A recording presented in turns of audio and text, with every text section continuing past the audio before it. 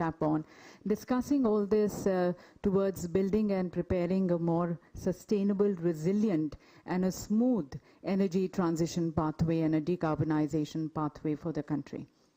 And as we take these discussions forward, in the inaugural session, ladies and gentlemen, leading us are the energy leaders, both from the government and from the industry. And especially as we talk about the reforms in the policies while balancing the energy security, equity, and environmental sustainability, we would like to express our thanks to our Honorable Minister, Shri R.K. Singh Ji, for leading us in these discussions. We thank him, and ladies and gentlemen, you might also be aware that the Honorable Minister is the patron governing body of WEC India. That's the World Energy Council India, and that way he's the voice of India on the global platform. We also have both our secretaries present with us, Dr. Anil Kumar Jain, Secretary, Ministry of Coal, who in this position is handling issues related to the mining of coal, its transportation and distribution. And as head of the Energy Division of Niti Aayog, he has led several integrated modeling initiatives, including the India Energy Security Scenario 2047, and also has led the team which drafted the National Energy Policy 2017-2040. We have Shri Alok Kumar, Secretary, Ministry of Power, who brings with him a rich, extensive experience, policy formulation and regulatory affairs of India's electricity sector, having worked almost for 7 years at the central level and 3 years at the state level in Uttar Pradesh. So as we thank our policy makers joining us today, and from the industry side, as we extend the green commitment not only towards greening our economy, but also greening our environment, I would like to request our President, Shri Sanjeev Mehta, President FICCI, to kindly present the green certificates to the Honorable Minister, sir. Ladies and gentlemen, we are going to be planting trees on behalf of the Honorable Ministers. 10 trees being planted at the Sundarbans. And also to Dr. A.K. Jain, respected Secretary, Ministry of Coal.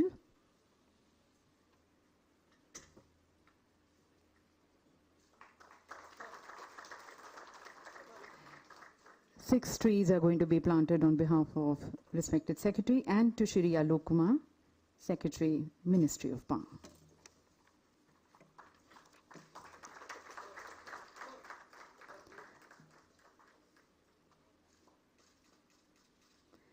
And on the dais, we also have Shri Vipul Tuli, the Chair of FICCI Power Committee, Shri Shivanand Nimbargi, Co-Chair of FICCI Renewable Energy, and Shri Sumesh Kumar, Partner, Ernst & Young.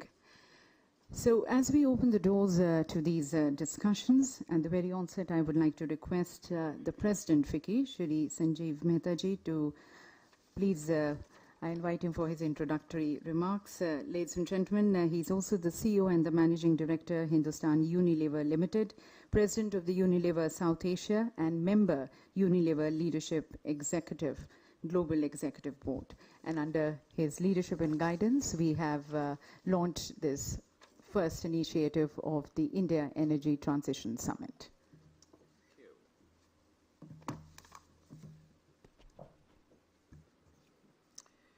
Shri R.K. Singh Ji, Honorable Minister for Power and New and Renewable Energy, Government of India, Dr. Jain, Secretary, Shri Alok Kumar, Secretary, Shri Vipul Tuli, Shri Shivanand Nimbargi, Shri Sumesh Kumar, friends from media, ladies and gentlemen, good morning and namaskar. I welcome you all to the first India Energy Transition Summit organized by FICCI, which should hopefully become an annual forum. We are grateful for the support extended by the Ministry of Power, Ministry of New and Renewable Energy, and Niti Aayog. India Energy Transition Summit is a platform for stakeholders to discuss and deliberate on energy transition and further the reform agenda in the wake of India's commitment towards green energy and decarbonization.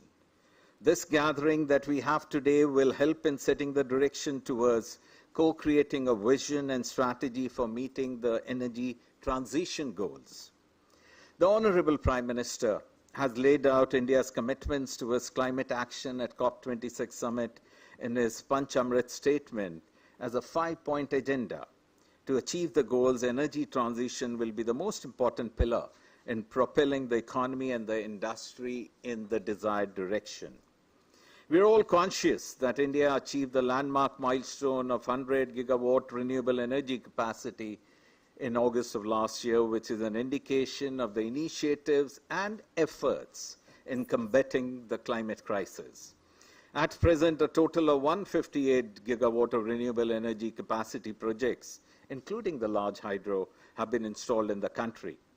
With the target of achieving 500 gigawatt of non-fossil fuel-based capacity and moving towards the net zero by 2070, the sector continues to witness immense positivity with the setting up of clean energy projects. The government has taken several initiatives to promote the renewable energy sector in the country, be it permitting FDI up to 100% under the automatic route, waiving of interstate transmission system charges for interstate sale of solar and wind power for projects to be commissioned by June 25, laying of new transmission lines and creating of new substation capacity for renewable power, setting up of RE parks to provide land and transmission to RE developers on a plug-and-play basis. All this is a part of the larger ecosystem that is being developed to provide the necessary impetus to the sector. We are also thankful to the government for the recently notified policies on green energy open access rules and late payment surcharge rules, which we believe would accelerate the renewable energy capacity augmentation. The commitment for renewables in India is on the right track. The policy push too aligns very well. However, financial health of DISCOMs continue to remain a key challenge.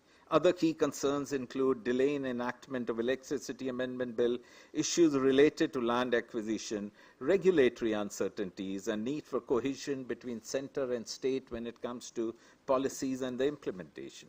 It is important to strengthen and ensure ease of doing business for attracting larger investments into the sector, especially from the private sector.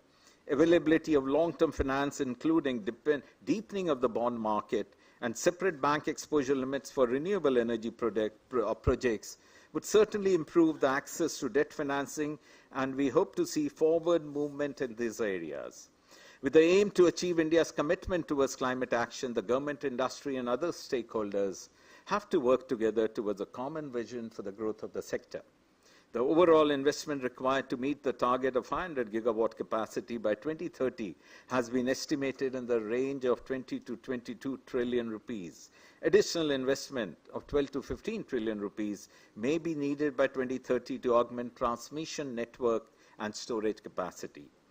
The rapid transition to clean energy will require robust ecosystem through regulatory reforms, technology innovations, capacity upgradation, and climate finance, which together will help in the achievement of India's climate and sustainable development goals. Corporates in India assign a lot of importance to the subject of sustainability. It is becoming a part of the business ethos, and decisions are being looked at from the lens of ESG and overall impact on environment and society.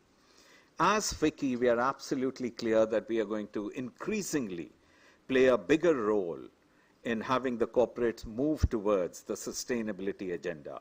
My own experience at Hindustan Lever shows that when we compete on the basis of promoting sustainability, we not only get consumer preference, but it also results in improving our long-term performance.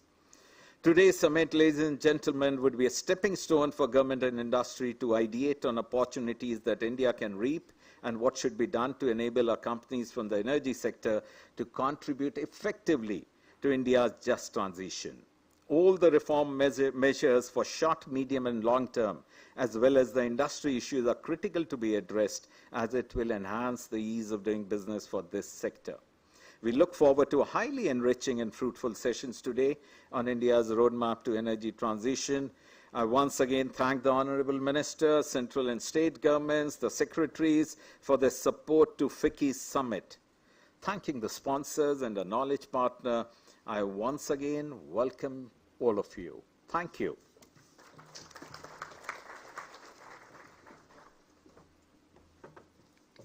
Thank you, sir. And may I now request Shri Shivanand Nibargi, the co-chair FICCI Renewable Energy CEO's Council and MD and CEO of Ayana Power, who's earlier also worked with Green Infra and Alstom.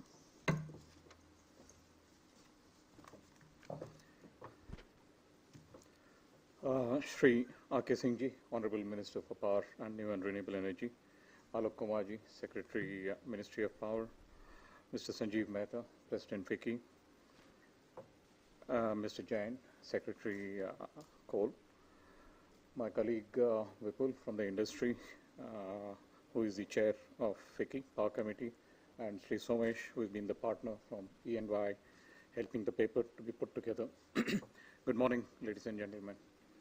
I think it's a good start in terms of getting towards the vision that has been set by Honorable Prime Minister towards net zero by 2070. And the context is right, and especially given the way the macro developments have been taking place around the world, it's all the more need for us as a country to become self-reliant on our energy needs. And government has set up the right direction in terms of driving this transition. And we are thankful to the ministry, given the pace at which the developments have taken place, the number of policy initiatives that have been already initiated in terms of the PLI schemes to improve the domestic capabilities in terms of manufacturing of various products that we are talking about, and enhancing the local competencies. As you know, today India has installed capacity of more than 400 gigawatts, and out of that 27% is renewable capacity, which is actually a great achievement. And out of this, 49% is coming out of the private sector investments and managed by private sector. So which clearly indicates that India is a big destination in terms of attracting investments in this sector to be able to invest more, given the ambitions that we have of 500 gigawatts by 2030, given the policy support and the constant, I would say, interaction that we have with the ministries, which has really helped in terms of getting more investment. And this should help us to get to the target of an intermediate target of 500 gigawatts by 2030. Also important, apart from the aspects that our President, Mr. Sanjeev Mehta, mentioned, we would like to cover a few aspects which are important in terms of getting us to meet these targets. So we still have certain issues in terms of accelerating the development, especially on the transmission side. I think we need to get, because there are about 7 to 8 states which have a lot of potential on the RE capacity. So we need to match this 500 gigawatt capacity with the acceleration of the capacities from PGCIL, so that we have then dedicated plan of transmission capacities coming up. Because today, at least as a country, we can, we have a credibility that as long as transmission is available within the RE-rich resource states, the capacities of putting up solar or wind is easily possible. And with this, I think we should be able to, with a clear plan, I think the 500 gigawatt can get aligned. So there we have a request of a close cooperation between MOP and MNRE to be able to come out with a clear plan, so that SECI is able to publish that, which actually gives a lot of confidence to the investors to be able to be sure on certain about putting up these capacities. Then the second aspect is we have had some challenges around the land side. So though we have been requesting to the Honorable Minister on how we could, bring about certain policies, certain states have certain policies, but a uniform policy of being able to resolve the ceiling and potentially the, NA conversion issues, that actually will cut down a lot of time. And we have seen now efforts being taken on improving the financial efficiency of the, generators like us, by introducing and enforcing the LPS and other issues. Hopefully that should really be great. And now finally, I would request that the next step of PLI, which is there on the solar side, I think that can be accelerated, because today we have a little gap in terms of getting those capacities up and running, especially on the cell and module side. So if that can be accelerated, that would really help in terms of capacity additions that we have. Finally, the last area that we as industry and along with the government's vision that we have on the hydrogen side and round the clock power side is something which we need to move towards getting more storage capacities and also bringing out, we're waiting for certain VGF schemes or certain other schemes to really kickstart the green hydrogen program so that we could go. So we as a company at IANA, we are now looking at providing complete round-the-clock power solutions, and similarly our other industry players are moving towards that. And in fact, we are actually setting up in about 7 months' time, we are going to be commissioning our first green hydrogen plant in Pavagada at Karnataka, completely powered by renewable energy with a electrolyzer made in India. So that's why we see a lot of progress really happening. So finally, I would like to say that this is a great conference and looking forward to a day with a lot of interactions, ideas, suggestions, how we can really aspire to move towards our target of net zero by 2070. And I'm sure we will have a very interesting and a lot of suggestions and other things will come out during the day. Thank you.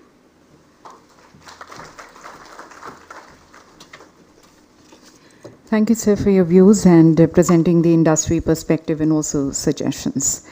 And may I now request Shri Alok Kumarji, respected Secretary, Ministry of Power, for his address.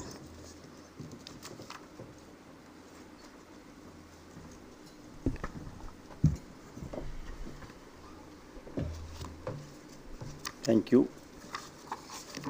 A very good morning. Honorable Shri R.K. Singh Saab, Union Minister for Power and New and Renewable Energy,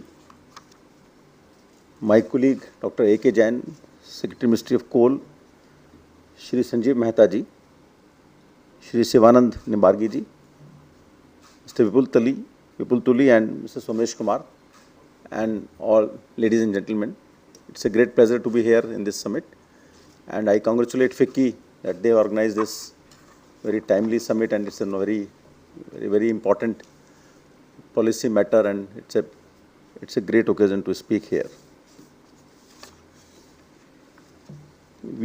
Whenever we talk of energy transition, there are several things come to our mind.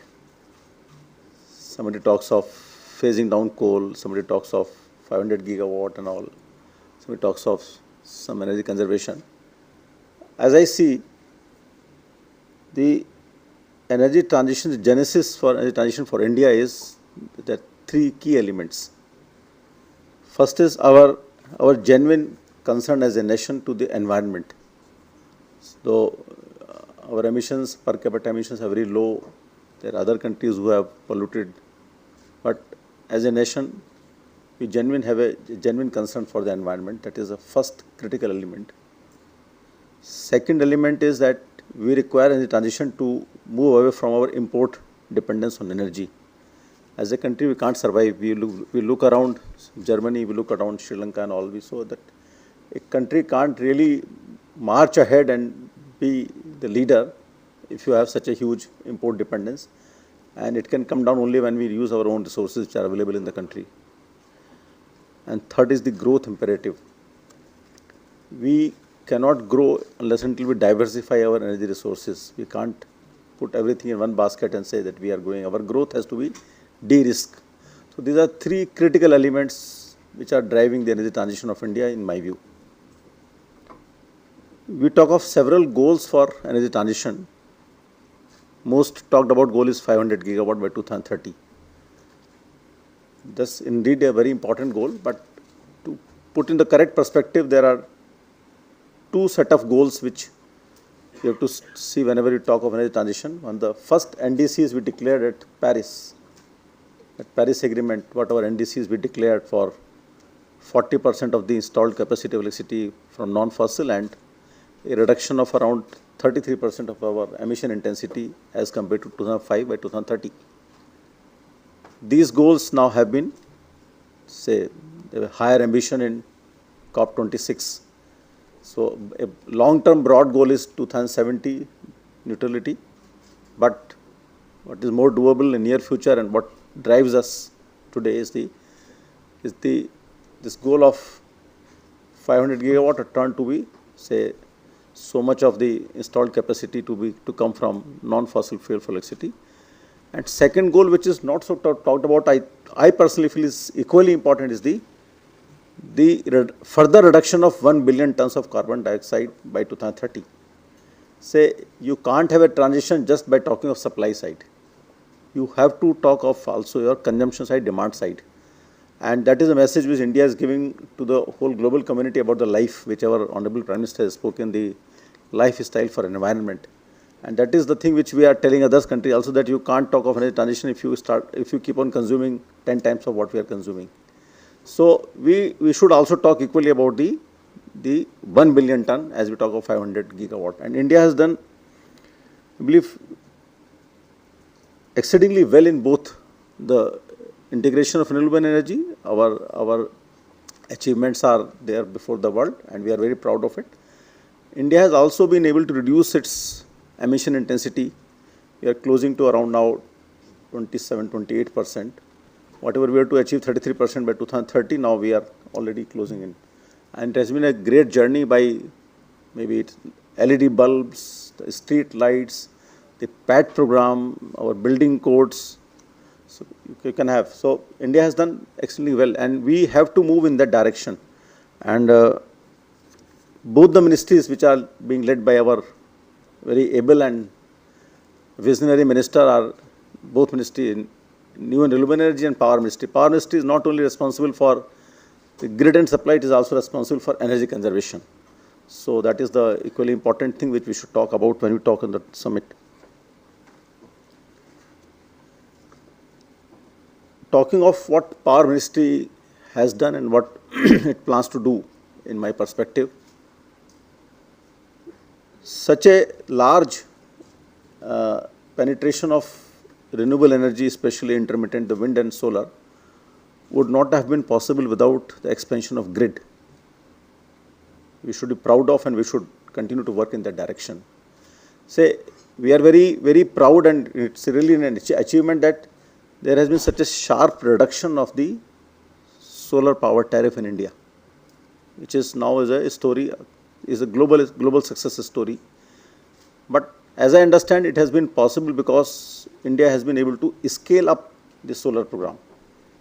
And just imagine, scaling up the solar program would not have been possible if we would have depended on the state level grids, Tamil Nadu grid, Karnataka grid, or Rajasthan grid. It has been possible only because our grid has expanded. It has not only made possible the scaling up of the program of solar energy, it has also made possible the reaping the benefits of the diversity of India. Say, you talk of storage, I think grid is also very big storage because it talks of the storage in real time, that where are the surpluses, deficit when you talk of a large country like India. So grid is the main vehicle which we have been able to do. We have been also able to develop markets. It's a work in progress, but let us be proud of what we have achieved. The markets like green term ahead market and now green day ahead market, they are big success. The volumes may not be so huge, but they are instruments for de-risking the business, that if I have a problem somewhere in dispatch, here is a market where I can go and dispose of my electricity. So it's an insurance, it's a de-risking mechanism. And very recently, based on the rules of ministry about the general network access, CRC has also come out with the general network access regulations.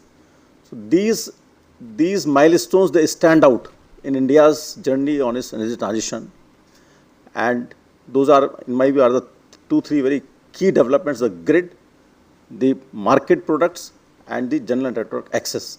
So now generators will be a free bird. You set up your generation, connect to the grid, and you sell whatever manner you want, wherever you want, not in this region or that region, or long-term PPA, short-term PPA, or all these things. It's a great thing which India has been able to do.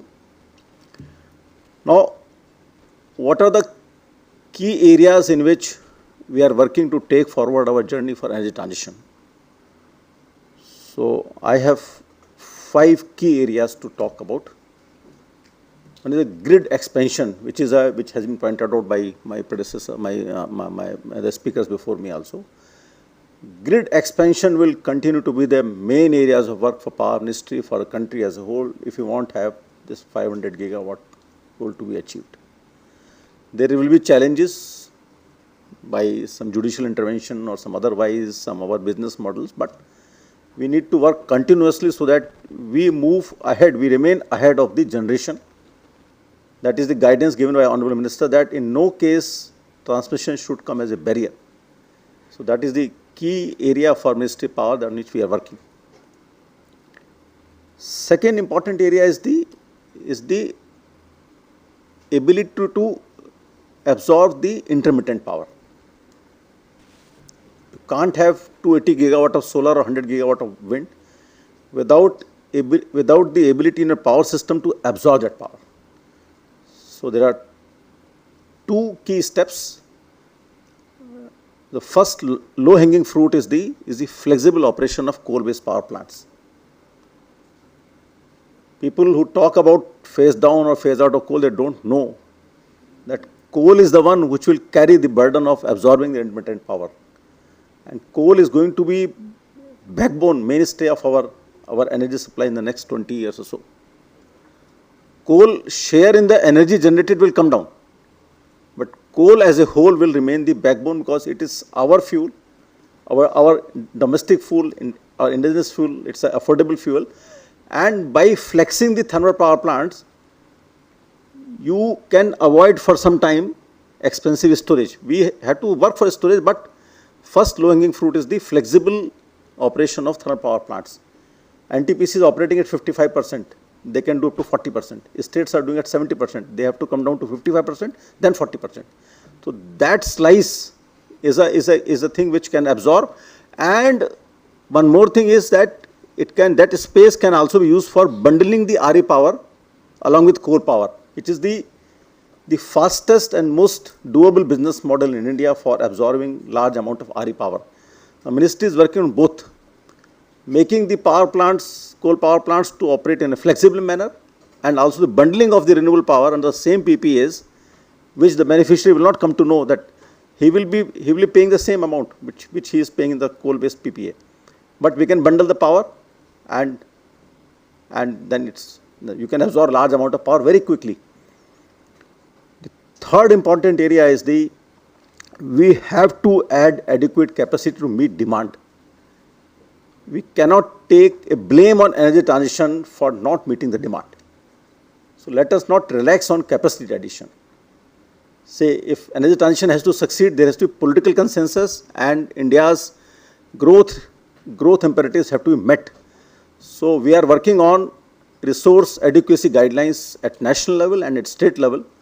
Every DISCOM, every state, as a country as a whole, we should have adequate resource to meet demand. And the fourth area is the market development. It's a work in progress, as I said.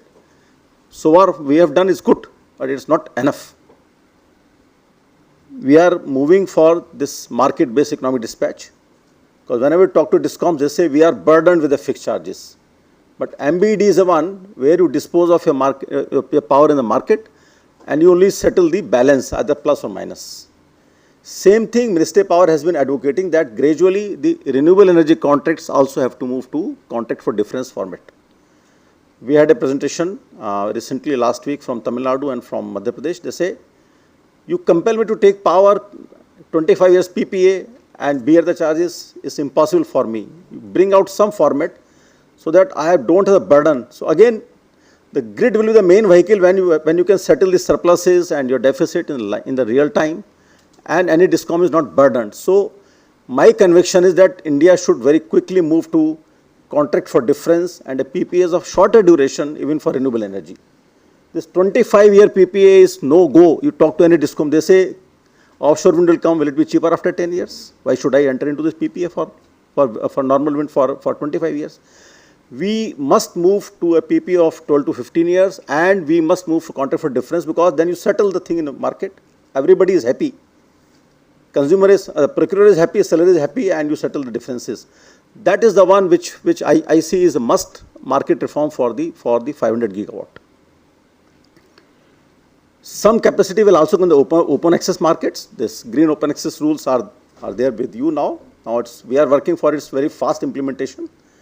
All of the national registry and all 4 regulators, that will come out, they come down maybe in the next 1 week or 45 days, so that this is put in place. Last area for our work is the decentralized application of the renewable energy. Let us not do every investment in big transmission lines, utility scale. Maybe 1/3, 1/4 we can do at much lesser cost from the decentralized distribution.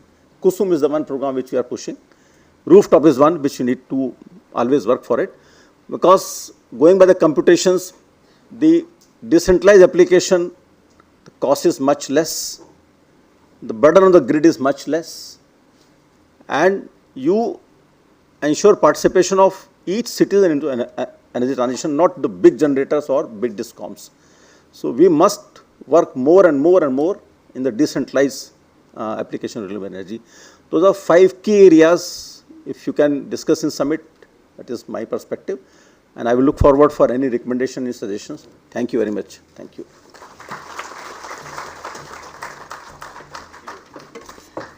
Thank you, sir, for highlighting the impressions which the Ministry of Power has been able to make in the energy transition pathway and the 5 key areas in which we need to focus on and work on.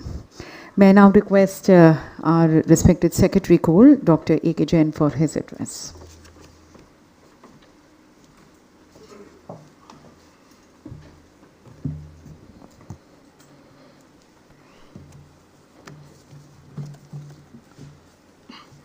Honorable Minister, Shri Mehtaji, Alok, dignitaries on the dais, friends, good morning to all of you.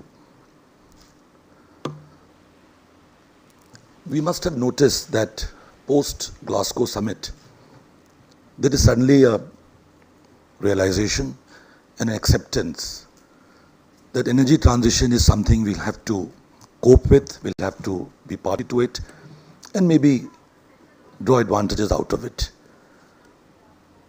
To my mind, energy transition will have several phases. I think the first phase is already upon us. Many of you may have noticed, Honorable Minister is also here, that renewable energy has just spurted in the last 2-3 years.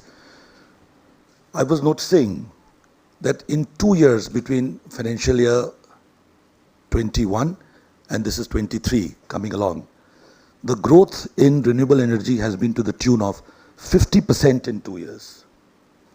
In fact, every morning when I get statement on coal consumption of the previous day, I first look at the renewable energy columns. And when I see the generation was less, I dread moving rightwards to see how much coal might have been consumed.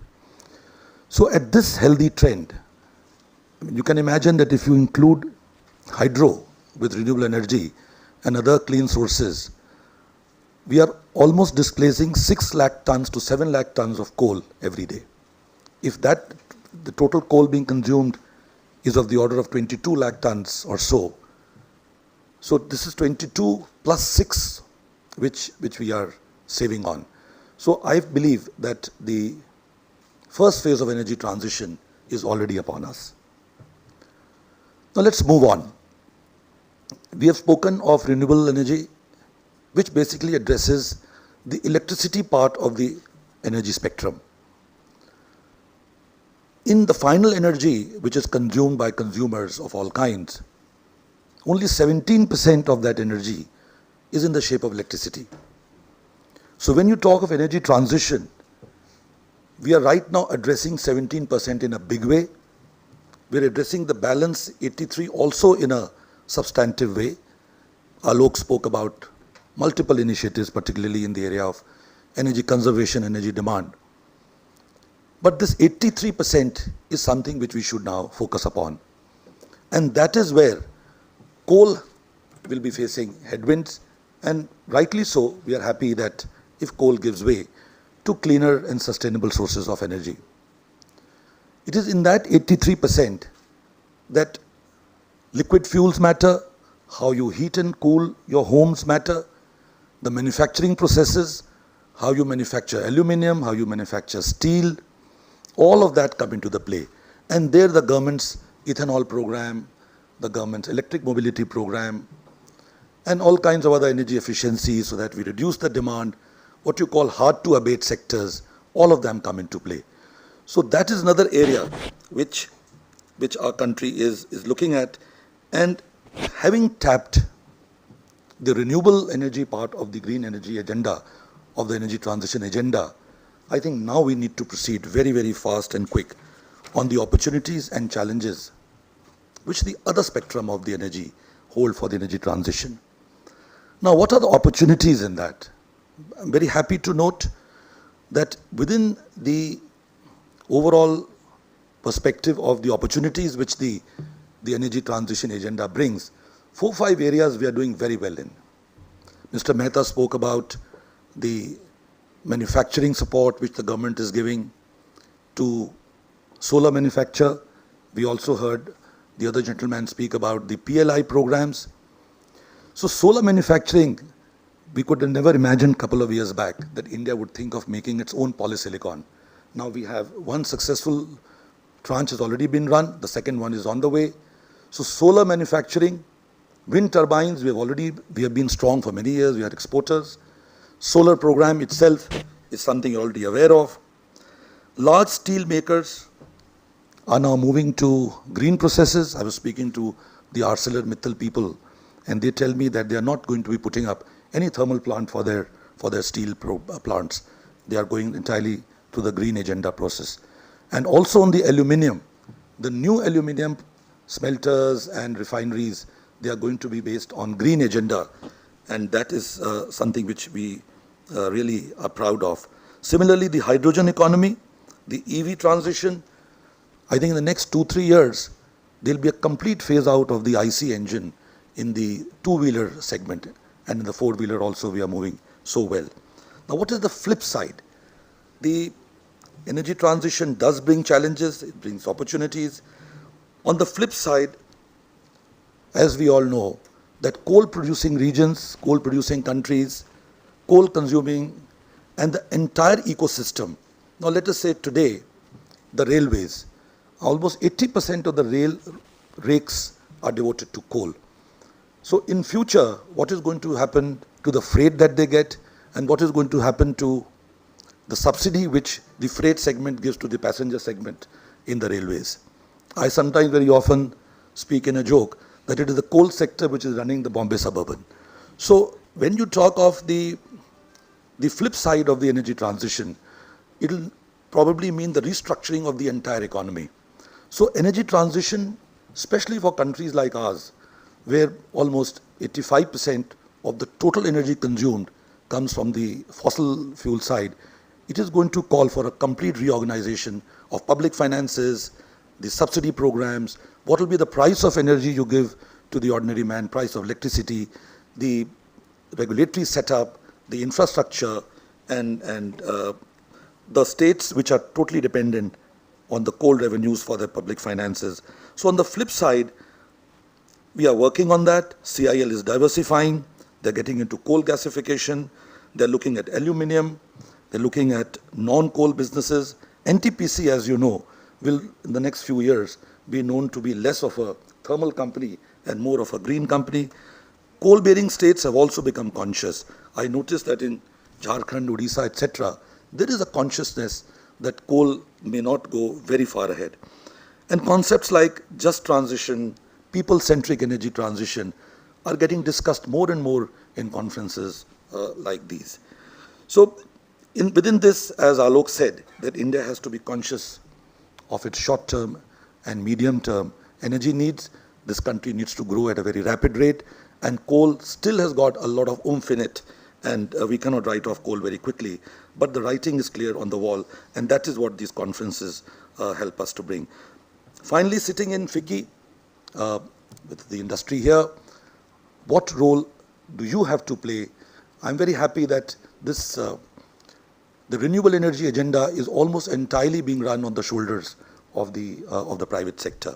So in India's first 50 to 60 years of our independence, the energy backbone, be it oil and gas, be it Indian oil, be it coal Coal India Limited, be it power generation, NTPC, transmission, everything was largely on the shoulders of the public sector. But the new energy infrastructure of India is likely to be built entirely by the private sector.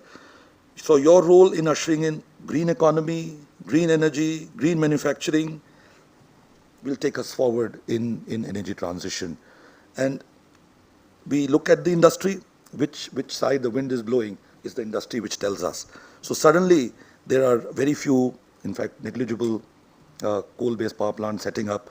Now, of course, after this year's experience, there seems to be some resurgence in some new plants. So you will bring skills, you will bring people, you will bring business models, innovation and technology. One very good thing which is happening because of these initiatives of the government and of the industry, that I notice a lot of young people now having a great faith in tomorrow's India. When we were in college, many of us who went to IITs and management schools left for the US. Many of my, the classes, top class, first 5-6 rankers went abroad. Now I'm noticing many of our younger colleagues, when you talk to them, they tell us, no, India is the happening place. In fact, a colleague who worked with me and is now in Paris, he tells me, I want to come back to India because Europe is gone. It is India where all the growth and all these new innovations will be tested. So it is towards industry that we look forward, and the government, of course, is always there. Together, we have to make it happen. Thank you.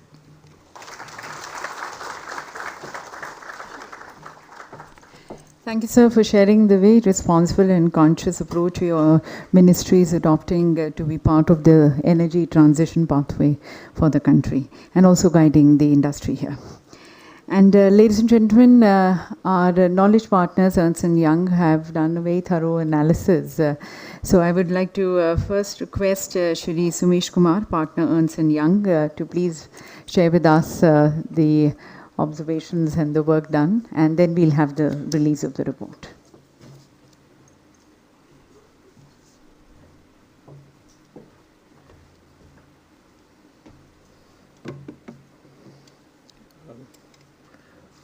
Good morning, Honorable Minister, Shri Alok Kumar ji and Dr. A.K. Jain, esteemed dignitaries and my dear friends.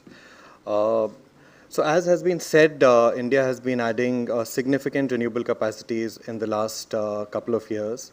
In the last year itself, we added almost 15 gigawatts, which is huge.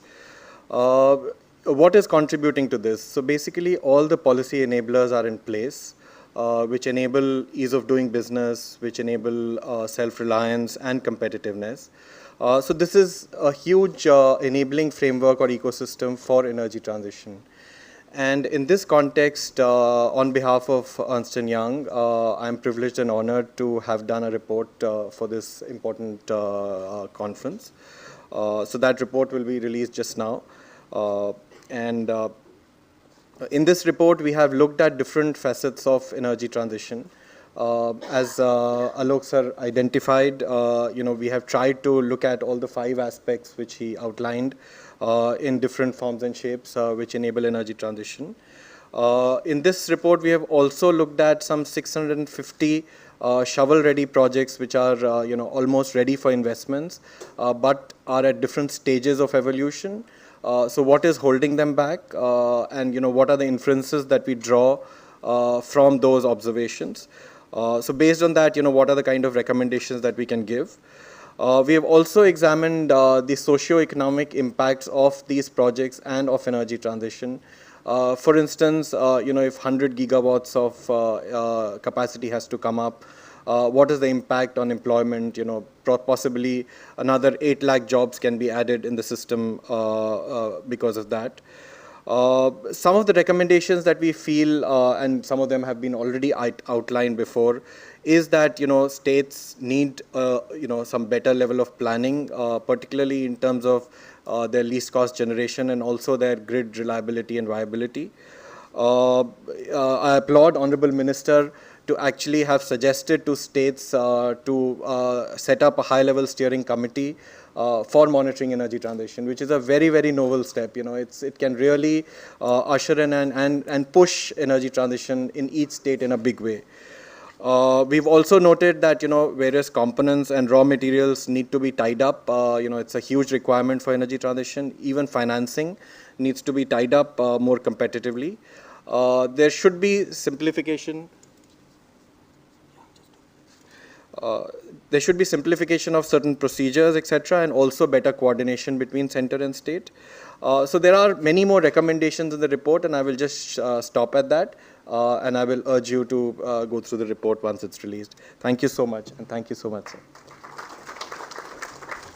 Thank you, sir. And may I now request the Honourable Minister to please release the report.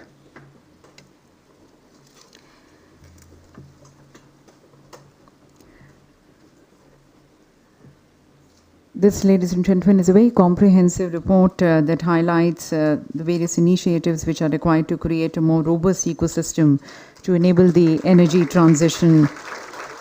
And we hope that this report is going to be providing very useful inputs to the government, to industry, to stakeholders to drive the next wave of energy transition in India and also stimulate policy directions on the subject.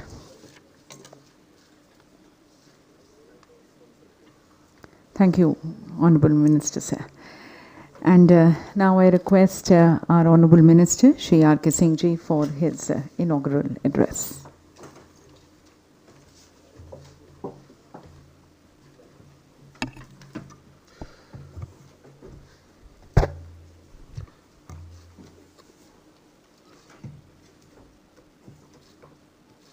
Anil, Secretary Coal, Alok, Secretary Power,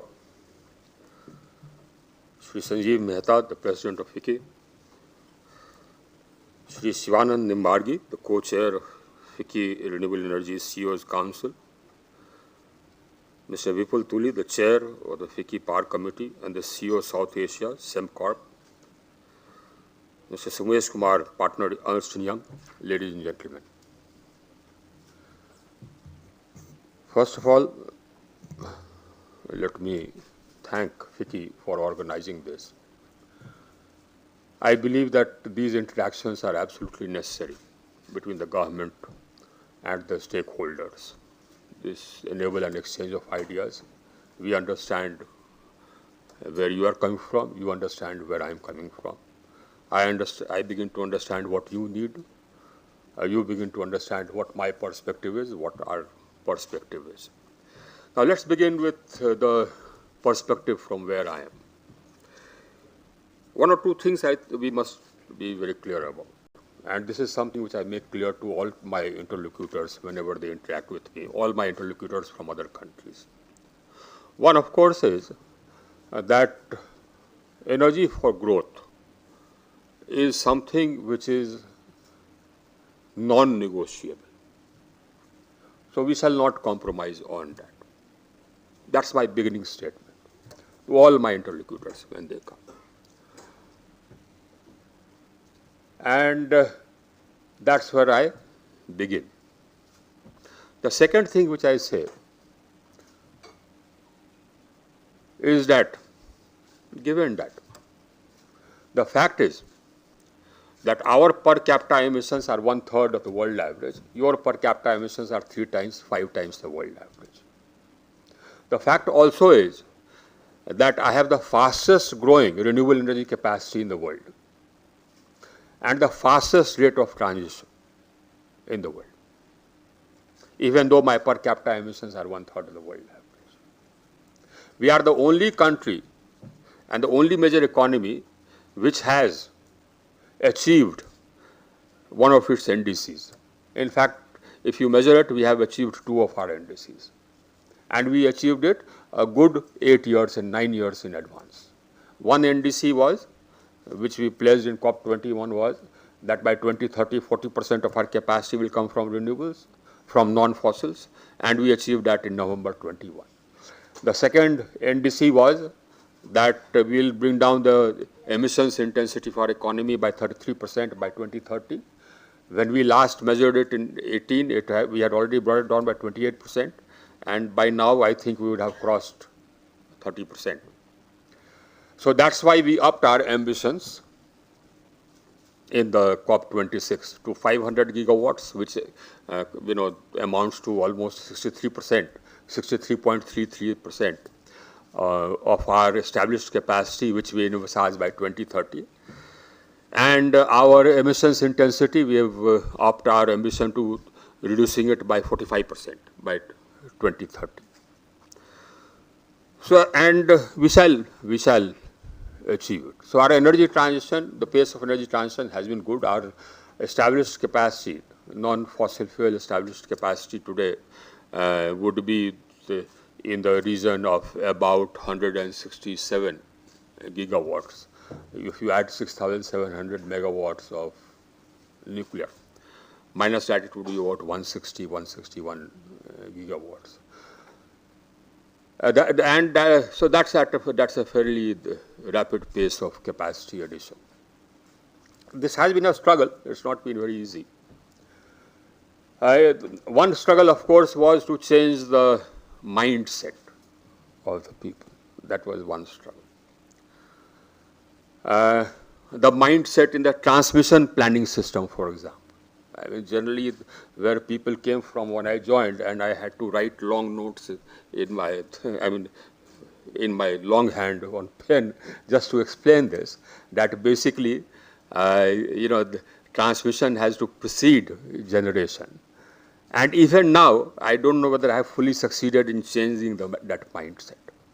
Basically, whenever they set up transmission, they looked for somebody to sign that agreement. Somebody, the consumer or user on that side. And I said, I used to say that if you don't have a road, you won't have cars. So you don't wait for cars to build the road. Now you build the road, the cars will come, the traffic will come. If you don't build the road, there will be no traffic. Now that is the type of problem we started off with. Now, and that's why that, I sort of sat down and dictated the general network access, that it is one grid. You get connected, you get connected to the grid, it's a national grid, you can now sell anywhere or buy power from anywhere. One country, one grid, and one access. You don't have to now file for connectivity between, let's say, Patna and Chennai or something like that. You get connected to the grid, nearest grid. And you are connected to Chennai, you are connected to Srinagar, you are connected to wherever there is generation or wherever there is demand. Now that's what we have brought the grid to. Now the rules for that have still to come out. So basically we are making progress, but we have made a lot of progress. And the quantum of progress which we have made is unparalleled.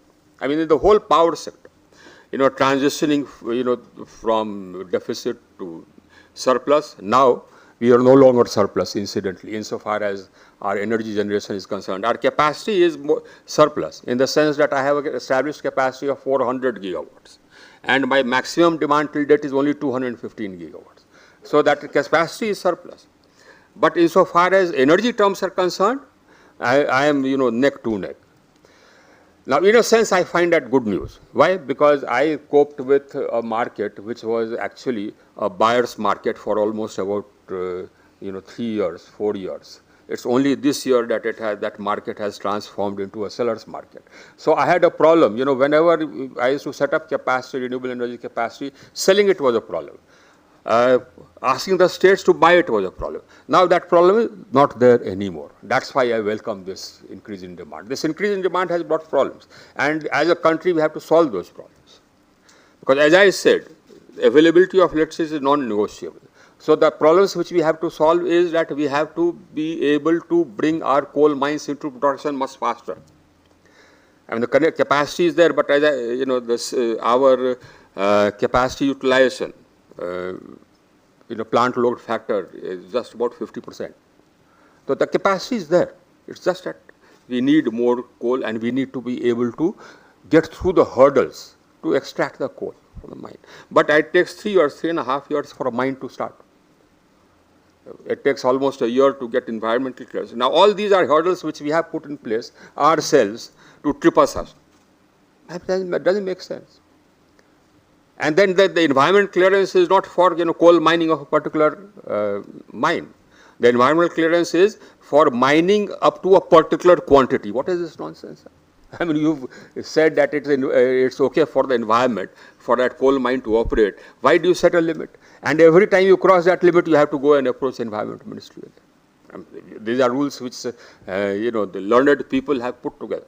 Learned ministers of environment have put in place. Land acquisition is a problem. Rehabilitation is a problem. So these are problems which we have as a country to face. I mean, all of us must understand that. Now, capacity addition in renewables is not an issue, in the sense that, now we have by and large put the transmission planning in place. We drew up a plan. By and large, action is being taken according to that plan. When we planned connectivity to add almost about 70 gigawatts. Now I think we have to rework that plan to add that additional capacity. Of course, there are hiccups from the regulators, etc., and from different people here and there are hiccups. But by and large, that plan is being implemented.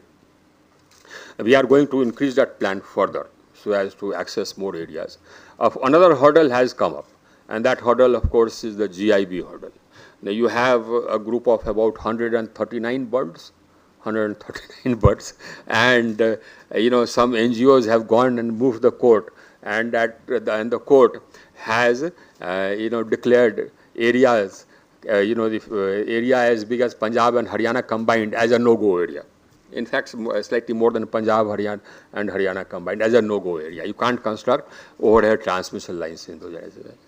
You have to underground it, and you can't underground transmission lines, the above 120 kV, whatever.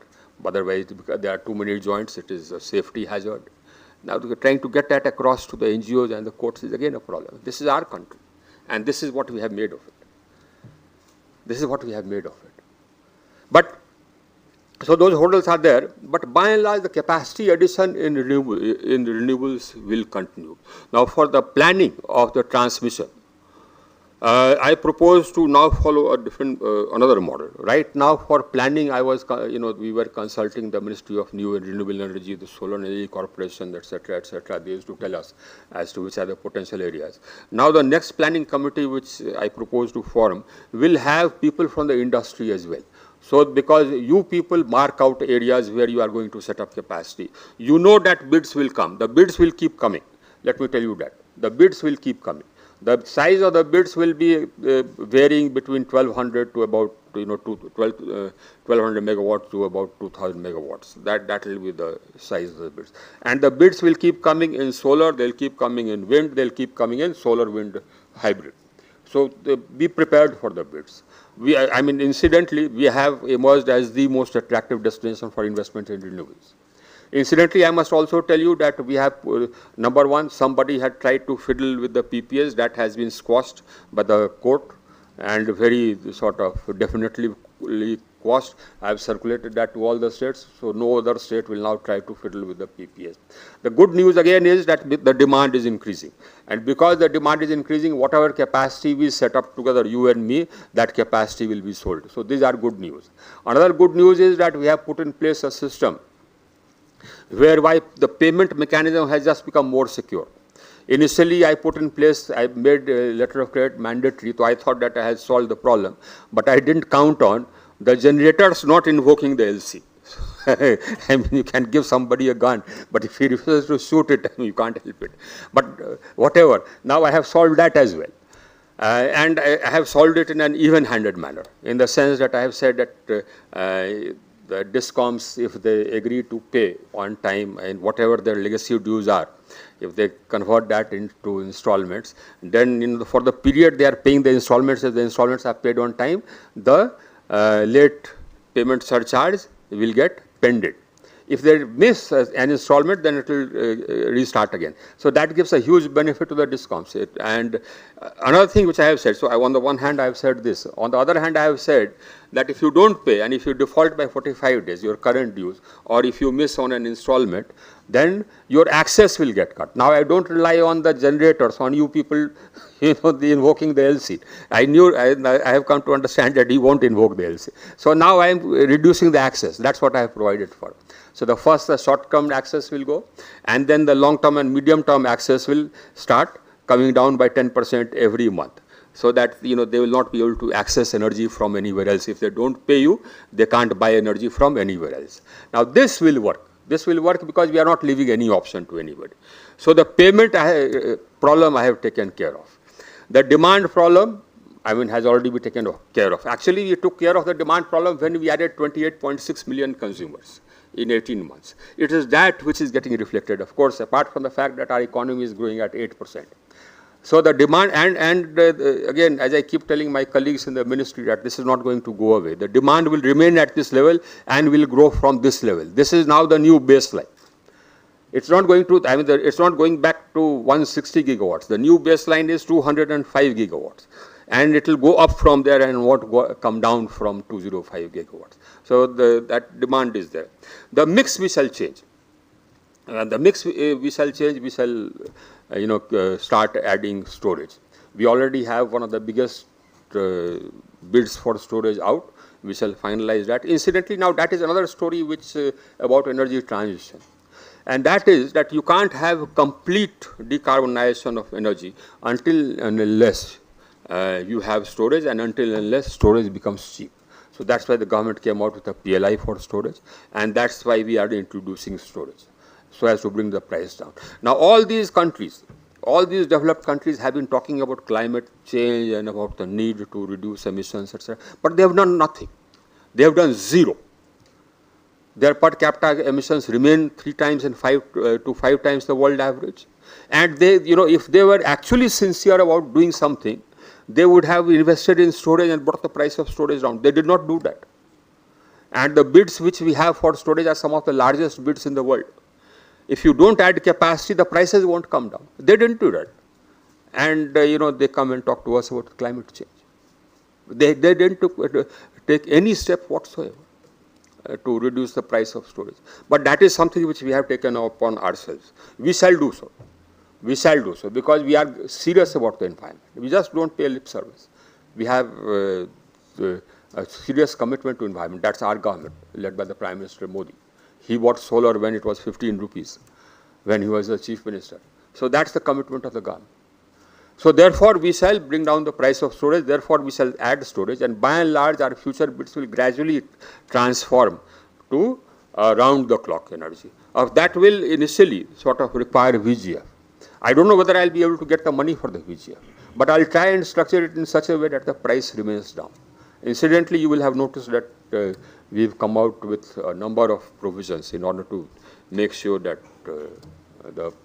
your availability, your problems are sorted out and the price comes down. But I'll try for VGF. If I don't get the VGF, I'm still certain.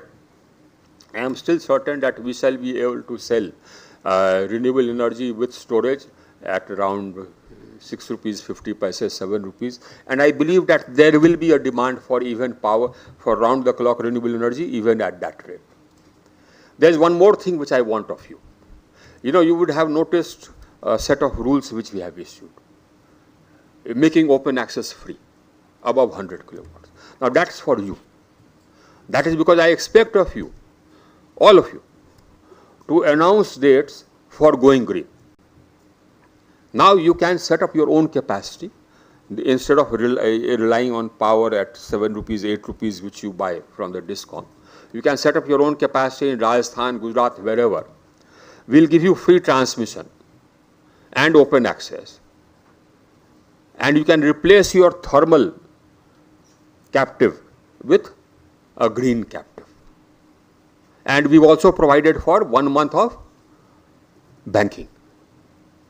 That also at reasonable rates.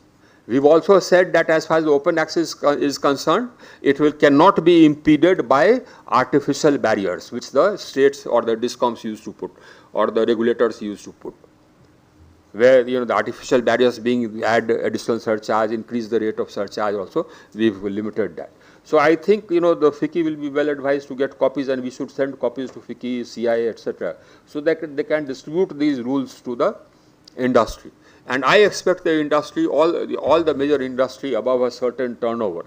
In fact, let us write to all the industries above a certain turnover that when are you going to come to net zero, please let us know, announce it, and the people will appreciate you. Now that's what I expect. to happen.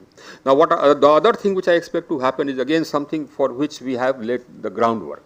Again, that we have issued a set of rules for that, for green hydrogen. Now, I expect you to go out. You see, the developed world is looking for sourcing green hydrogen.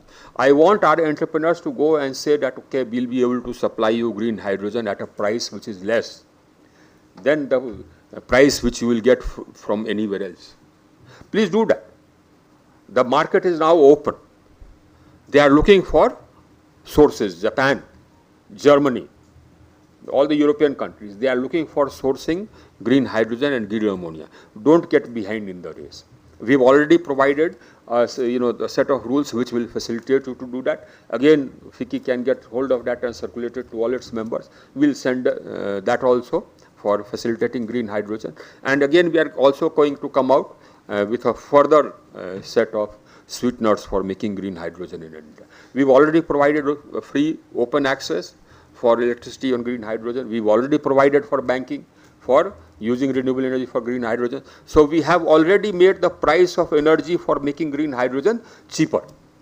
Now we need green hydrogen for our own energy transition. Anil mentioned this thing about the electricity and the percentage of our carbon usage in different sectors. Now when I joined, I think it was 4 or 5 years back at one of your conclaves, I had said that somebody had said that what is my vision? So I said my vision is twofold. One, of course, is to electrify the economy, and the second is to green the electricity. That's it. So I want to electrify the economy. That's my business, and I believe that that's the most efficient way to use energy, by electrifying it. And so green hydrogen is also a pathway to that, and green ammonia is also a pathway to that. By and large, I say for this 500 gigawatts doesn't worry me at all. In fact, I think come 2030, we shall have crossed that easily. By 2030, we should have at least about 700 gigawatts. If my vision about green hydrogen and green ammonia takes off, and if my vision about every industry turning green takes off, and if my vision regarding mobility, electric mobility takes off, 700 gigawatts is something which we shall get, we shall achieve by 2030. Now, so the hurdles which were there, I mean, one more hurdle we are going to remove. Hopefully, by and large, I have got now everybody on board. All my interlocutors are on board for the amendment, and I am sanguine that the amendments to the Electricity Act we should be able to bring. I am targeting the monsoon session. Let us try. And if we do that, then I'll be adding one more provision in that. In fact, that has 2 or 3 other provisions which are also, I feel, very necessary. One is that we are increasing the penalties for missing the renewable purchase obligations. So once we do that, I think the market will not be an issue whatsoever. In any case, right now and going forward, the market is not an issue. The demand has increased so much, so people will buy electricity. We have also provided, incidentally, that if your PPA holder is not buying, you can sell in the market. That rule is already there. So now you are not bound to sort of sit idle if your PPA holder is not requesting energy. And even if he backs you down, you can sell in the market. That also we have provided. So the backing down will also entail penalties for him, but you can sell in the market. So that also we have provided. And the market is going to grow, it is going to become more vibrant because of the size of our product is increasing. Now what this Act amendment will do, one of course will be provide penalties. Under the new RPO we are going to come out, we are beginning from here. Now what fact which Anil mentioned is again a welcome thing, you see, and this we've done in just 4 or 5 years. Today, the quantum of energy from renewable sources or non-fossil sources varies from 24.5% to 27.5%. Our daily consumption is about 4,500 million units. 1/4 of that, on an average, 1/4 of that, that is about 1,000 million units, is from renewables every day. That's what we have done.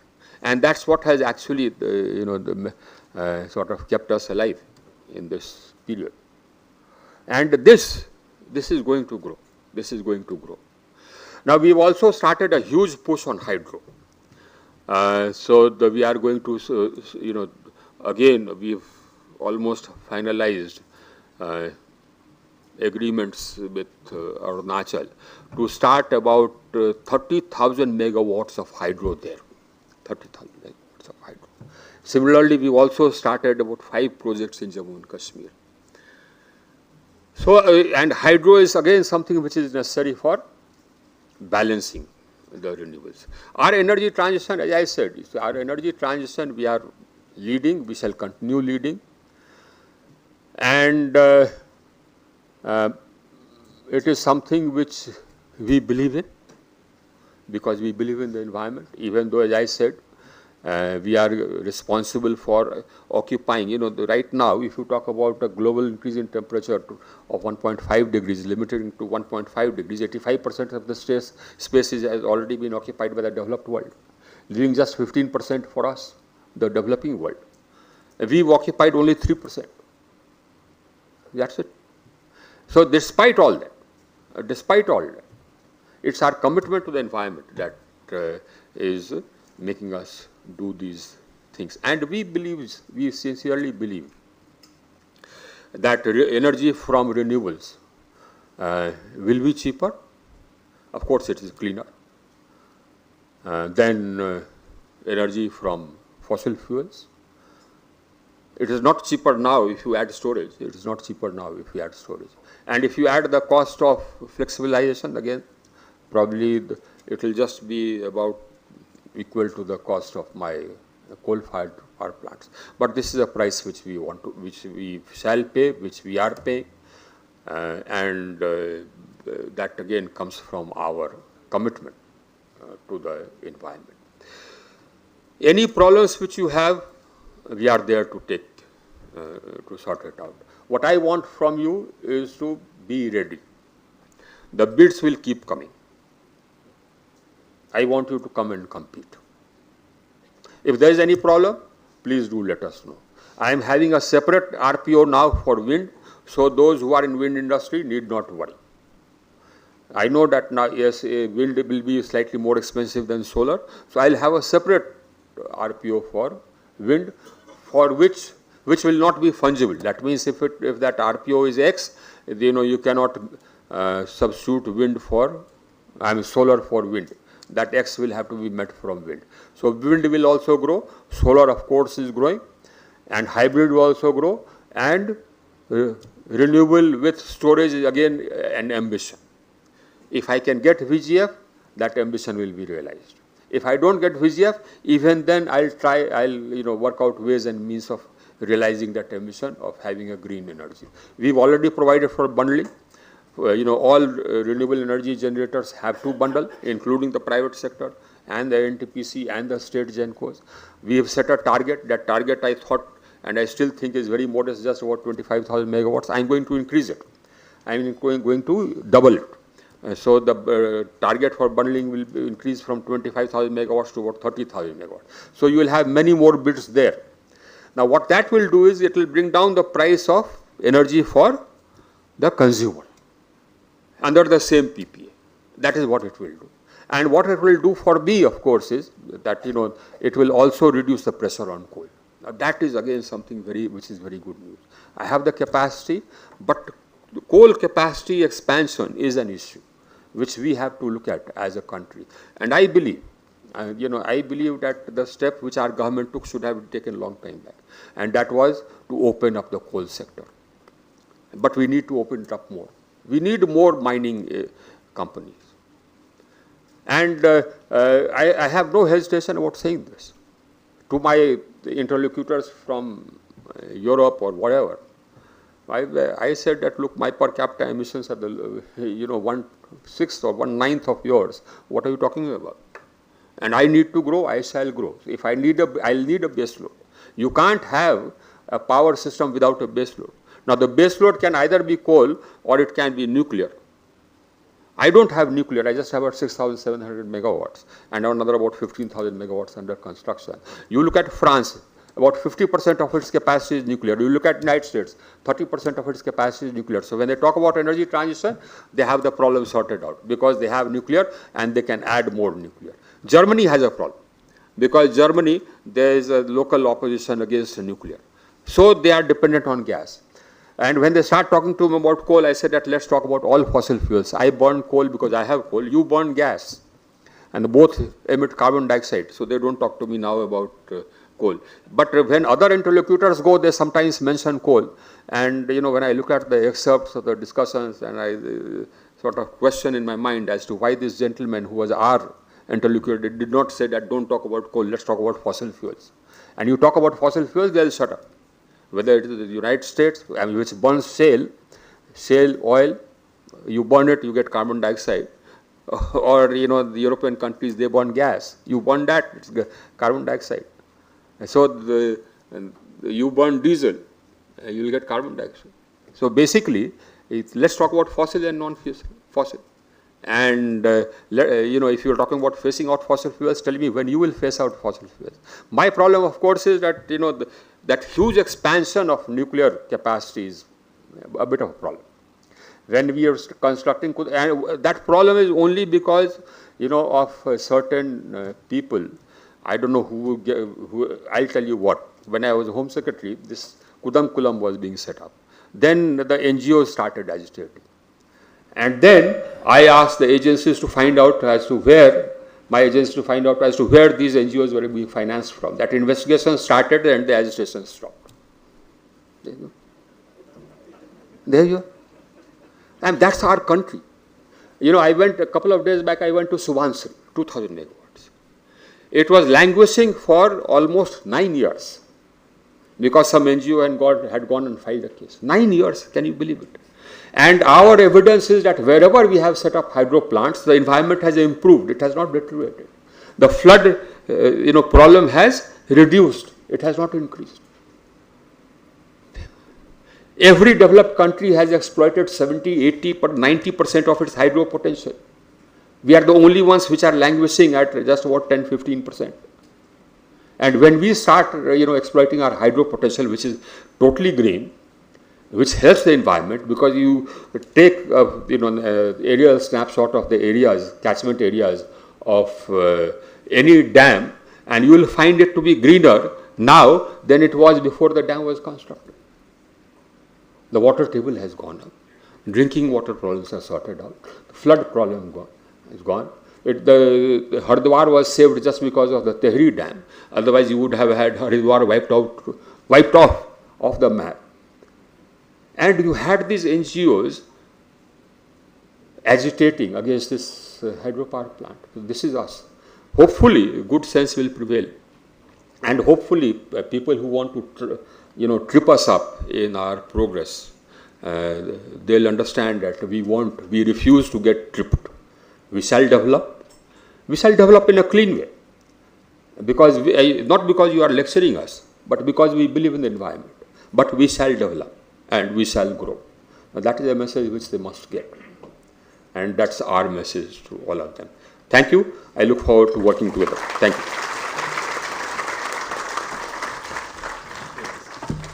Thank you, sir, for your very bold and decisive approach in the greater interest of our country with a complete commitment towards also the environment. And now I request our experts for the concluding remarks. Shri Vipul Tuli, the Chair FICCI Power Committee and CEO of South Asia Semcorp Industries. Thank you, respected dignitaries, dear friends. Energy transition has given India a never-before opportunity. This is the only point I want to add to what has been said before me. The opportunity to become a global leader in green manufacturing. Today, being competitive in green manufacturing or green energy means we can be the global leader in green manufacturing, whether it's in steel, cement, pharmaceutical, consumer goods, or even in the services sector, because even our large IT outfits use energy for cooling, etc., etc. This is a transformational opportunity for us as a country, and we will make the most of it. Honorable Minister Singh Saab, you always, as always, remain our inspiration. Your dynamic energy, your support for the industry, your responsiveness is as visible today as it is every time we meet you and bring some supposedly intractable problems to you. As you said, the mindset change is key, and thank you for driving that. Most of all, thank you for the many new initiatives that you've enumerated. Every time I hear you, the list grows longer, whether it's the grid planning improvement, the new LPS rules, the new GNA rules, the bringing down the price of storage, open access rules, green hydrogen, new push on hydro, separate RPO for wind. It's a long list. Thanks for ensuring that the new policies keep pace with this transition, which is very fast. We will certainly, if I may say on behalf of Sanjeev, we'll certainly take this across to our members and make sure that these are well socialized. Dr. Anil Jain ji, thank you for steering the bedrock of our current energy, while also ensuring that the mechanism for a just transition is put in place at the same time.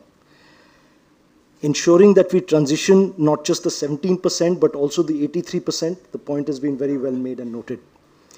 Alok Kumar ji, we are ever grateful to you.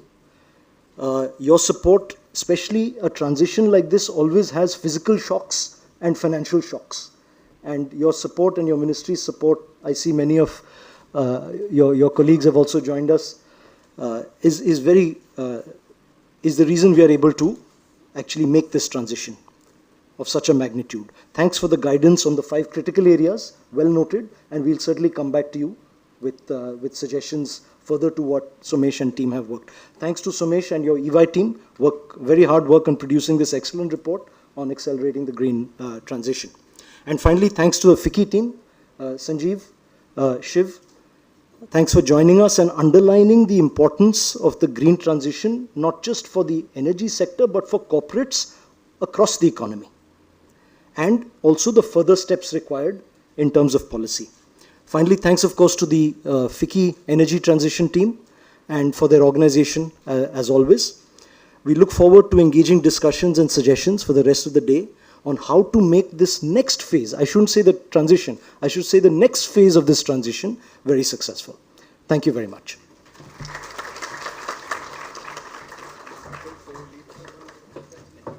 Thank you, sir. With that, ladies and gentlemen, we close the inaugural session.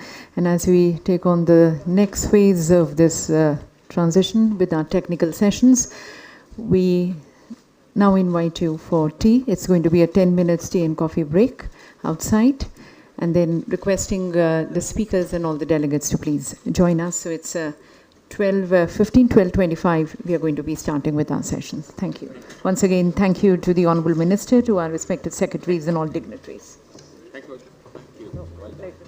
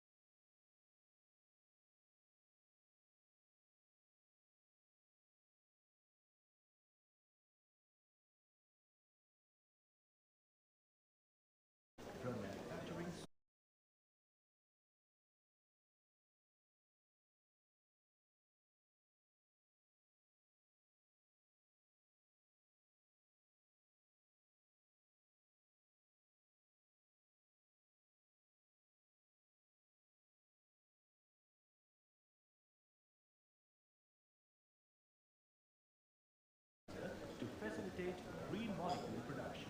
Green coal is also setting up large green ammonia facilities and building a large-scale green hydrogen fuel solution that caters to domestic and export markets.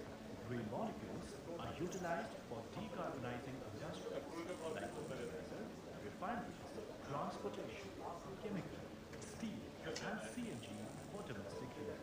Green coal can cut down 100 million tons of carbon emissions annually with its green initiatives. Green coal group is committed to creating more smiles per watt and support the economy-wide drive for deeper decarbonization across sectors in the country.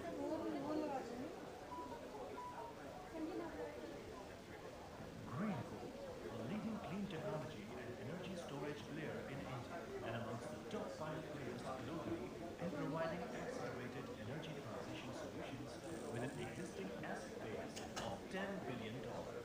Green coal focuses on 4 key aspects of transforming the energy ecosystem as part of its growth strategy.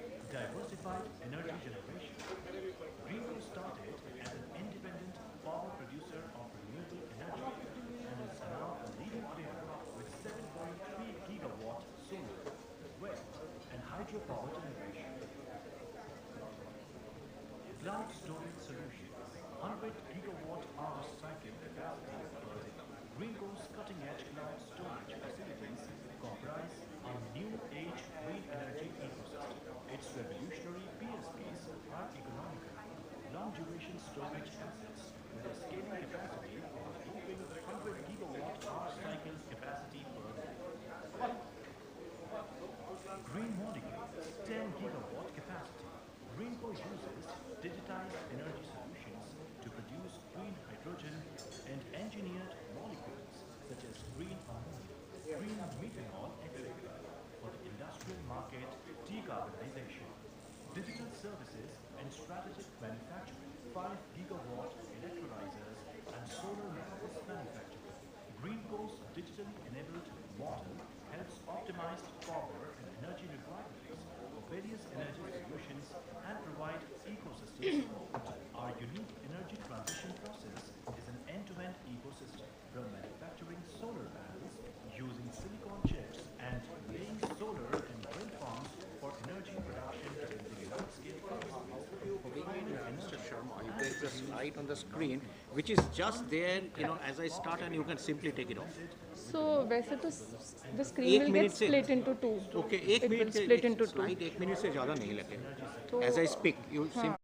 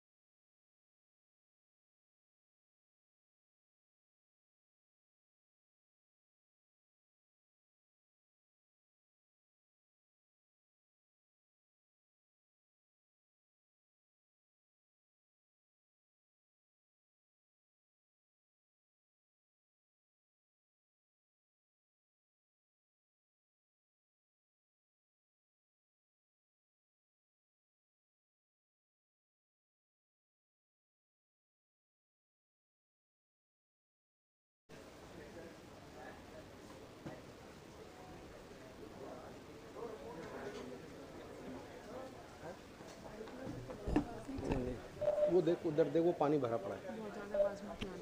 नहीं मैं loud नहीं कर रहा, मैं ये कर रहा हूँ कि आप आराम से इसी के ऊपर बोल रहे हैं, इसी के ऊपर ही बोल रहे हैं, सोची हूँ ना।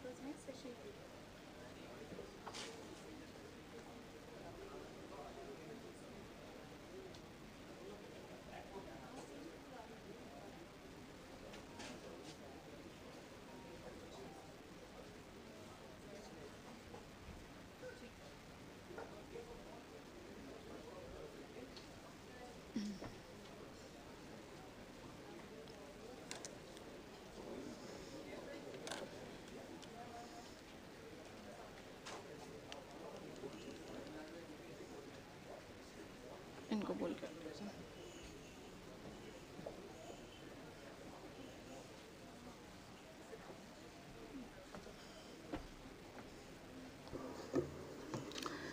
Ladies and gentlemen, after a power-packed inaugural session, we now move on to our first technical session, which is policy building blocks for energy transition towards a decarbonized future. The session will highlight the various facets of energy transition and cover aspects related to policy coordination, cross-sector linkages, integrated resource planning, and optimal generation mix reforms. It will also discuss on the theme of just transition and realigning socio-economic infrastructure. For this session, I would like to invite all our speakers and moderator on the stage, please.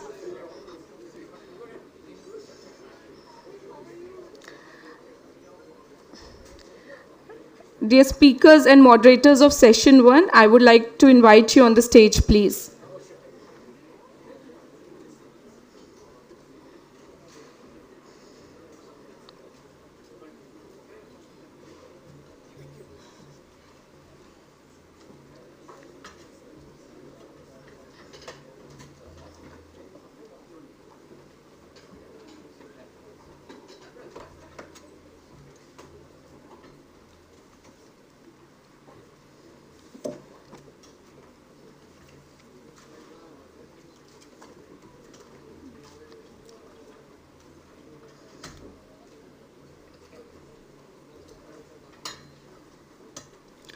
Thank you. So for this session, our moderator is Shri Prabir Nyogiji, who is Mentor FICCI Power Committee and Chief Advisor, Corporate Affairs, RP Sanjeev Goenka Group. Mr. Nyogi is an industry veteran in power and coal sectors, and he has previously worked with organizations such as CESC and Noida Power Company Limited. Our next panelist is Shri Ghanshyam Prasad Ji, Joint Secretary, Ministry of Power, Government of India, a Central Power Engineering Service Officer from 1989 batch. Mr. Prasad is the Joint Secretary for Ministry of Power. And he has been also appointed as the Government Nominee Director on Board of Power Grid. Next, we have Dr. S.K. Chatterjee, who is Chief Regulatory Affairs, Central Electricity Regulatory Commission. He has extensive experience of dealing with power sector reforms, especially the regulatory reforms, and he was actively involved in the formulation of Electricity Act 2003. Our next panelist is Ms. Anjali Chandra, former member, Punjab State Electricity Regulatory Commission. She is the former member of Punjab State Electricity Regulation Commission, and she has a vast experience of over 4 decades in the power sector. Our next panelist is Shri Sandy Kheraji, Chair FICCI RE Developers Task Force and Country Manager and Chief Executive Officer, NL Green Power. Mr. Khera has over 20 years experience across renewable and conventional energy, infrastructure and growth industries in India. Next, we have Shri Dinesh Batraji, who is Senior Vice President and Head, Business Development and Commercial, Hindustan Power Projects Private Limited. Mr. Batra has served NTPC for 20 plus years, and he brings on board his rich experiences across 2 greenfield thermal power projects and 10 years in corporate strategy team. Next, we have Dr. Ram Babu Paravastu, who is advisor and CSO Greenco, who has over 40 years of experience in consulting and research in governance, sustainability, and climate change. Also, we have on the panel today is Mr. Sanjay Nagrare, Head Policy and Strategy, Azure Power, who brings with him 27 years of rich experience in power sector, including 6 years of global exposure in power and infrastructure markets. Also joining us virtually is Shri Sunil Sharmaji, Special Chief Secretary, Energy, Government of Telangana. Mr. Sharma has a diverse experience in the field of rural development, urban development, women's self-help groups, watershed, women and child welfare. Over to you, Nyogi sir.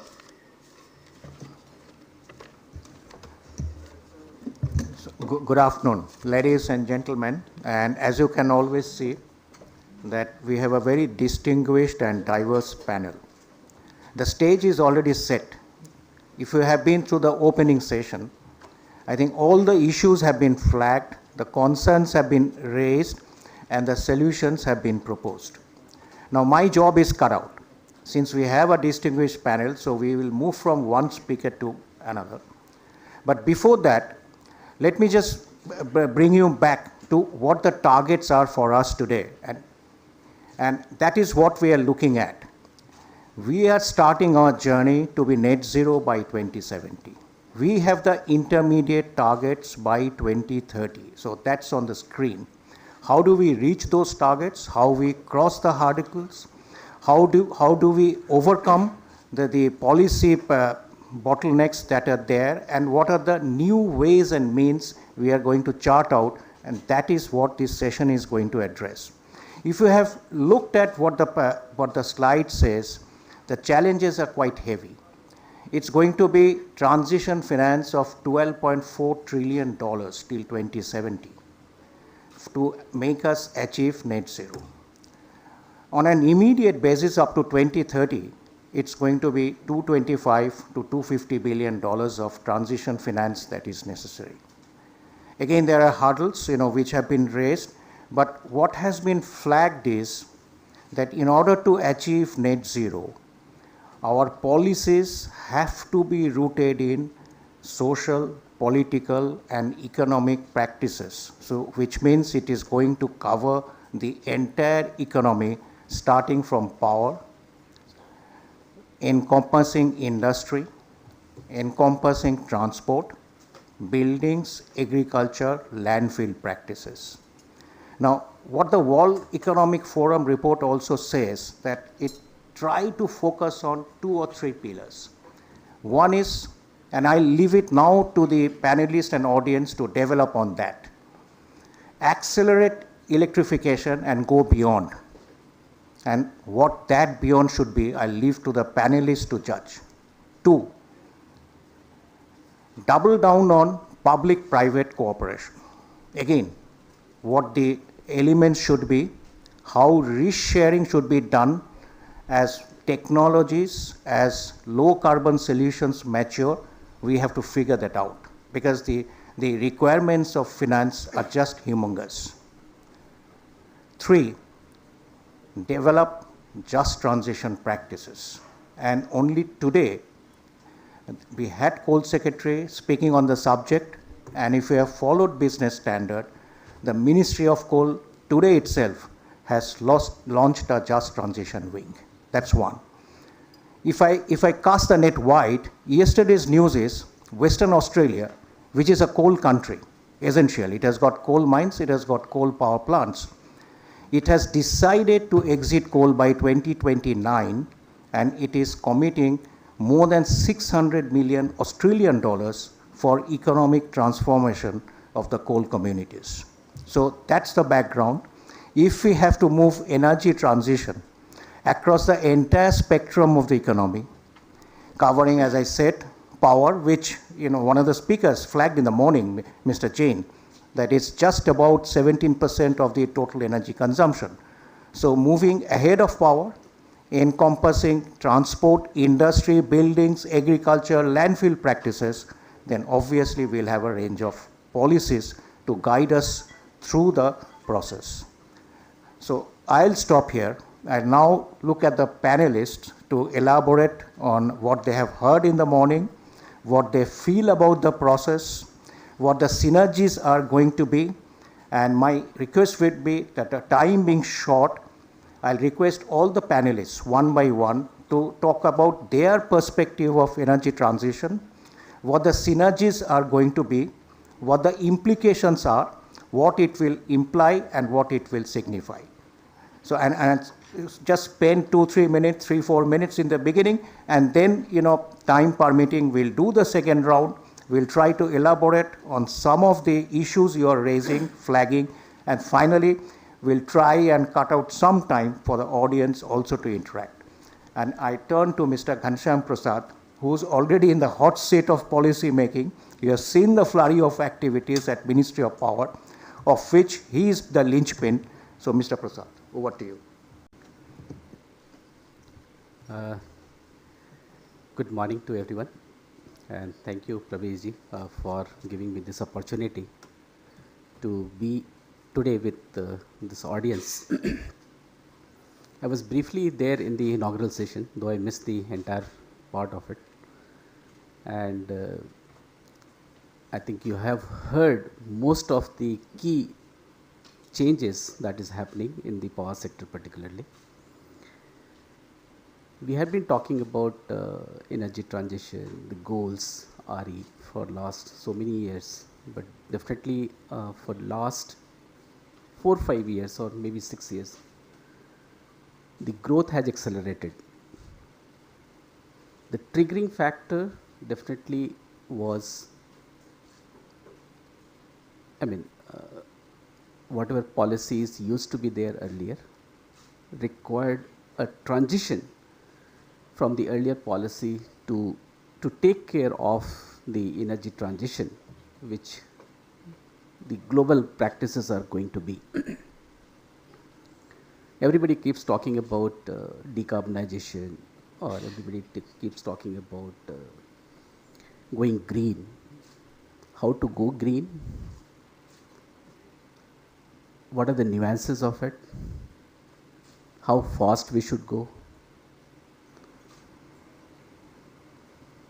If all these stakeholders are to be taken together, at the end of the day, what is most important as a policy maker, what we had been seeing or what we had been keeping in our mind is the consumer-centric approach, that at the end of the day, whatever we do, we should try to see that our consumers get electricity at a reasonable price, and there should not be any interruption as far as possible.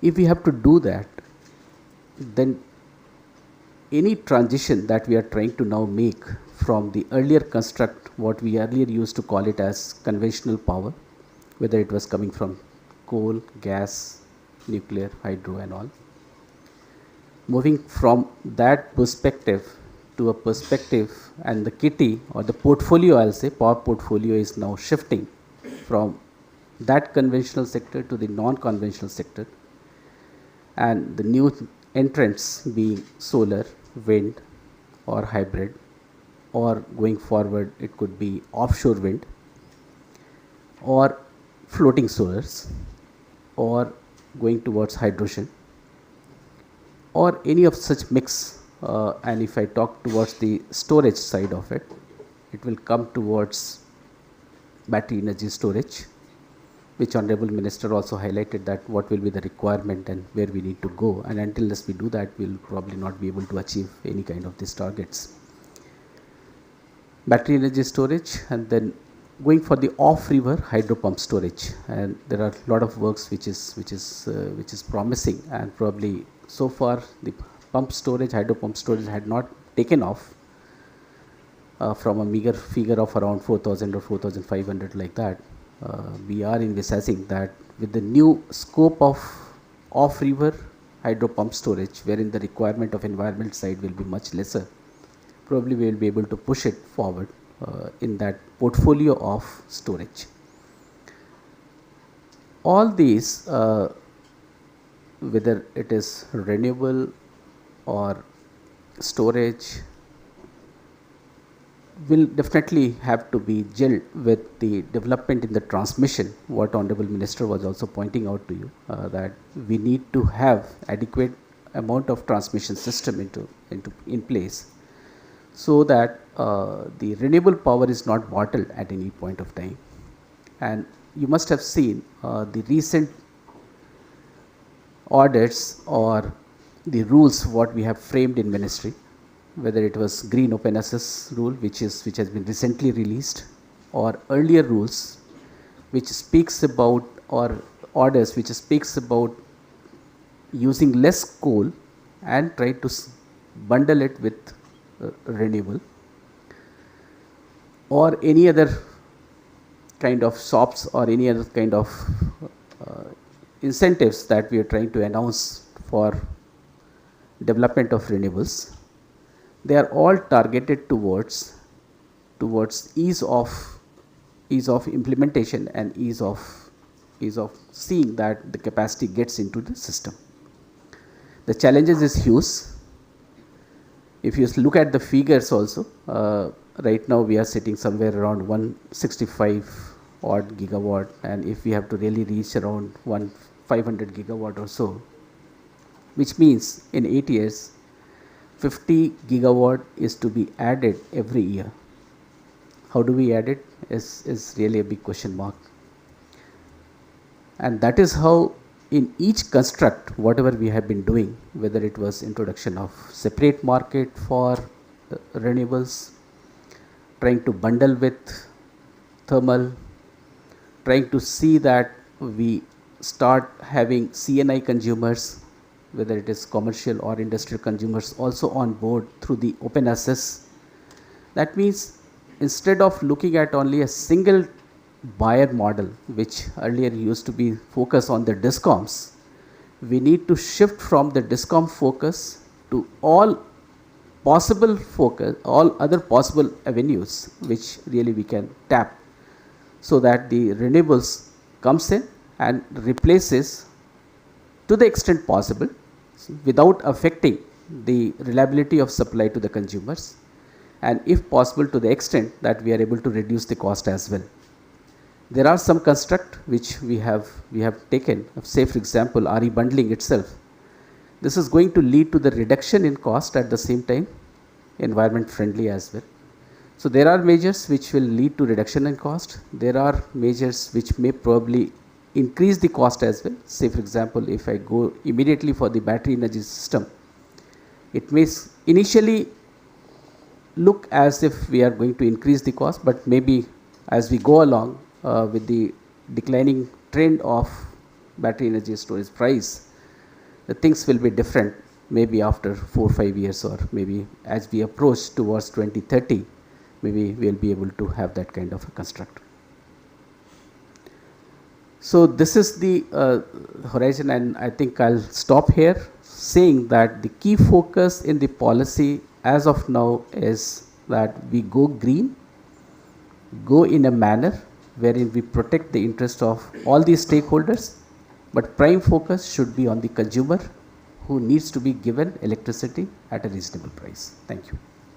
Thank you. And if I may sum up very quickly in 1 or 2 sentences, what we have here from Mr. Prasad is that we have the assurance of supportive policies being in place at the right time, and that essentially will mean that, you know, we are trying to open up avenues so that the ease of doing business is being facilitated. Of course, technology part is being looked at, whether it's BESS, whether it's off-river pumped hydro storage. Those are matters of detail, but definitely, you know, we have the assurance that we have policies which will be guiding us as we embark on our journey on energy transition. Has Mr. Sharma joined from Telangana? If he hasn't, or if he is on his way, then can I request Mr. Chatterjee, you know, to be the next speaker? Mr. Chatterjee, in a few sentences, you know, you are again, you know, at the epicenter of what is happening around energy transition. Of course, you are also developing markets in the process. What would be your perspective of energy transaction in the domain you operate? Thank you, Mr. Niyogi, and all distinguished. He has joined. You want him in first, or it's okay? I think since you have started. Yeah. Mr. Sharma, we'll just come back to you after the next speaker. If you can bear with us for 3-4 minutes, please. Mr. Sharma? Okay. Thanks, Mr. Niyogi, and thanks for inviting me, and that too amongst such distinguished panelists. A lot has already been said in the opening session, the inaugural session. So we are trying to struggle to see how and what value add we can bring through the discussions and discourses in this particular session. In the interest of time, I will limit myself to a couple of broad observations on what how we see energy transition.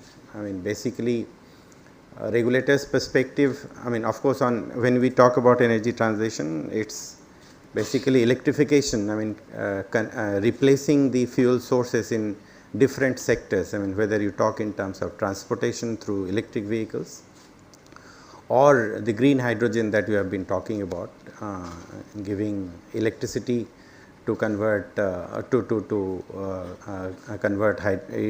hydrogen.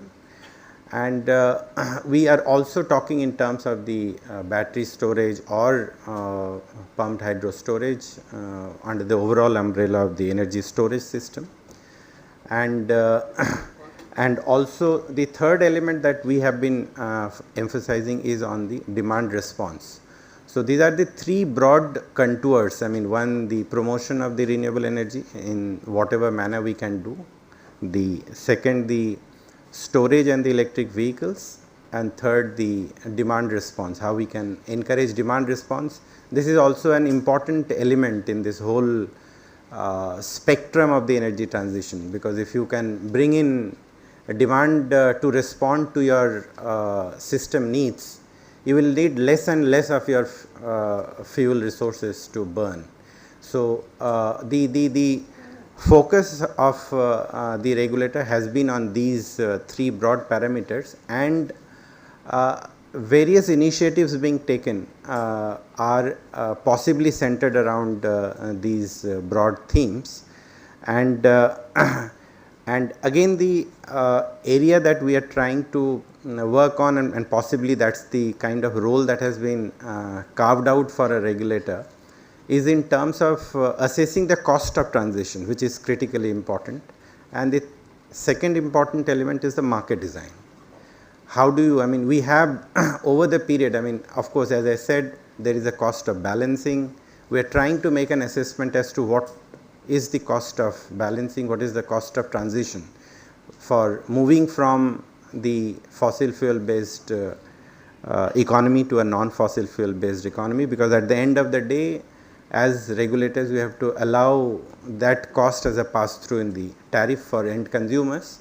So, assessment of that cost and how do you pass on that cost becomes a critical role of a regulator, and it is being seen from that point of view, and whether there are ways and measures to mitigate that. So, we are trying to work on a whole lot of exercises on optimization, cost optimization model, starting from the security constraint economic dispatch model, the pilot that we had. I mean, we can talk of n number of optimization models that we have been trying to encourage through various pilot modes.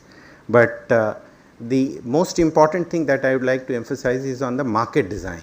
What possibly as regulators we can do, and clear role carved out for us under the law, is to create appropriate market design for this transition to happen. We have operated under a cost plus regime for ages and decades. Possibly the clear message from the regulator, and especially the central regulator, is that time has come when we move from cost plus regime to a market based economy or the market based power system. So, there is a lot that I can talk in terms of the overall market design, but one important thing possibly that we have in mind for the RE generators, renewable energy generators going forward, is to use the market platforms created for them. We have a day ahead market, then followed by that we have a real time market which we have created, which was a big missing link in the system. So, what we are expecting that you can even balance your energy if you can participate in the day ahead market and correct your position in the real time market. You would possibly won't need the kind of support that you have generally been asking for through various concessions, through the deviation settlement mechanism and others. And second thing that we are trying to do in the market design is the ancillary services market, because you need this balancing mechanism to balance the imbalances created by integration of the variable or intermittent renewable energy. I will stop here. I mean, the list is long, but then if there is a chance, then in the second round I can elaborate more on this market design issue. Thank you. Mr. Chatterjee, the list will never end. When we keep talking of the regulatory interceptions that are necessary in order to fine tune the market. So you will always be running out of time when you are talking of the policy and regulatory interventions you are making from time to time. But what you have done is you have already broadened the scope. When I had said accelerate electrification and go beyond, so you have already gone beyond in flagging demand response, in flagging basically the demand side interventions as well as optimization that would be necessary, because energy efficiency is also going to be the plank on which the energy transition, the foundation of energy transition has to rest. That's one. And you have also talked about storage, and I'll add hydrogen, of course, and Mr. Prasad has already added long-term energy storage in the form of off-river solutions. With that, let me move over to Mrs. Chandra, and Mr. Chandra, if you would quickly give us your overview of what energy transition means to you, both as a regulator and as a technocrat, because you have spent a sufficient number of years in CEA. Mrs. Chandra. Thank you, Mr. Nyogi. Good afternoon to all of you. A lot of information has come on the policies and the regulations which are in place. I would like to talk about two stakeholders, the DISCOMs and the consumers. Ultimately, all this transition is taking place for the consumers and through the DISCOMs. It is the DISCOMs who are to buy the energy, whether it is for large scale projects, whether it is for the utility scale projects or whether it is the distributed energy resources. They are the most critical element in accelerating the growth of renewable energy, and it is they who are financially in poor health. So it is not in their interest to promote DERs because they are tied in tariffs which are not cost reflective, into legacy PPAs, into high AT&C losses. So the financial health of the DISCOMs is very poor. The Government of India has put in a lot of schemes, Uday and now the reform-linked distribution scheme and other schemes to improve the financial health of the DISCOMs, which the Minister spoke about in the morning. What I would like to say is that, as regulators and as technocrats, I would like to help the DISCOMs and the consumers to accelerate this growth. For this, what the regulator, state regulator can do, I have been a state regulator, is that we need to, give incentives to the DISCOMs to accelerate this growth. What kind of incentives can we give to them? The MNRE has given incentive in the phase 2 of the solar rooftop connected scheme for every megawatt of solar rooftops put in place. We need to incentivize for every megawatt which the DISCOMs put. The state regulators should either allow some savings on, say, if they save on peak power purchase by putting renewable, then such savings should be retained by the DISCOM. Maybe, if they save on capex deferral by having DERs, they should be allowed a part of the savings so that their financial health is improved and their interests are also aligned with the, with the increase or acceleration of these. The most difficult thing for a DISCOM while accelerating DERs is the visibility into the DERs. So, those visibility costs have to be allowed by the regulator and the ARR, the communication and the software. The operational costs which will increase in accounting, metering and billing, they need to be allowed in the ARR. Those kinds of incentives need to be given to the DISCOM. And at the same time, I would like to say, to prod the consumers, C&I consumers put the renewable sources on their own, or they can buy in open access like 100 kilowatt and above, the green rules which have been put in place. But to involve the entire consumer community in this acceleration, I think the price signal has to go to them. We as regulators are giving time of use tariff to the C&I customers, but I as a regulator would like to, have been a regulator, push this time of use tariff to the domestic consumers also. So that, they are the subsidized category, they have no incentive to put solar. For that, we need to give them the price signal by putting time of use tariff for the smallest consumers and also allow aggregation. The costs, transaction costs are very high for a DISCOM. So most of the regulators are not allowing aggregation of the DERs. So there should be aggregator, there is an aggregator concept at the supply side.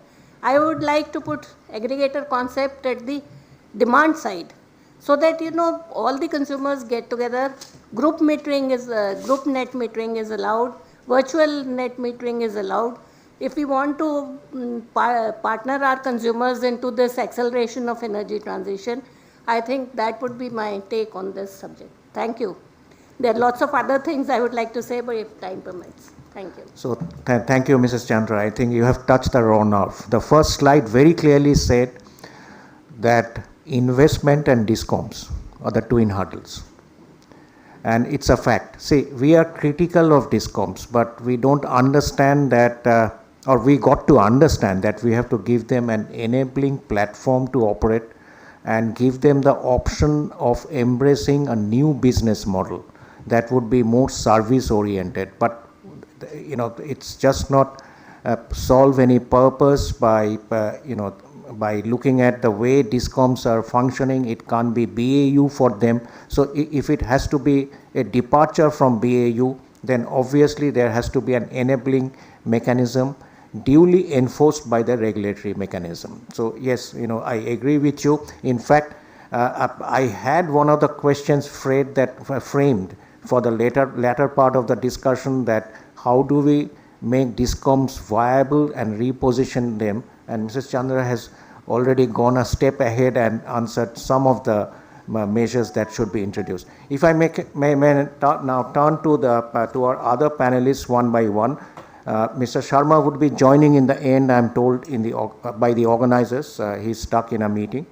So can I now move to Sandy, please? Sandy, your view and perspective of what energy transition means to you, to your industry, to your area of operation, and just in 3-4 minutes, please, so that we can come back for a second round of interaction and leave some time for the audience. Sure. Thank you so much, Mr. Nyogi, and on behalf of FICCI's RE Developer Task Force, I welcome and thank everybody for their participation and attendance. A lot has been said, but I think it's important to reinforce. When we look at the energy transition, we need to look at it in the context of where we are in terms of India's economic growth and the path to development. We are at the cusp of a major economic transformation. We are going to be very shortly the most populous country in the world. We are perhaps the youngest nation in terms of the median age of the population.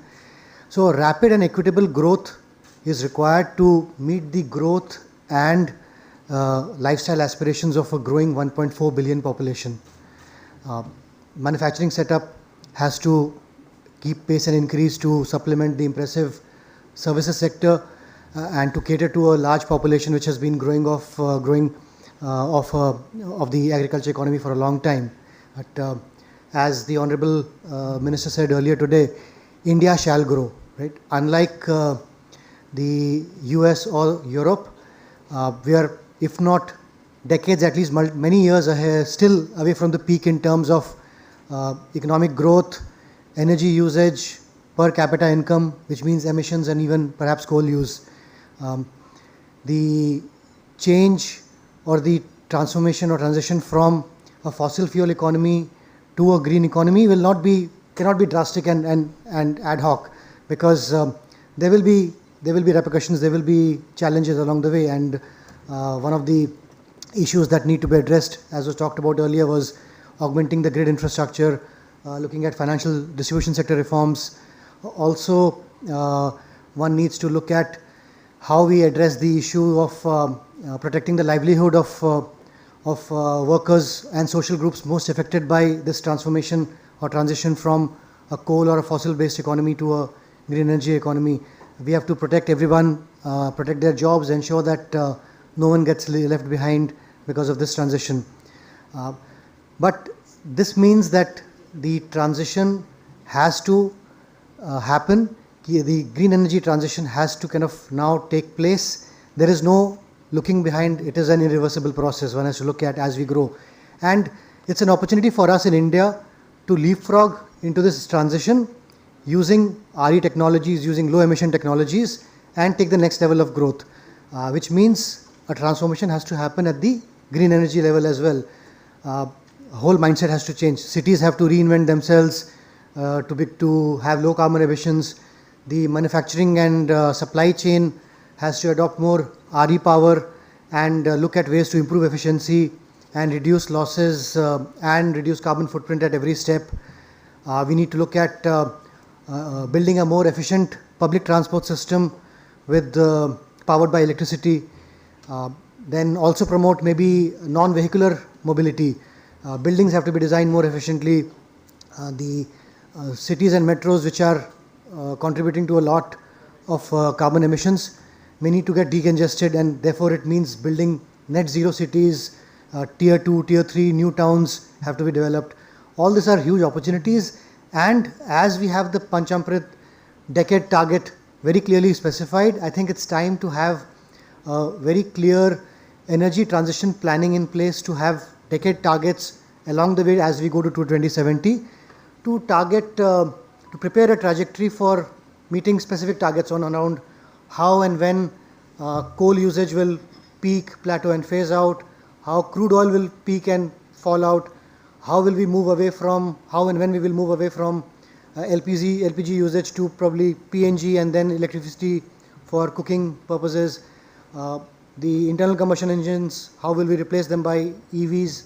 And as I said earlier, how will we look at development of near tier 2 or tier 3 cities as well? So the ingredients are in place, the path has been started. I think we need to put a more comprehensive structure and policy in place to make sure that this transition is more fair, inclusive and just and involves a sustainable growth environment. Thank you.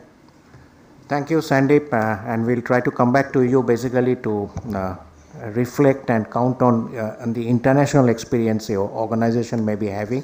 But you know what, you have brought out 2 or 3 big issues. What we heard in the morning, India's growth is non-negotiable, and energy transition is just the opportunity, as Vipul very clearly said. We have the opportunity to make ourselves felt amongst the international community in a very different way, and by following innovative processes. 2, yes, you know, the transformative actions what we are planning won't have any meaning unless they are socially acceptable, and that's where the concept of just transition comes in. So if I can move over to Dinesh again with a request that if you can restrict yourself to 3-4 minutes so that yes, you know, we have a second round of discussions. Sure. Thank you, sir. Thank you for this opportunity. So we are talking of decarbonization. Yes, this is a very important goal for us to secure the health of our future generations. As a country, that's the right goal. But then how do we pace it out? How do we address the risks and the costs involved? That's what I am going to cover in my opening address. First, let's look at the energy security. Yes, again, energy security should be one of the important goals of the country. Till few months back, you know, we were all clear that the power cuts are a thing of the past, but not anymore. What we have seen over the last couple of months especially, the DISCOMs, as Ma'am Chandra was saying, the DISCOMs are left with only 2 difficult choices. Either they go for power cuts or you end up paying 8 to 10 or maybe higher price. That's something that we need to balance out.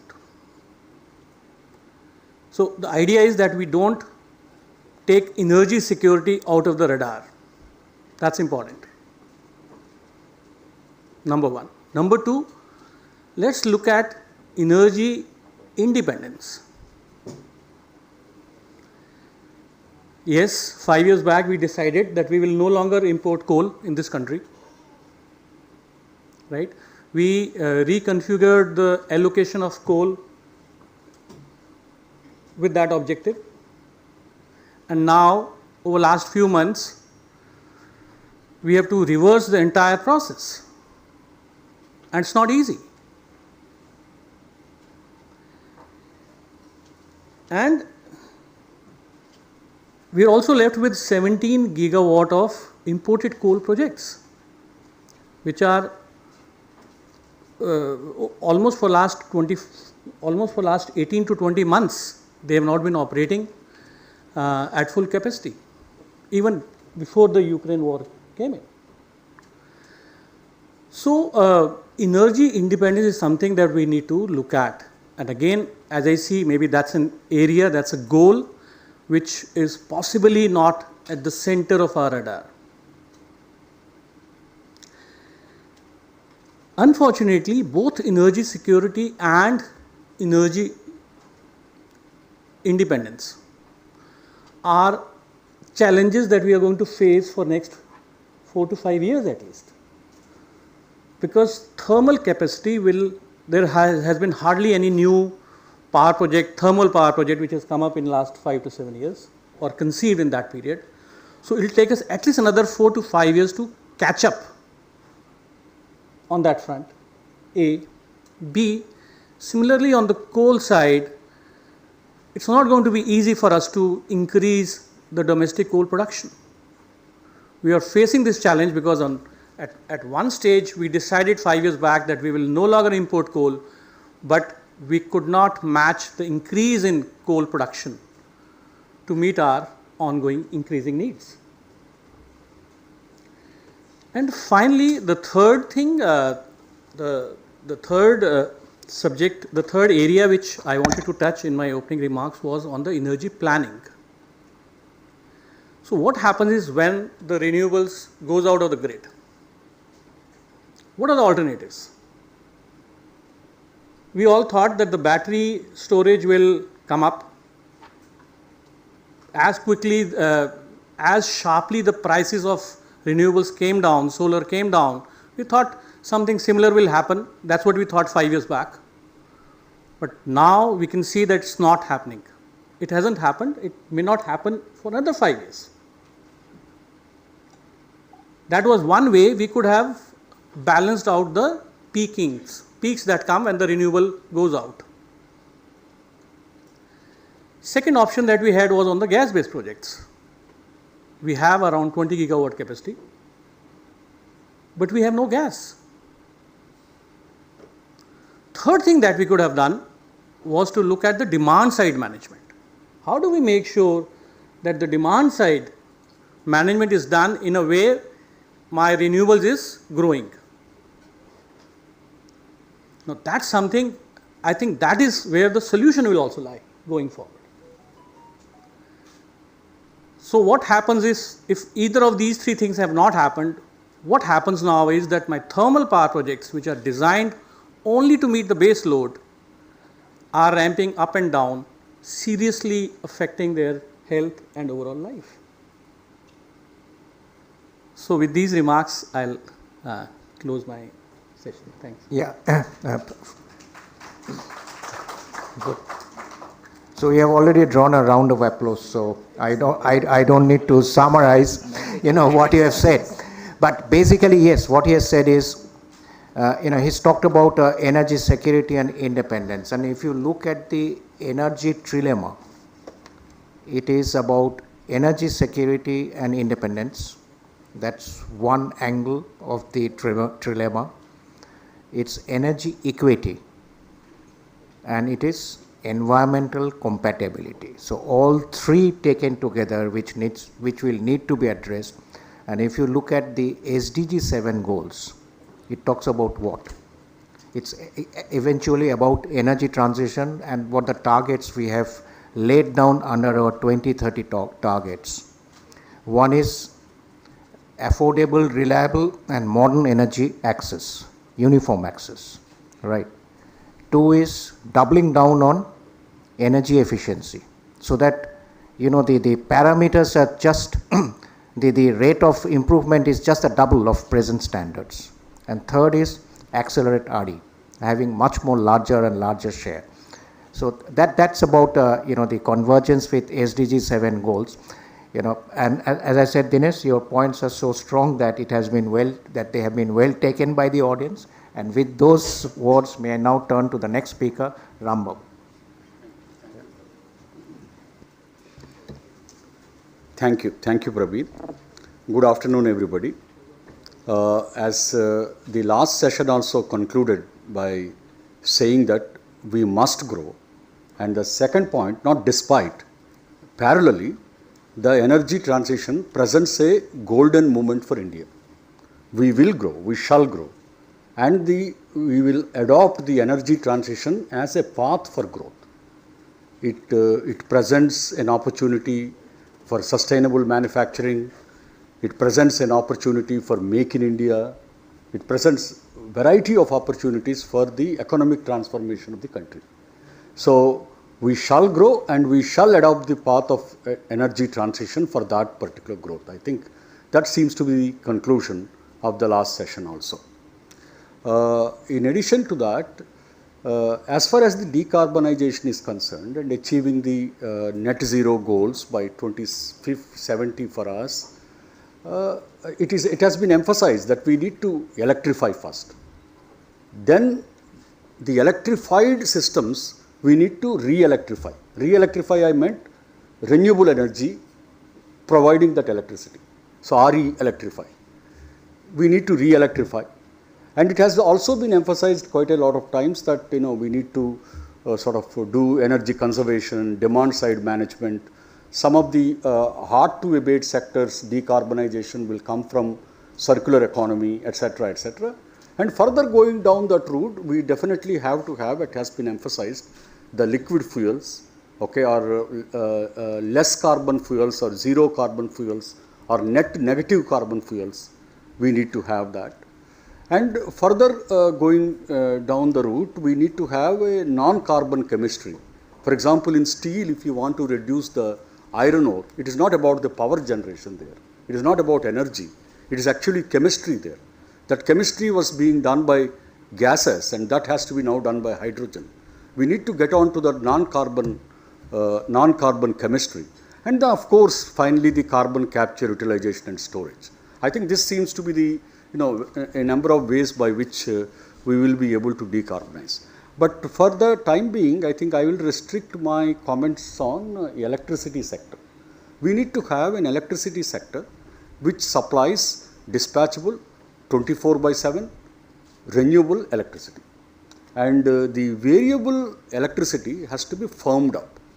Okay, that firmed energy is what our commercial sector, our industrial sector, etc. needs to receive, so that they can actually consider transitioning from the captive coal-based power plants, which are extremely suboptimal actually today for them, economically, financially suboptimal. They start transitioning from there towards the 24/7 RE.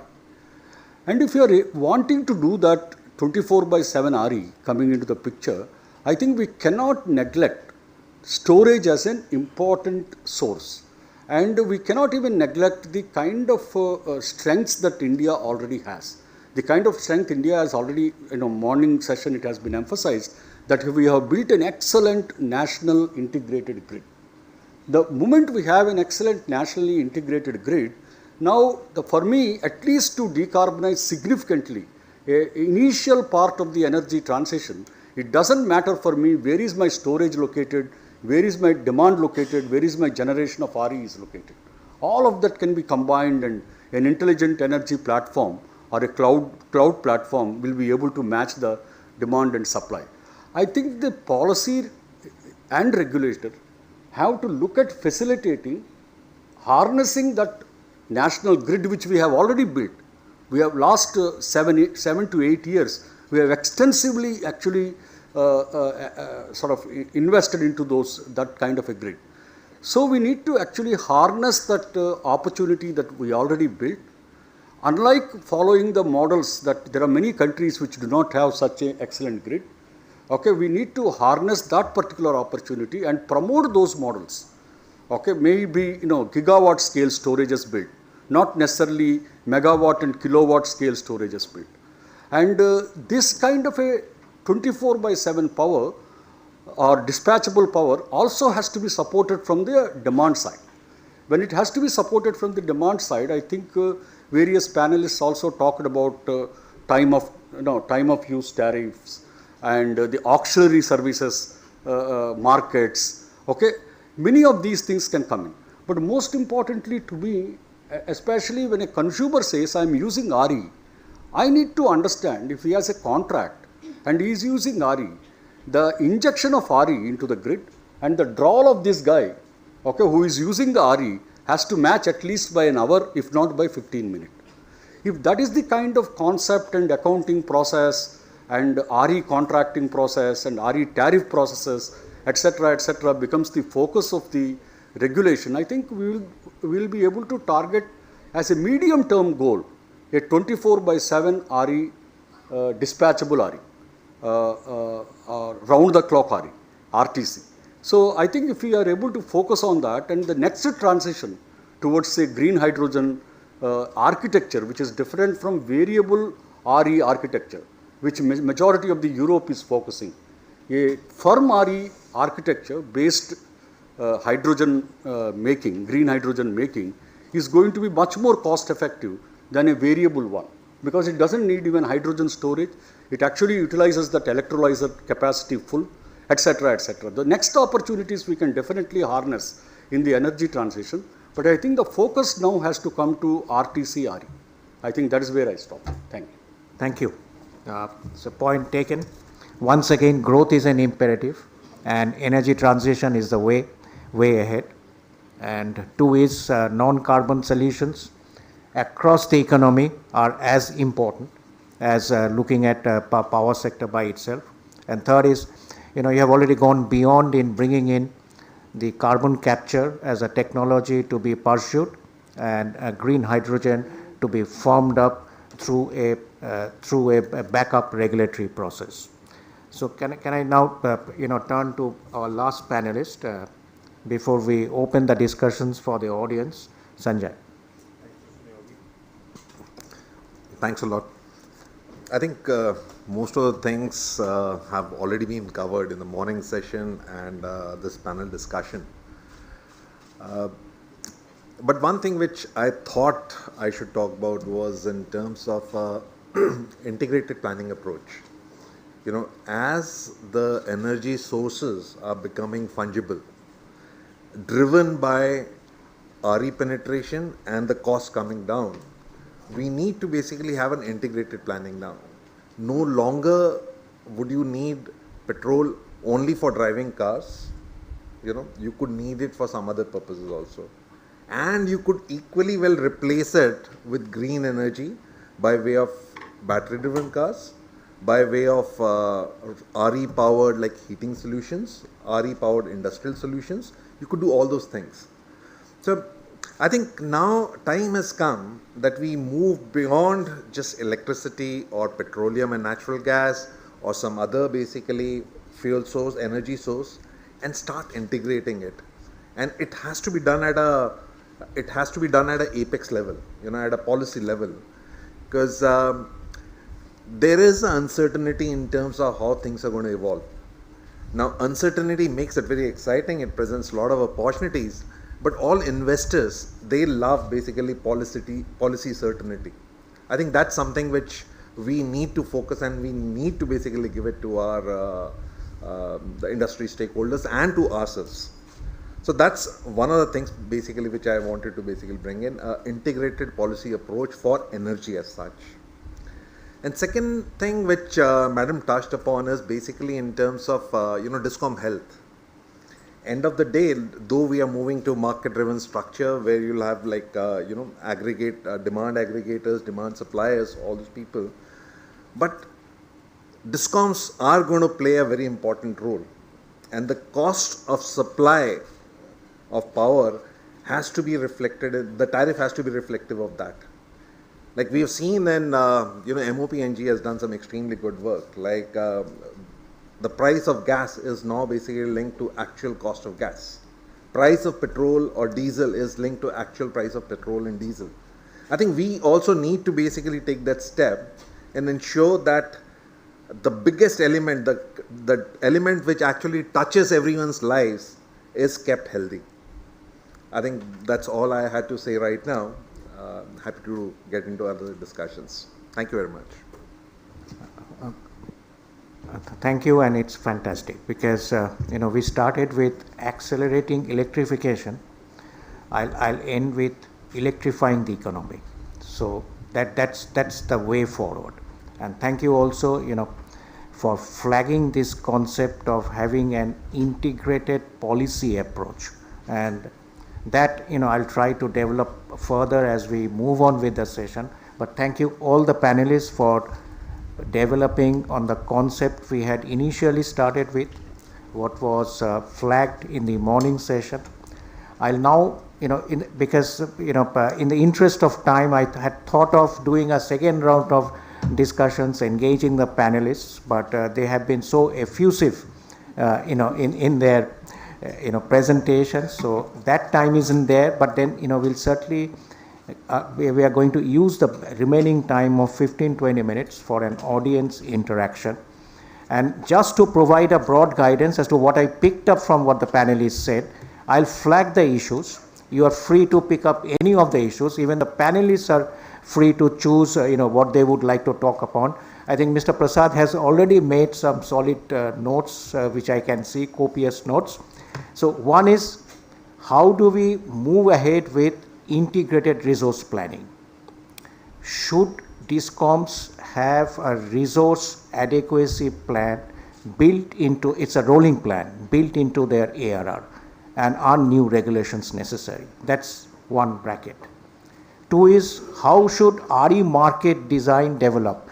For all of you who may not know, for those who may not know, Mr. Chatterjee has co-authored a book on renewable energy in India. So it's a highly readable book, and I would recommend all of you, if you have time. It's just about 250 pages, and he has talked about faster, bigger markets. So Mr. Chatterjee can elaborate on that, or you can grill him on that, right? Third is, coupled with that, how do we move towards a DER market design?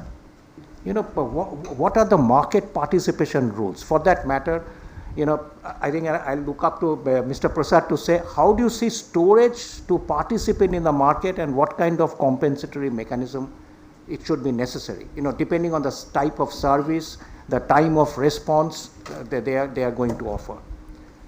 What the question I have for my panelists from the industry are, how do you see LCOE optimized, reducing? How do you see factor costs, regulatory costs being reduced? How do you see the bankability of projects being addressed so that they meet the international norms of lending? Because finance is going to be a big issue, mind you. We are talking of $200–250 billion, that's only for creating capacities on transmission, as the Honorable Minister was saying that he would be ahead of the capacity creation. So a matching contribution in transmission expansion would also be necessary.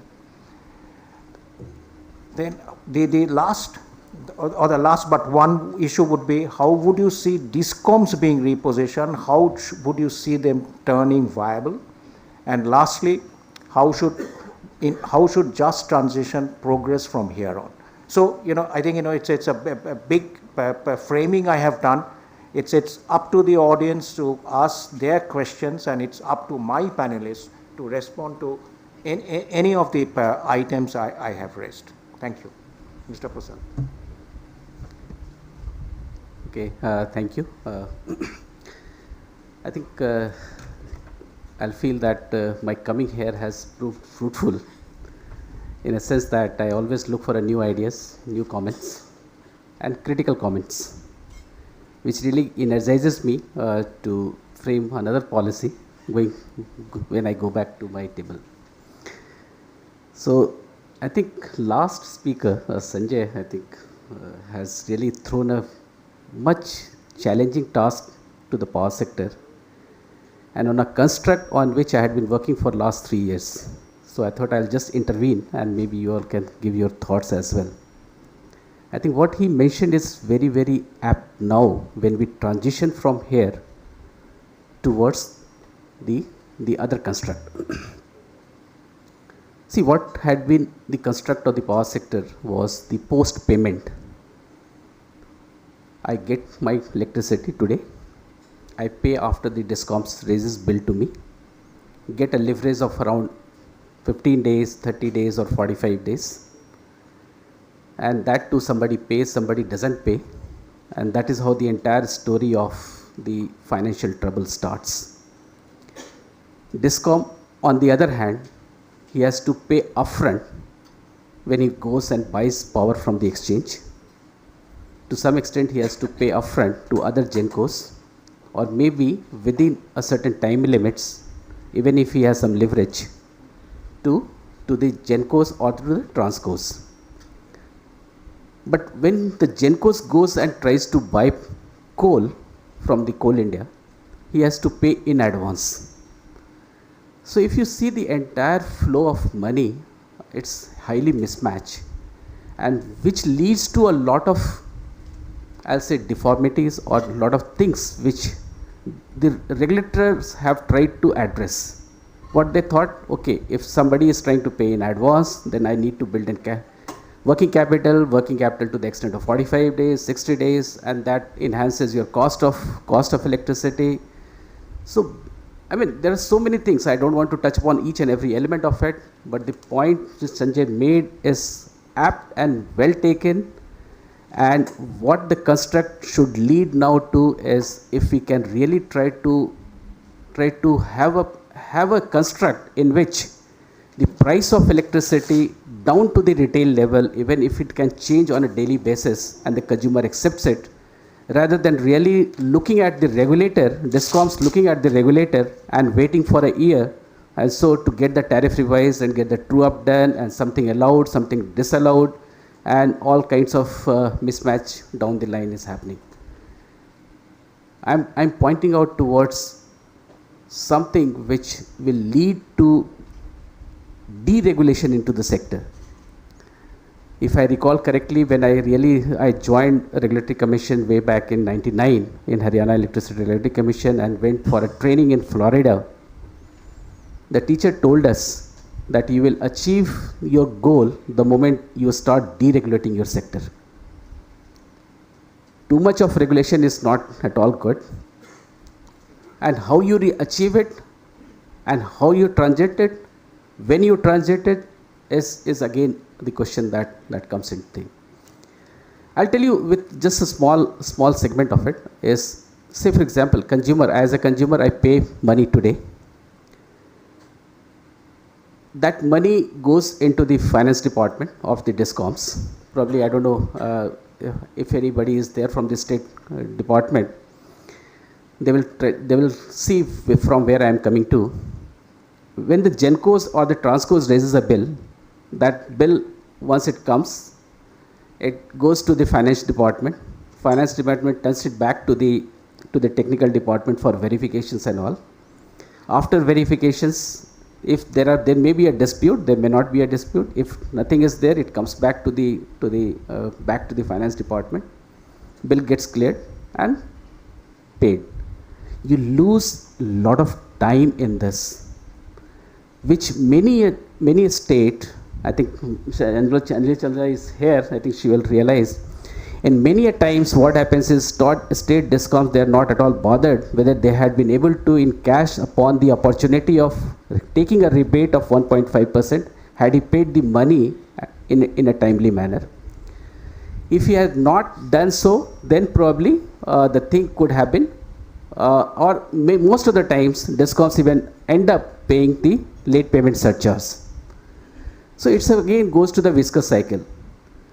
All this now amounts to a construct that can be tried to streamline the entire process of the power industry, starting from the consumer.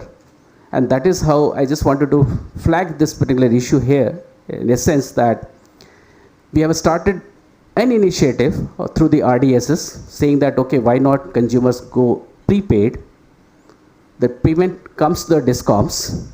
That payment, if is there available with the DISCOM doesn't need for the working capital, etc. The working capital problem which right now most of the DISCOMs are facing, or any kind of financial problems which they are facing from the financial institutions, probably that will go.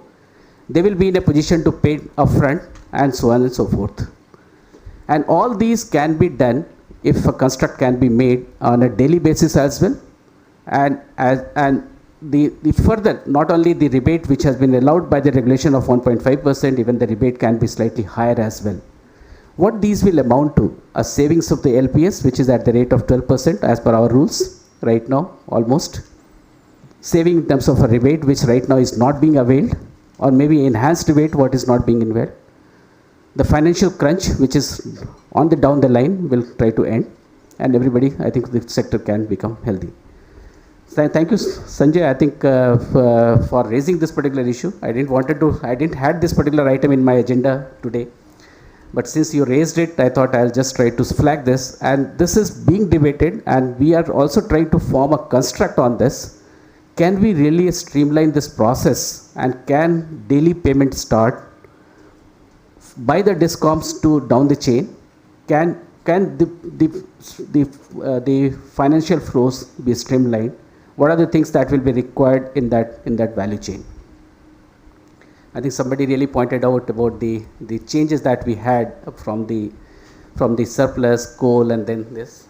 I'll only say to this point, at this point, is electricity, particularly AC, what we are using is sinusoidal. Sometimes we go at the peak and we have to go to the trough as well.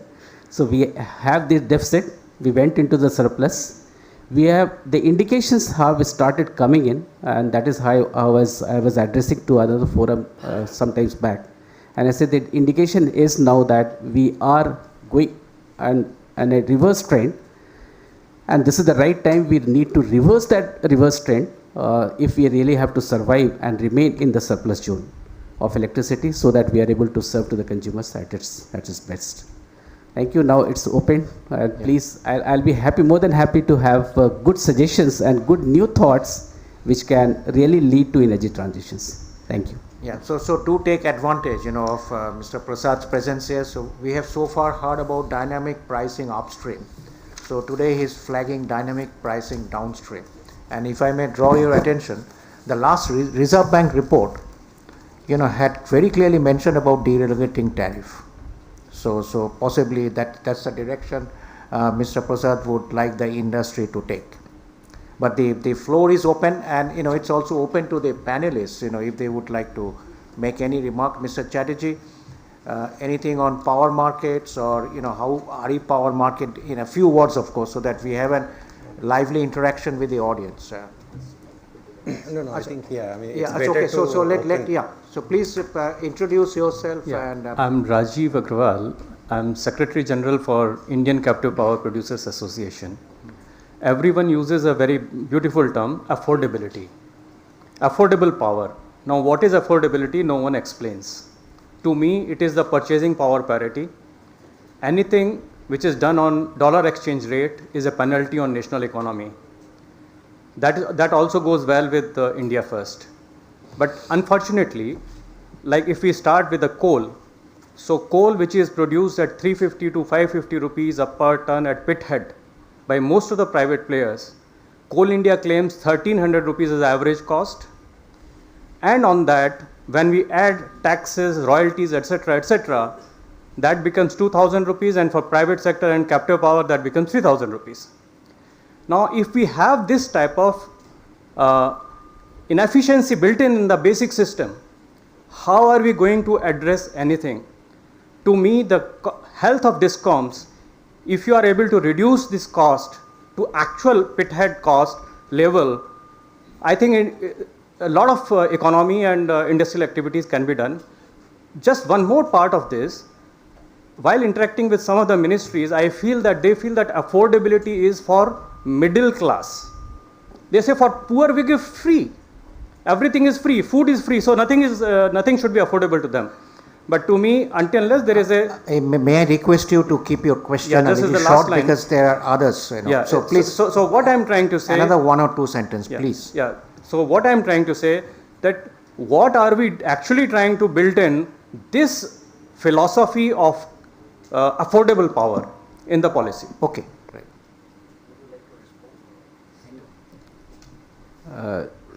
I think this we have also debated in ministry. Whenever we start writing the policies, whether it was in the national electricity policy earlier, and when we started revising the national electricity policy, the basic thought that came is, should the word affordability remain in the policy itself? So, I mean, I do agree with you. It's very subjective. There's no straight and direct answer to what affordability means to the consumers. Say, for example, if I have a mobile, I don't talk about any kind of a subsidy, right? Even a consumer who is in rural areas or who doesn't have any means to afford his food and all, he also keeps a mobile. He also pays the same tariff as anybody else pays, right? But when it comes to electricity, we start talking so many things: grading, types of consumers, types of voltage level at which we are selling. So there are, I mean, these are some of the things which we have borrowed from legacy. It will not go immediately. but the effort should be that we really try to move towards something what is required as cost reflective, just, reasonable. So that's the kind of construct that we are now building, so that at least all the consumer, see, that is what we said in the beginning is, earlier we used to look at only the discoms, right, for anything. So now everybody has to participate, including the consumers. And that is how the consumer will no more remain consumer, they becomes prosumer now, right? And just now I was making a calculation when somebody was speaking, and what I could say is, if you have roughly around 140 odd crores of population in the country, if you bring it down to the houses, and if everybody takes at least 1 kilowatt of renewables, probably you are going to reach to the goal. So that's a kind of commitment that is required from each and every citizen of the country. So affordability, reasonability, these are something which can be debated, but ultimate aim should be that we should owe the responsibility, we should have the feeling that I pay for whatever I use. Government will come and chip in for the help, but then they need to provide the subsidy and subsidy to the discoms, so that discoms also doesn't feel the pinch of it. Yeah, please, I think somebody else. Hello, I am Sudhanshu. I represent Vijay Sankalpa Engineers and Consultants. So I really appreciate your thoughts on the policy changes. And to continue my colleague here, the idea is about carrot and stick, which he is mentioning. And the point I am trying to make is, how about prepaid electricity through some kind of smart cards which are given in the meter? And those can be online, like how you recharge your prepaid mobile, you recharge it, you use it, and you are responsible because you are monitoring wherever, however rich or poor you are, if you choose that mode instead of through a bank account or something. Yeah, please, first of please make your question a little brief, because there are others waiting. And secondly, my earnest request is that, we appreciate your point, but try to keep it within the framework of energy transition. So, we are essentially addressing the policy context and the building blocks. Mm-hmm. So, that what you are mentioning, is a valid point, but it's an operational issue, so which this panel may not be equipped to adequately answer. Sure, I'll just conclude in one sentence. The other point is having spot markets for sale of electricity, wherein the private players and the Gencos have an opportunity to compete on the price and give a better service and a lower price, thereby bringing in operational efficiency. So what is the question, please? Sir, the point is to enhance the costs, to address the cost issues of which Sir was mentioning, Mr. Prasad was mentioning, on the generation side and discom side. Sorry, I could not make out what exactly you want to do. First part, definitely I was tracking, because you wanted to mention something about the prepayment and all that. Yes, so that part is fine. And that construct we have already started. And if you see that that initiative had already been taken, and certain initial results are quite encouraging, and that is how we want to really replicate and go in a large manner for the prepaid type of it. But second part, I could not make it what exactly you want. I would suggest that, because we are running short of time, we can take the question offline. I'll take it offline. We can take the question offline. Naveen, I think Naveen has been here. Please. Many thanks, sir. Just a couple of questions, very short ones. One, we recognize that coal will be, as the minister very clearly articulated this morning, will be the mainstay for a period of time, and there is no running away from that.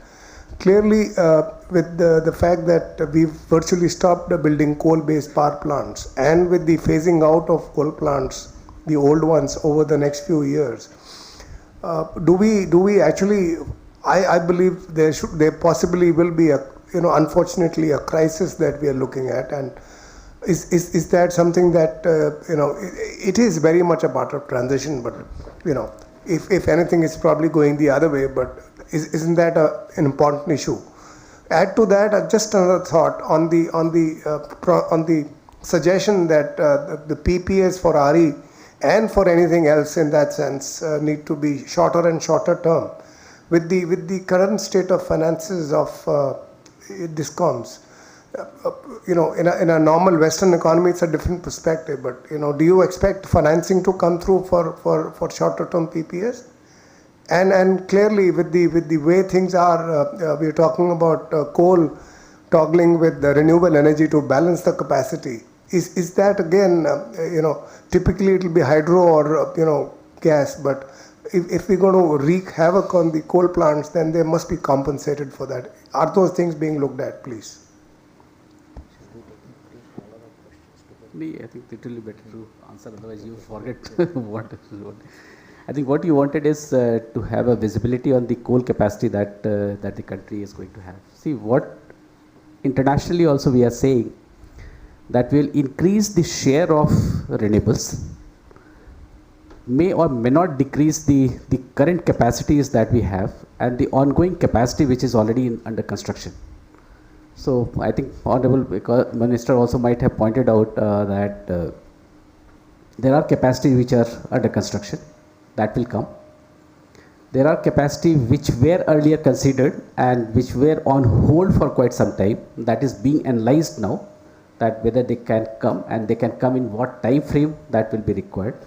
Because now we have to slightly see the availability of coal as well and try to match with the availability of coal so that we again don't get stranded the manner in which we did, the mistake that we did during 2013 to 2017 when we were adding something like more than 20,000 plus coal-based capacity in a single year. And we ultimately landed up into a situation where the capacity came but coal could not grow at that particular pace, and that is how there were difficulties in that. So coal will stay, current capacity will stay. Only the obsolete things will be those capacities which are inefficient may have to retire in phased manner. But those who retire, what can be there is those capacities can be replaced by a higher efficient capacities, so that we demonstrate that we will be saving in terms of the emissions as such.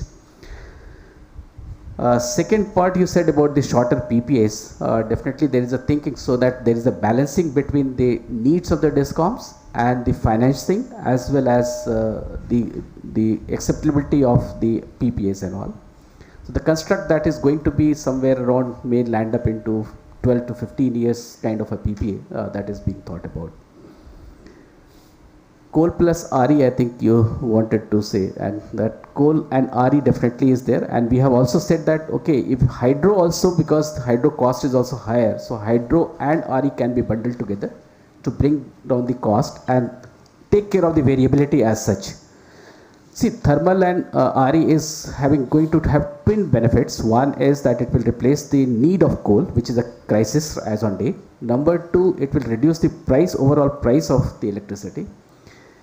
And I mean that kind of a construct definitely will be there. Okay. Maybe I think the gentleman. Good afternoon. Thank you very much. My name is Ashish Vaishnav. I am with a startup called Gagotri. We are in the decentralized solid waste management and biogas from agro residue also. So I have been in the energy field, having worked for over 30 years with a company called Thermax, and which had little to do with direct power producing and mostly in the thermal. And attending such forums, you feel a little disappointed. And I was very happy that Secretary A.K. Jain actually mentioned it in his remark today, that power forms only 17% of the challenge. So here we are all here, and we are talking of supply side of the energy transition, but mainly the electricity only. So I would really hope that the policies which come out are far more integrated. Sanjay mentioned about the word integrated, and Dinesh also mentioned about some points, where we bring in and mainstream bioenergy as a very, very vital requirement as a tool for energy transition. And you notice that you talk of demand side, rather supply side of energy, where power in various forms, including storage solutions, are discussed. But on the supply side or the demand side, you got to actually look at point of views. We talked of transportation as where the EV is trying to make a change, and I'm sure there are huge challenges, But similarly, there are end-use applications like cooling, heating, which are primary. And we are not talking only steel and cement sectors. You had Sanjeev Mehta himself here as a part of Hindustan Lever, food and beverage, pharma, chemical, they are big users of these energies. And there are alternatives which are not at all discussed in any forums. I have been part of the India Cooling Action Plan, and you'll notice that they are also electricity debated. And no one is worried about what load it will put if 8 times the cooling load has to go in next 20 years, where is being factored in. And one corollary to this would be, it would be very interesting to know, we are talking of 100 gigawatt being added by 2030, but we don't know what is the additional load which will come because of EV coming in and cooling loads going up. Business as usual will not be enough for us to guarantee this. You talked of 1 billion tons of CO2 being removed, but there's another aspect which we need to follow is, what is the green rating of our power as a single number? The emission factor today is 0.79. What it will be in 2030, what it will be for 2047, and what it will be in 2070. I think that is a great green label which should be known to people upfront. Sorry, I was a little long, but I hope it was not off track. We are really running short of time, and then you will have to compromise on your lunches. So don't worry. I think interesting discussions are going on. I love it. Good. So I think you raised good points, particularly. One is the integrated policy that you are talking about, and which Sanjay also mentioned it. Let me inform the audience that we have been capitalizing on that, and that issue is already flagged in the government. Of course, right now it is every Saturday we are spending at least 2 to 2.5 hours with a free discussion on integrated energy policy, what can evolve to. And at the highest level, I can only say at this moment, and we are trying to involve all these stakeholders to the extent possible in trying to frame that. So almost every Saturday, every Saturday goes into that. Second part is, we are talking not only 17% now. Now it is 17%, but we have already given us a challenging target of reaching this, enhancing this 17% to around 25% by 2030. And maybe going further, it will be further enhanced. That means the pie of electricity in the entire energy is going to be enhanced further and further. And that is how the initiatives of EVs or even 100% electrification of railways, which is again a larger consumer of diesels and other things. Plus again, capitalizing, I think you all must have seen a rule which came out that the DISCOM needs to ensure 100% reliable electricity for the consumers, so that we are not able to depend on the backups like DG sets and all that.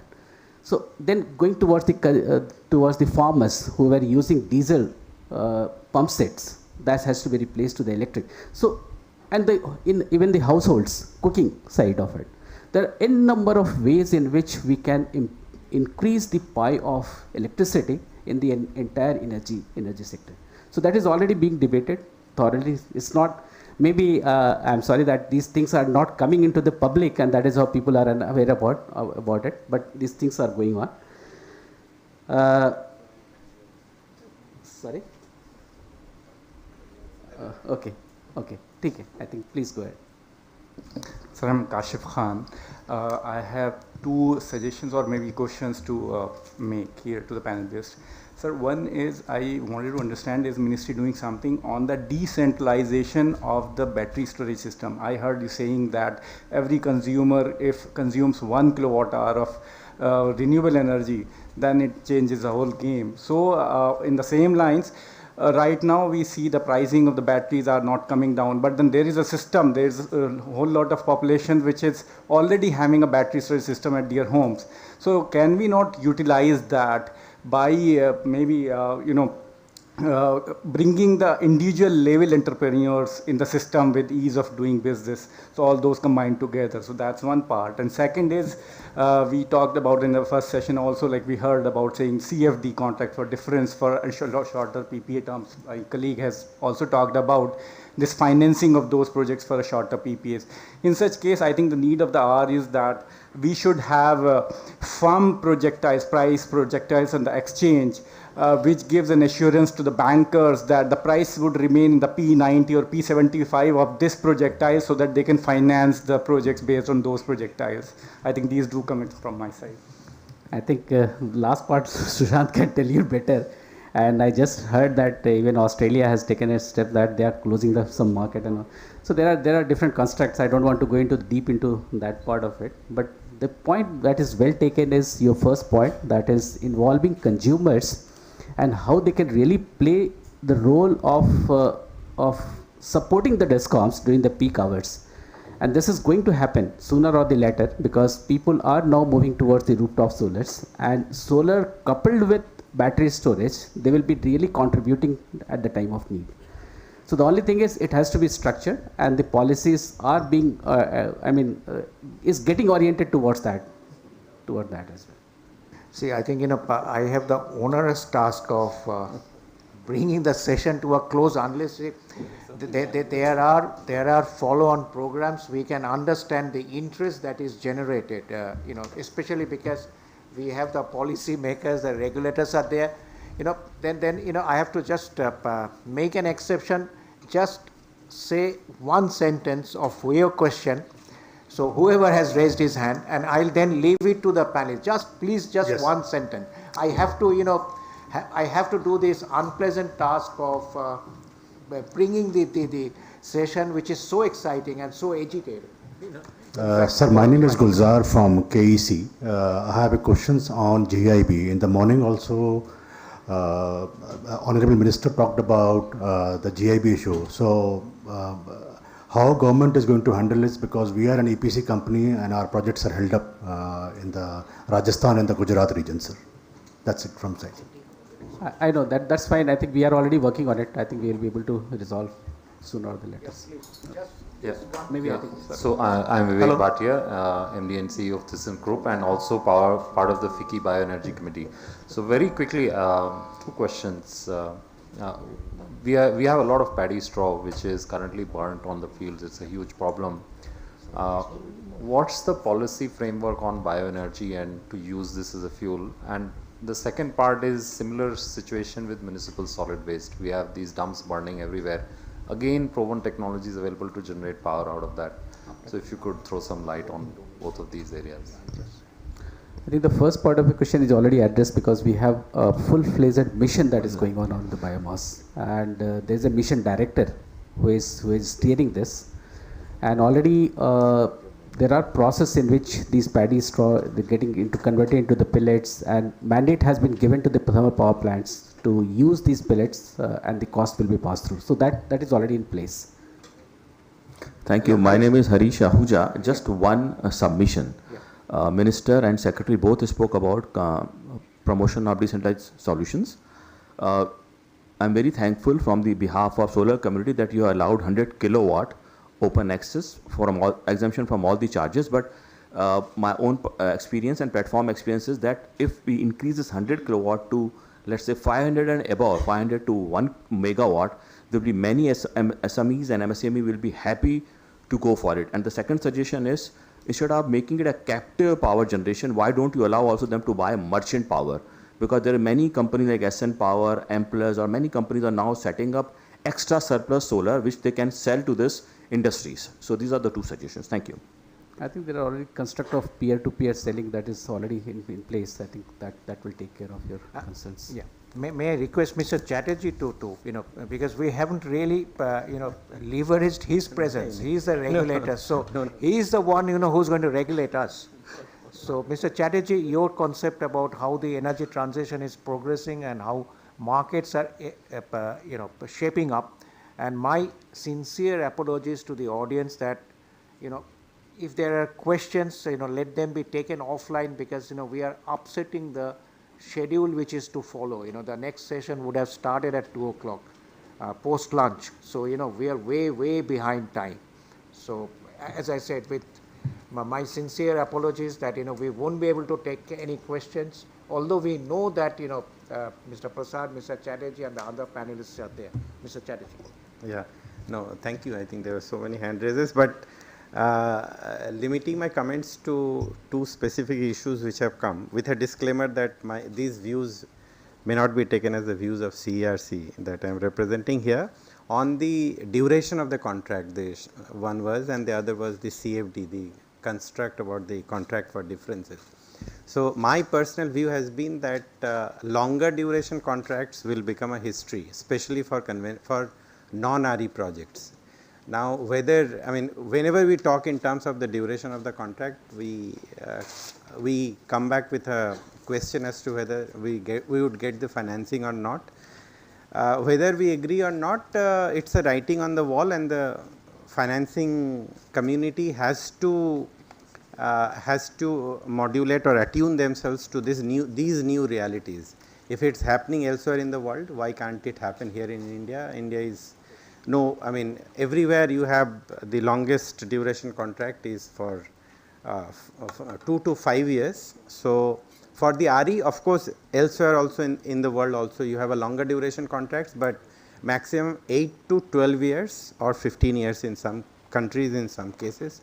So, we need to possibly look forward, and that is one message which I was wanting to give and did give initially, was that you need to leverage the market. These constructs about the CFDs are also being talked about, which will help bring the renewable into the market. And as I briefly mentioned you have our power market is deepening, and with various interventions the depth of the market is going to increase. So, one needs to really think, these words might appear Greek at this moment, but you need to think of capacities which could come, participate in the day ahead market, and then correct your position in the real time market instead of depending on or begging for different kind of SOPs, either for the deviation settlement mechanism or for different kind of subsidies and all that. I think if you can leverage on that, and the point that Mr. Nyogi was mentioning,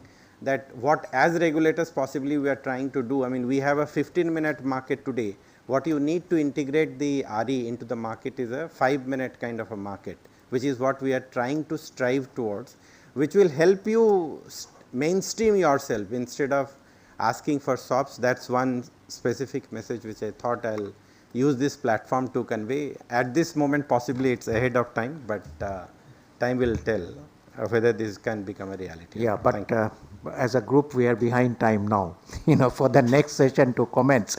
So just, everybody of course, is in a hurry, and I'm sorry, I do apologize, the section has extended way beyond our expectation. Just one point to end the session, that if you have seen the IPCC report on climate mitigation, it has said that energy transition is here and now. So it has to happen now, otherwise we are going to miss the bus of reaching 1.5 degrees C temperature rise by 2050 compared to the pre-industrial age. And if you look at the screen, it's something I thought, I'll let you ponder upon. The Indian citizenry says, and it's that we are all for phasing out of or phasing down of fossil fuel. So they are saying fossil fuel, no thanks. So with that end note, I'll bring the session to a conclusion. Thank you. Probably, so you could have mentioned the incoming flight was late, so your flight is late. Thank you so much for such an engaging and insightful discussion. We will now break for lunch for approximately 30 minutes and reassemble at 2:35. Request you all to kindly join us. Lunch is being served in the banquet and lounge areas. Also, I would request you all to give us your valuable feedback. The feedback forms have been kept in your delegate kits. Thank you.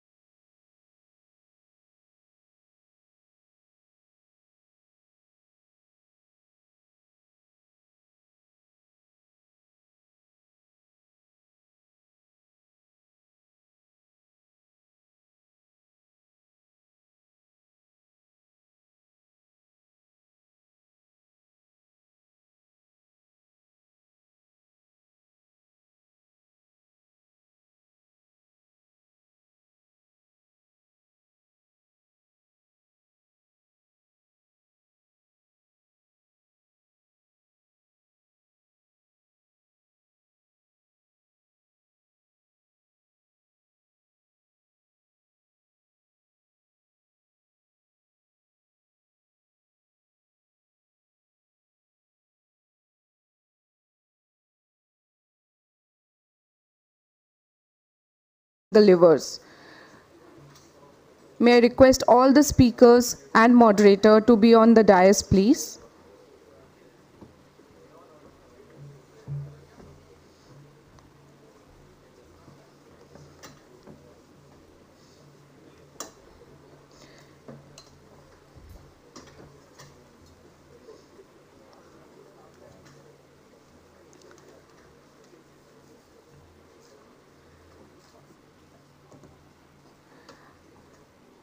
Thank you. In this session, we will discuss how to unlock the energy transition and to address various issues related to infrastructure, transmission, supply chain, financing, and just transition. We have an esteemed panel today with us and a distinguished moderator, Shri Ganesh Srinivasan, who is the co-chair for FICCI Power Committee and CEO Tata Power Delhi Distribution Limited. An IIT Madras graduate and an IIM Ahmedabad alumnus, he brings with him 2 decades of experience in areas like power utility, infrastructure, automotive, product development, and manufacturing.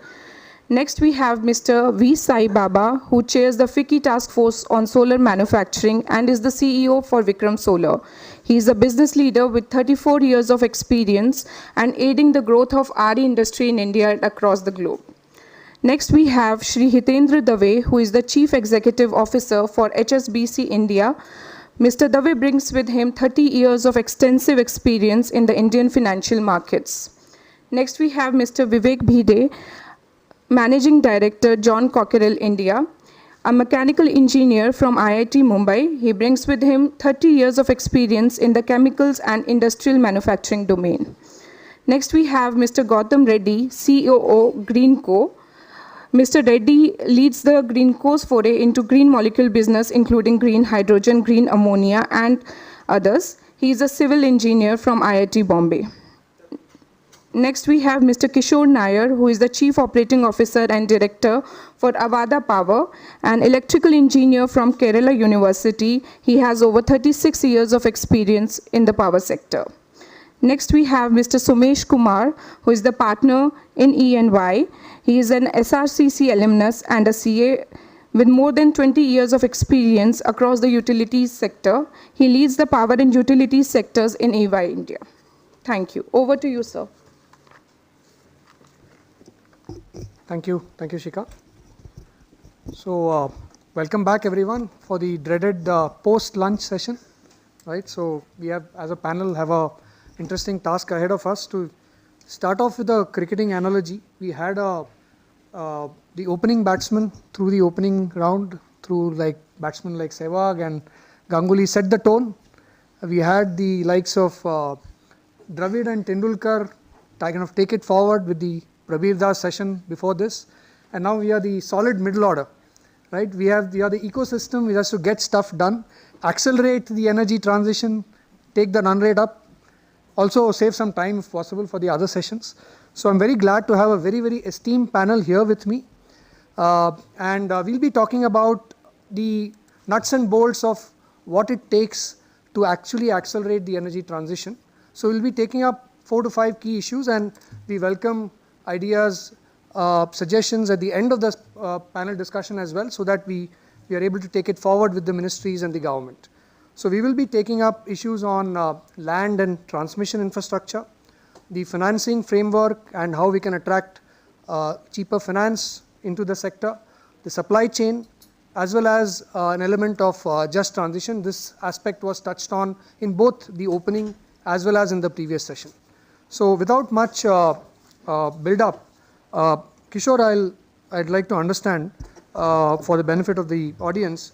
It is estimated that India needs close to 2.5% of its land for the clean energy transition. That's just an estimate. And land acquisition has been a challenging aspect for India, as we all know. So how can we reimagine the aspect of land acquisition? How can we accelerate so that it is able to scale up RE projects? Good afternoon, everybody, and thanks, Ganesh, for putting me in the opening slot. I think from one-day game we have changed to a T20 game now, because we were supposed to start at 2 and it's already 2:45. Let us see how quickly we can accelerate the the discussion while we are accelerating the energy transition also. In the morning session, we had a lot of enlightenment discussions in all the good things we heard, that how good the future is. Now we are slightly coming down to the ground realities as to where are we and how are we going to achieve this target of 500 gigawatt by 2030. It's not that easy as what is being projected, that okay, this is the capacity and we are all committed to achieving our carbon neutrality. But there are challenges, so let us look at what are the challenges that we are facing today. Capacity addition, everybody has money. A lot of people are interested in pumping money into this sector.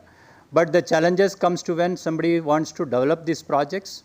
And the most critical aspects, he rightly said that it is the land and the transmission line. These are the two key aspects which is depriving us from setting up our capacity.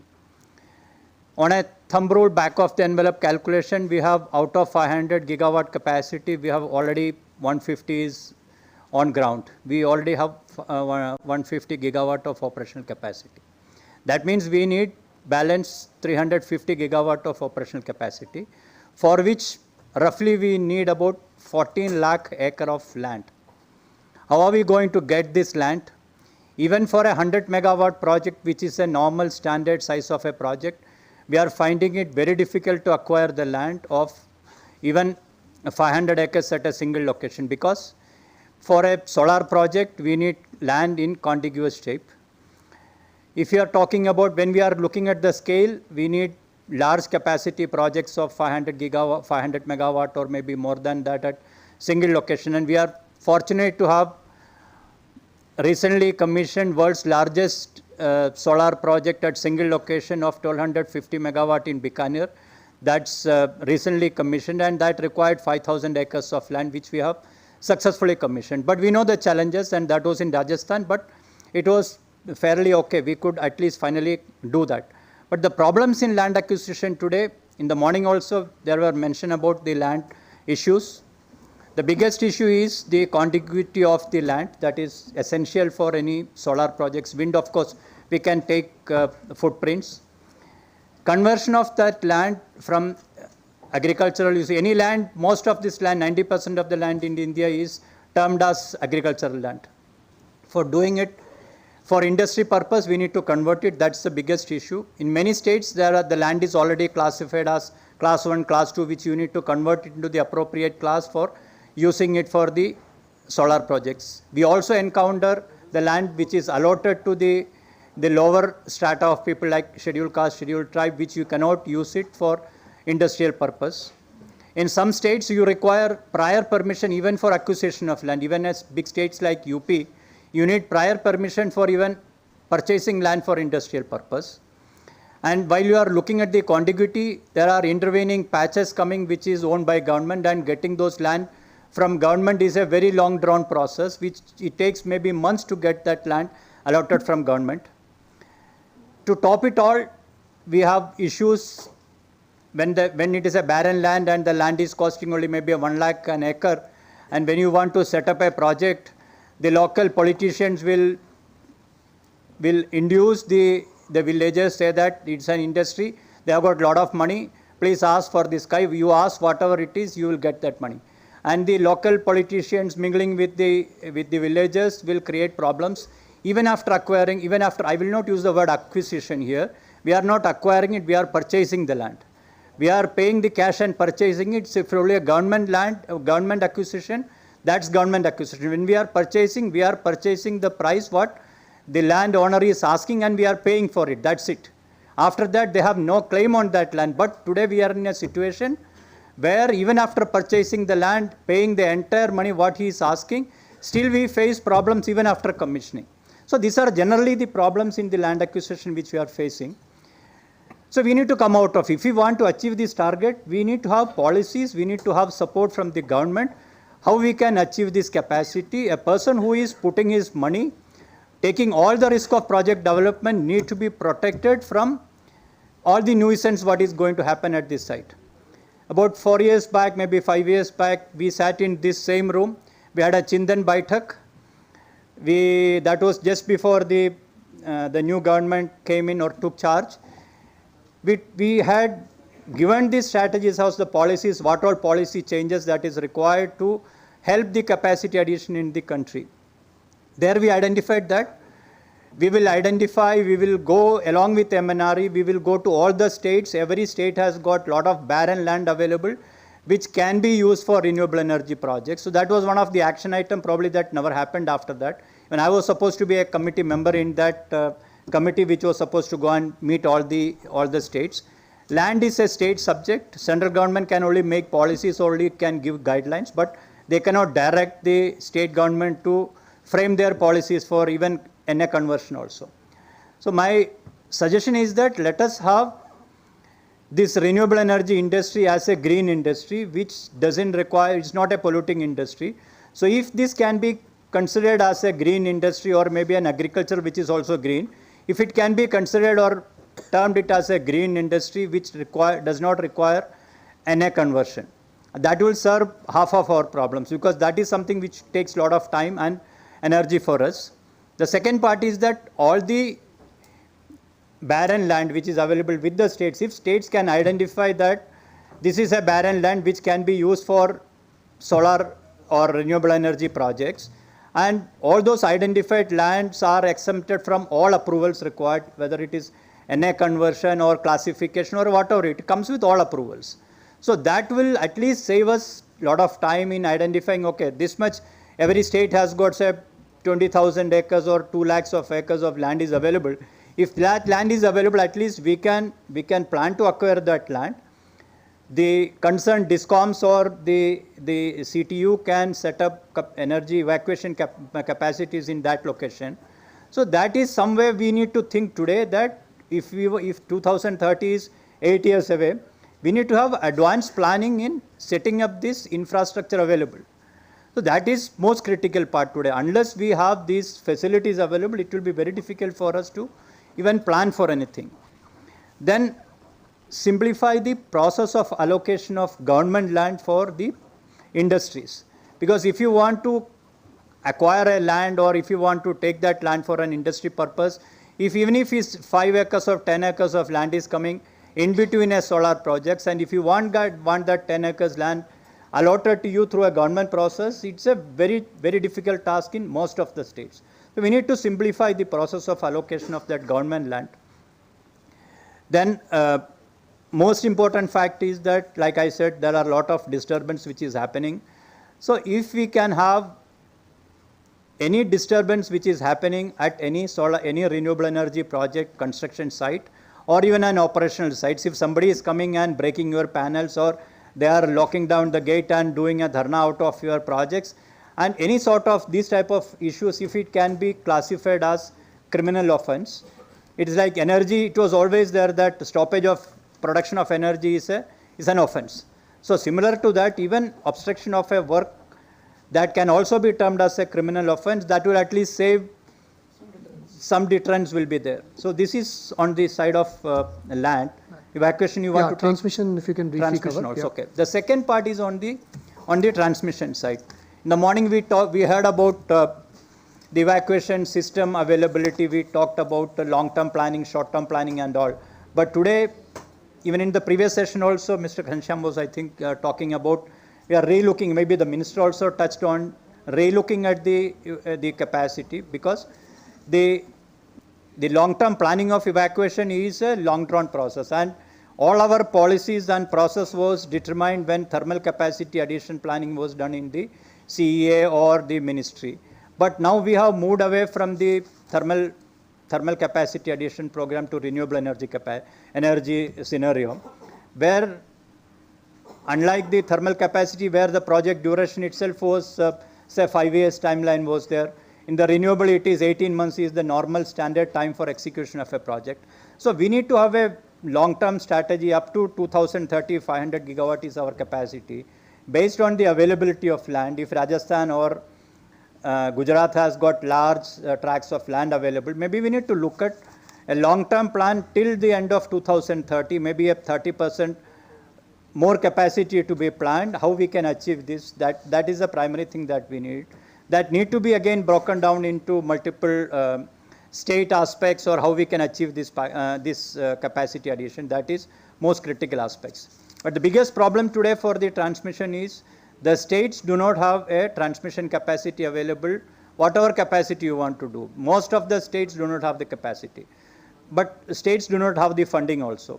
So we need to look at making the capacity in the states with a central assistance, like the center is supporting with all the VGF capacity, or they are also coming up with a lot of incentives, production linked incentives like that. So if central government can take up the capacity addition program, setting up transmission lines by the states, that would certainly help in achieving the capacity.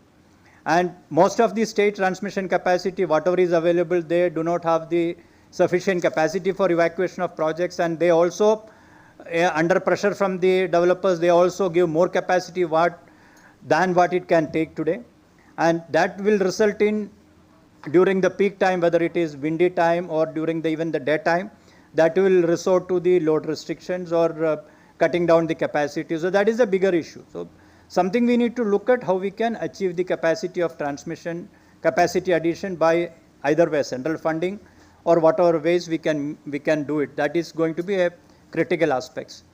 Another aspect where we can touch upon the reduce the load on the evacuation is looking at the taluk base or distributed generation system, which was also talked in the morning. Rooftop, I don't think that is going to add capacity. It can only support to a lower extent.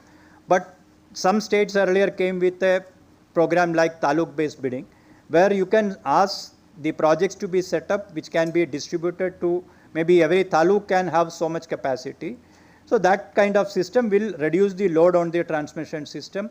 You don't need the capacity to be taken out of that district or taluk. So localized distribution network will certainly be supporting this. The last part and the most critical aspect, which was again touched upon in the morning session, was on the Indian Electricity Act and the open access. I think that would certainly help us in achieving our capacity. There is a lot of roadblocks, even though Minister and the Secretary also talked very good about giving open access, and that's going to be the policy of the government. Even though the central government is doing a lot of efforts in passing the Electricity Act, which provides the open access, and also a lot of policy initiatives are coming on the open access, but open access is again to be granted by the state governments. And today, I mean, we have got the new initiatives like green hydrogen and green ammonia coming up. That requires even a 1 MTPA ammonia plant requires about 5 to 7 gigawatt of projects to be set up. Where is the capacity and who is going to allow? And this is going to be 100% renewable. That means you cannot use any other power. You cannot use grid power. So 5 to 7 gigawatt for a 1 MTPA plant necessarily have to be green energy, for which banking is essential. The state discoms are bent upon saying that we will not give you power during the peak time. We will not allow you billing and banking facilities. So that is another major critical area to be addressed. So I stop it here. Thank you. Thank you both on land and transmission, particularly on the rules and regulations with respect to agriculture conversion, barren land, transfer of government land. Even on transmission, the long-term strategy, so that as the minister's vision that the transmission has to be ahead of the generation. He spoke about the general network access rules, also planning at both state and central level so that the curtailment of load does not really happen. And also importantly, the local energy markets, that is the taluk based bidding that you mentioned. So thank you for your comments, Kishore. We'll come back to you. Hiten, from a financing perspective, I wanted to ask you, the estimate is that the green energy transition will take roughly, give and take, $35 billion per year, right, to reach our target by 2030. And somewhere the current clean energy funding available is about, or which is there, is about 14 billion per year. So about less than half that amount. What is it that the industry or the policy and the ecosystem can do so that the green finance can be catalyzed and also in a cost-effective manner? Would be great to hear your perspective. Thank you. Clearly, I think Ganesh, you stopped watching cricket about 15 years back or so. All the players you named have retired at least 10 years back. I think a younger panel might have spoken about Pant and Virat Kohli and the likes, right? So, but I think just being the only perhaps representative of the financial sector or the banking sector, I think I would say that, you know, if any banker were to sit on this panel and hear all the challenges and whatever, even this $14 billion might come down actually. So you don't want to scare you. Huh? So the solution starts with fixing the underlying issues, right? I mean, you please understand when businesses start, you know, the equity upside typically, you know, Jain Saab is sitting there, you know, IRRs of 15, 16, 18 upward. That's typically what you try to set up a business for. When a banker lends money, all he's hoping for is I give you 100 rupees. You give me back my money with the 8, 9, 10%, of which 6, 7% I give to my deposit holders, right? So my upside is very, very limited. So I think that principal issue has to be understood, that the higher the risk, the less likely it is that anybody would like to make, you know, tenor bank capital available. I think that's one part. And it is not as if, see, I mean, all of us, I'm sure, are personally getting WhatsApps, text messages, emails, you are pre-approved for 5 lakh rupees, you are pre-approved for, that means the system wants to lend. I just want everybody to understand here that the system wants to lend, but it wants to lend against either visible cash flows, which is, let's say, salaries, and therefore, you know, as long as we think we will get salaries for the next 5 years, we'll give you a mortgage for the next, you know, whatever 10%. Or if you are into, you know, if you can demonstrate that you have sold goods, but the money will convert after 2 years, you know, so all those things. I think what is happening in this particular sector, and that's why this 35 to 14 gap, and we must fix it. Okay, collectively we must fix it, is we must fix the issues that Kishore has very rightly pointed out, right? Supposing I am part of the project, right? I mean, the equity has come in, typically debt will be minimum 2x of that, if not higher typically. But I have very low confidence or low visibility to when the land will be acquired. I have very low visibility to, during the process of construction, the kind of law and order issues that he alluded to. Because see, ultimately I lose more money than the equity holder in all of those cases. Thereafter then, let's say the project is going to come up and it's backed by, should be, you know, purchase agreements or power purchase agreements which are meant to be honored, right? Which are meant to be honored, and these are typically signed with state government entities.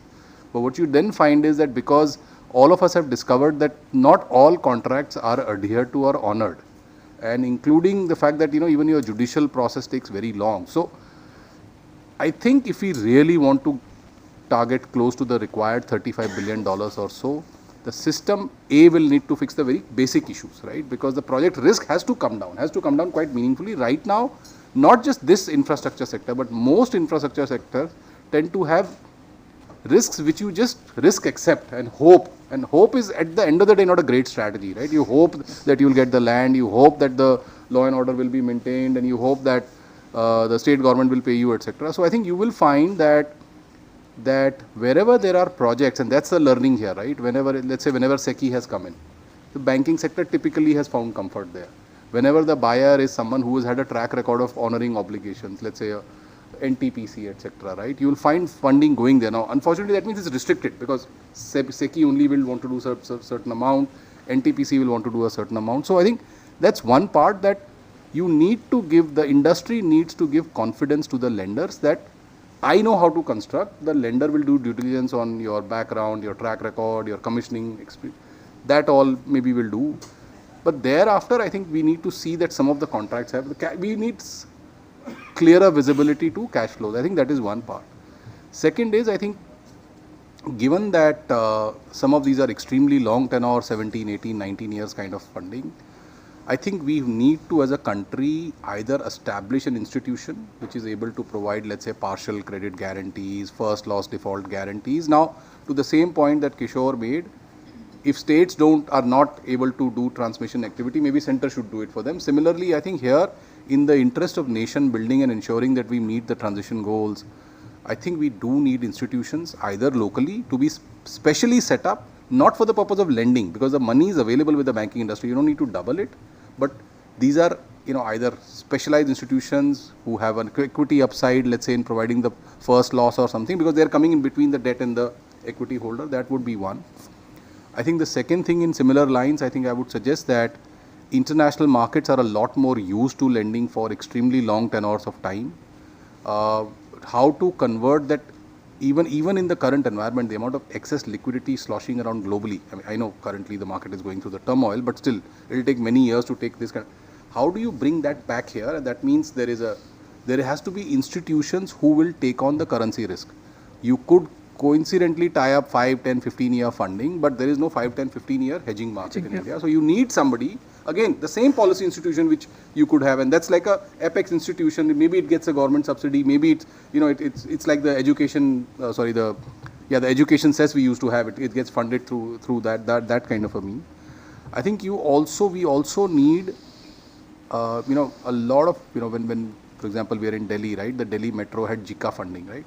And then, so we have ECAs of that nature around the world. I think it's time for India to consider a proper ECA, where you then say, okay, you are, there is some subsidized funding available for long tenors, and but you have to buy from my country or to sell within my country, or you have to do, they obviously all of these have a. And I think the last point I would make is that, yes, I am representing the banking industry here, but eventually the solution to the kind of funding needed, we are only talking about $35 billion for green. Yeah. Overall, we all know that the total amount needed for wider renewable energy and then for wider infrastructure is much higher. This is for the 17% that... Yes, exactly. So but at a wider level, I think we eventually need some of our EPFOs and pension funds and insurance companies to be just, they are taking direct equity risk. Please understand, we are used to either direct equity or bond market. There is an in-between market which should be available, where you come in with some kind of a, you take project risk. Project risk should be taken by long-term savers and with reasonable upside. I think finally I would say, before I hand it back to you, is that I think debt, given the kind of impairments that the bankers have taken, has been underpriced in India. I'm sorry to say this on this panel, but the reality is debt has been underpriced, it's not been priced appropriately, and so we all need to get prepared for more realistic bidding to begin with, right? That's where it will start from. That otherwise the assumption that bank loans will be available to you for 15 years at 6-7% or things like that, I think it can bite you later on. So I'll pause here. Thank you. Thank you, Mr. Dave. Since I know that you have to step out for another meeting, I thought a little bit I wanted to have a follow-up question. We did hear in the previous panel of shorter tenure PPAs. Now, assume that we come to you for funding for project which is a 5-year tenure, and we have to believe that 5 years later there will be a buyer. So, do you see that happening, or do you see what are the preconditions that are required before such a step, which is important from a market development perspective, but as a banker, how do you see that? I think again, if it's an operating project, which means we can have visibility to cash flows, there will be always a greater tendency to support such projects. What I as a bank, or I'm sure any lender would look at, is how am I going to get repaid, right? I mean, you might or might not find a buyer, but if you don't find a buyer for your goods or your electricity in this case, how will you repay me? Because the next lender will also want to see cash flows. So I think in cases like this, we will typically ask for additional covenants, the price flexibility at your end, and or do you have access to equity capital to bridge the interim, those kind of things. We already lend, and I met one or two people in the other room also, where we are lending, let's say, against a project that's going to take 15-17 years to commission, for 5 years, because that's typically the sweet spot for bank funding, on the premise that at the end of 5 years, come what may, you will find a term out buyer on the basis of commitments made by the industrial group, or on the back of our own assessment of the bankability of the project, because we think by that time enough milestones would have been hit to. So yes, it's not a black or white answer. It will depend case to case. It will depend on the track record. It will depend on the track record of keeping promises, plus the quality of the project that we think that naturally will find buyers, and your operating efficiencies that we expect you to deliver. Thank you for your comments. Sai Baba, we'll next touch on the solar manufacturing aspect, which is a great opportunity. I think it was spoken by Vipul as well, that's an opportunity for both creating jobs as well as to build the capabilities to become an exporter, net exporter. So we already had the first tranche of the PLI scheme, and we are close to the second one as well. So what is it that you think that can be done to reimagine the second phase and to accelerate this process? Thank you, Ganesh. Good afternoon, everyone. I think it's absolutely a great opportunity for India. I think we were all along have been talking about green electricity. Now we are talking about transition, of energy. There's a huge difference from electricity to energy. When you talk about energy, it of course, our friend here, green hydrogen is the topic of the day. Globally, everybody is talking about green hydrogen. I think, Kishore, the numbers what you have said, probably they will have to multiply 3 or 4 times the moment you get into green hydrogen. So we are talking about, if you have to meet just 500 gigawatt of target, we need about 280 gigawatt of solar approximately, with whatever we have done so far and whatever we need to do in next 8 years. That means you are talking about at least 20-25 gigawatt of solar modules have to be deployed into these projects to be able to meet your requirements of the country. To meet only the electricity target, not hydrogen target. The kind of numbers which are talking about on hydrogen, the backbone is going to be solar, more or less, because solar has become the cheapest source of energy out of all energy sources today. Globally, anywhere you take, because no other power source is able to give you a 2 rupees or 2 rupee 30 paisa or 2 rupee 40 paisa, with due respects to you, that's at 7-8% equity return or whatever it is, unfortunately. Maybe, if you add another 15-20 paisa to give a decent return, even then it is about 240-250 kind of a number, which is the cheapest source of power. So, adding this capacity of 280 gigawatt, I don't see the challenge at all. It is definitely going to happen. And on top of that, another 2-3 times it is going to, we need to add, to meet the hydrogen requirement. The challenge is whether we have been importing equipment. Entire solar equipment, 90% has been imported all along, all modules from China. Most of it is from China. And what is the cost associated with that? If you really look at 50 gigawatt we have imported and the entire equipment is imported, and we are importing close to about 12 lakh crores worth of energy into the country every year, which is likely to go up to 25 lakhs or so in next 5 years. The projections are saying 12 lakh crores what we are importing. So solar equipment is being imported. Instead of importing energy, you are importing solar equipment. It's one and the same. There is no other variable cost which is involved. It's more or less we are importing, the entire money is going out of the country in the form of solar equipment instead of energy resources import. So we need to change this. We need to create jobs. We need to be self-sufficient. We need to be Atmanirbhar, whatever it is. And we need to attract technology. We need to become self-sufficient. How do we achieve this? The challenge was we have missed the train long ago. 2005 to 2010, if you take, I don't know how much you know about Tata Solar. Tata BP Solar was one of the 1980s onwards it is there. We had technology with us. But when solar revolution was started happening in 2008, unfortunately we didn't scale up our manufacturing at all. We believed importing. All along we have been believing importing.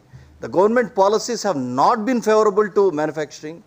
China was giving a tremendous amount of benefits initial phases, 5-10 years, supported a lot to build their manufacturing industry there. And they have become, the scale economies have come in and they have become extremely cost competitive today. So if you talk about 280 gigawatt or you talk about another 700-800 gigawatt kind of a thing, just to meet the targets up to 2030, you need to spend close to about $50 billion of worth of imports. $50 billion just up to 2030. Just imagine what kind of monies we are going to send out of this country. So it's not a solution. We need to build the industry.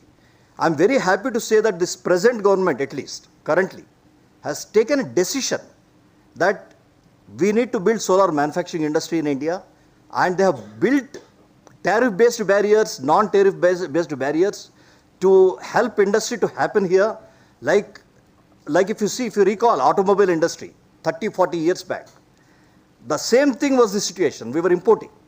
So they have put the tariff-based barriers, non-tariff-based barriers over a period of 20, 30 years. The industry got built. And today Indian automobile industry is competitive to global and it is exporting out of the country. The same situation is there with solar, and I'm sure we are getting there with the government policies. One is PLI. First PLI has been already rolled out, and there is a BCD, Basics Customs Duty, has been imposed, and on both on modules as well as solar cells. That with these barriers, the industry is really started happening. There is big announcement you have got. Reliance Industries is getting in a very big way, and of course Adani has announced big plans, and of course all we manufacturing companies, last 15 years we have been in this industry, we have scaled up our capacities by twice in the last 1 year, and we are increasing it by almost 3 times in next 3-4 years. This is the plan. So it's excellent. The PLI, whatever has been done, is phenomenal, and it helped the industry. But very important thing is next phase. It attracted only 3 or 4 players. The kind of a capacity is what you are talking about. We need close to about 20, 30 such large manufacturing industries to come here. For this to happen, we definitely need to get the second PLI, which is already announced 19,500 crores. Actually, there was a provision in the first PLI itself. They have waitlisted. The extent of applications which have gone in were close to about 50 gigawatt of manufacturing capacity. So initially they cleared close to about 5 gigawatt kind of a capacity so far. There are waitlisted players. The original intent of the government was to clear the waitlisted players, and it was announced. Unfortunately, that has not been implemented. Now they wanted to go for new bidding or whatever it is not required. It definitely, what we recommend is clear all the world waitlisted players and keep going. I think a huge opportunity, so we are all excited about, after 10 years, 15 years of wait, things have started happening. Thank you. Thank you, Sai Baba. Thank you very much for that excellent perspective and the really bright prospects for solar manufacturing, both with renewable energy as well as the RE required for hydrogen. Thank you for your perspective. I'll go to Vivek. Hydrogen, we did hear quite a bit from Sai as well as from the earlier speakers on hydrogen. It has a very, very huge role to play in the hard-to-abate sectors. So your organization is setting up a gigafactory for electrolyzers with Greenco, and I believe it's to be one of the largest outside of China. So can you talk a little bit about how can we make green hydrogen competitive in the near future? Thank you. Okay. So good afternoon, everyone. I don't know whether you all have noticed, but this is such an important topic that we have a godly panel here with Ganesh, with Sai Baba, with Somesh, with Hitendra. I'm the only human being here, and I'm going to give you perspectives as a human being. The topic of energy transition, green hydrogen, obviously is extremely important in this journey. The company that I belong to, John Cockrell Group, has been in existence for over 200 years. I don't look that old. The company has been in existence for 200 years, and the mission of the company is to meet the needs of your time. In order to stay relevant for the next 200 years, we have decided to focus on energy transition as well as the topic of renewable energy. So every day I open the newspaper and there is somebody or the other announcing something, but we believe in doing it. We are the #1 electrolyzer manufacturer in the world with 33% market share, and we intend to invest heavily in India. As you mentioned, the joint venture that we have announced with Greenco is one such example of that. Now, being a human being, I like to analyze every problem in a very simplistic way. What do you need to make green hydrogen, and what are the challenges that are there? Obviously, the first one is that of land, which I think, Kishore, you adequately, address that. But you need a 24/7 supply of renewable energy, and I think that's where, as Sai was saying, I don't think we need just Shraddha and Saburi. We need Shraddha and impatience, actually, in order to accelerate that transition. You need water supply, because when you're doing electrolysis, you do need water supply. And in a country like India, you know that that could be a challenge at times as well. The next comes the cost issue, which is what Ganesh, you asked me about. And if you break up the cost of green hydrogen, you know, there is a component that's related to the stack, you know, that is the electrolyzer related cost.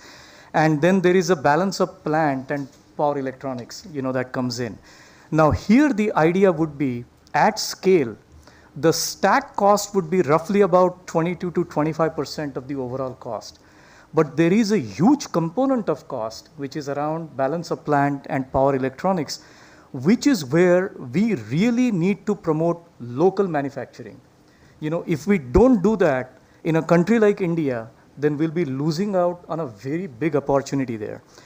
Last but not the least, you do have the issue of transportation and storage, because hydrogen is highly inflammable. And there are challenges associated with that, and you need to analyze that equation as well. So taking the cue from this morning from the ministry, they are all talking about 5 things that we need to do. I'm also going to propose 5 things today. First and foremost, for a country like India, we have immense talent here. We have immense technical power. We need to invest in R&D heavily to harness that power. Without that, without the innovations, we are not going to succeed in solving this issue. Point number 1. Point number 2, we do need PLI schemes very aggressively for setting up the electrolyzer manufacturing in India and also green hydrogen manufacturing in India. If we don't do it quick enough, this train has already started and will be left behind on the station. The third factor would be there would need to be import duty concessions, you know, for importing noble metals, because, you know, you do require that as far as electrolyzer manufacturing is concerned. Fourth topic, obviously, is the low-cost financing that Mr. Hitendra also alluded to. But we do need to attract foreign direct investment in order to help accelerate the growth of this manufacturing in India. And last but not the least, I do believe that we do need to create hydrogen, rather green hydrogen purchase obligations and create the markets as well. Unless we do that, we will be only dealing with the supply side, but we need to create a balance with the demand side equation as well. So Ganesh, those would be my 5 humanly points. Okay. Thank you. Thank you very much. I think these are excellent points, Vivek, for taking it forward. Very clear. Thank you very much. Gautam, I think the fact that storage will play an important role is an obvious one, and to that extent, there's been a lot of discussion on the quantum of storage required for 500 gigawatt aspiration, and I think CA has projected that it needs about 27 gigawatt of battery storage by 2030.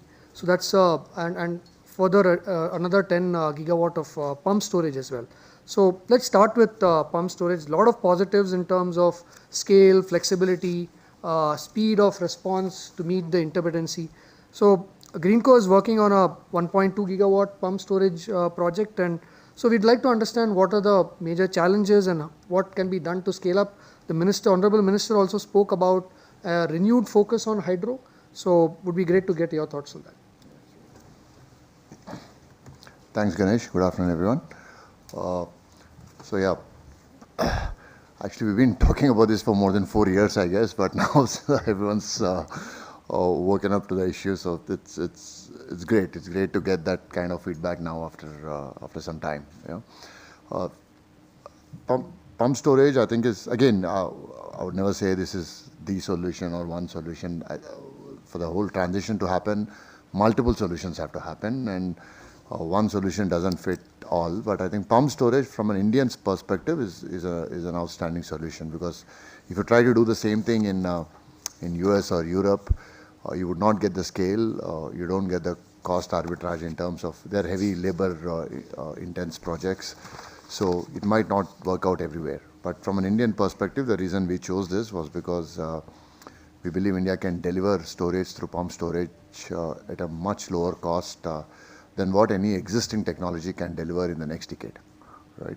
Now, new technologies will come, things will change, and that will be great for the transition. In fact, they have to come, because 27 gigawatts and 10 gigawatts really is not going to be sufficient storage. It's actually quite, it's just an encouraging thing that the government wants to push through, but what the government also realizes and what the industry realizes is we need a lot more storage for deep decarbonization to happen, right? Just to a little more perspective on that, when I talk about decarbonization, deep decarbonization, just to give a little more depth on that, 80 gigawatts out of India's let's say 210, 207, whatever the number is, consumption today happens in industry, right? With most of it being captive coal industries, right? Okay, whether it's the big steel or aluminium or what it may be. So these industries are actually the most intense emitters of carbon, right? And if you really are serious about tackling deep decarbonization, we will have to go and tackle it there. Now, at the same time, these are very cost-conscious industries, right? Today's prices of aluminum or steel need to be set aside because that's not how they generally operate. They eventually need a solution where you are going to replace captive coke with a power solution, green power, continuous green power solution that can cost effectively make those industries work, right? And for like a smelter, you cannot shut down for a microsecond. It's that critical there, right? Okay, so that's where I think the pump storage comes in India. In fact, more than even the discoms or the utilities, I think it's the industry that really needs this solution to happen, right? For effectively delivering on decarbonization and a cost-effective solution for power. Challenges, of course, are plenty, but they're being solved now, right? Of course, like with any big-ticket infra, land, enough has been spoken about land. Land is always going to be a big challenge with these industries, with these pump storage projects. A typical pump storage at the one, we're building 4 actually. I mean, the first one is hopefully getting commissioned by end of next year, but we've got permission for a couple more. We'll be starting soon in Karnataka and Madhya Pradesh. Typical size is around 1,500 acres just for the storage part. And then now to build the solar and wind associated with it, 3-4 gigs typically requires 12,000, 15,000 acres. So that's, now the government has made it easy, thankful with the new policies that you can actually wheel in power and wheel out power without any transmission charges, but heavily land intense. So one of the ways I would believe this could be tackled is really deal with it like how the roads industry is being dealt with. The government can actually identify these sites, right? And maybe do 90% of the acquisition and then give it to the person who's willing to put the money in and get this thing done. That would really ease up, especially on the forest land, because most of pump storage projects typically they don't come in agricultural areas or urban, close to urban areas, right? But every land in India which is not agricultural urban is forest, right? Even if you don't see a speck of trees there, they are classified as forest in the rule books, right? And then to transform a forest land is a nightmare, right? So it's a 2-year process. So that's a challenge for the whole industry, right?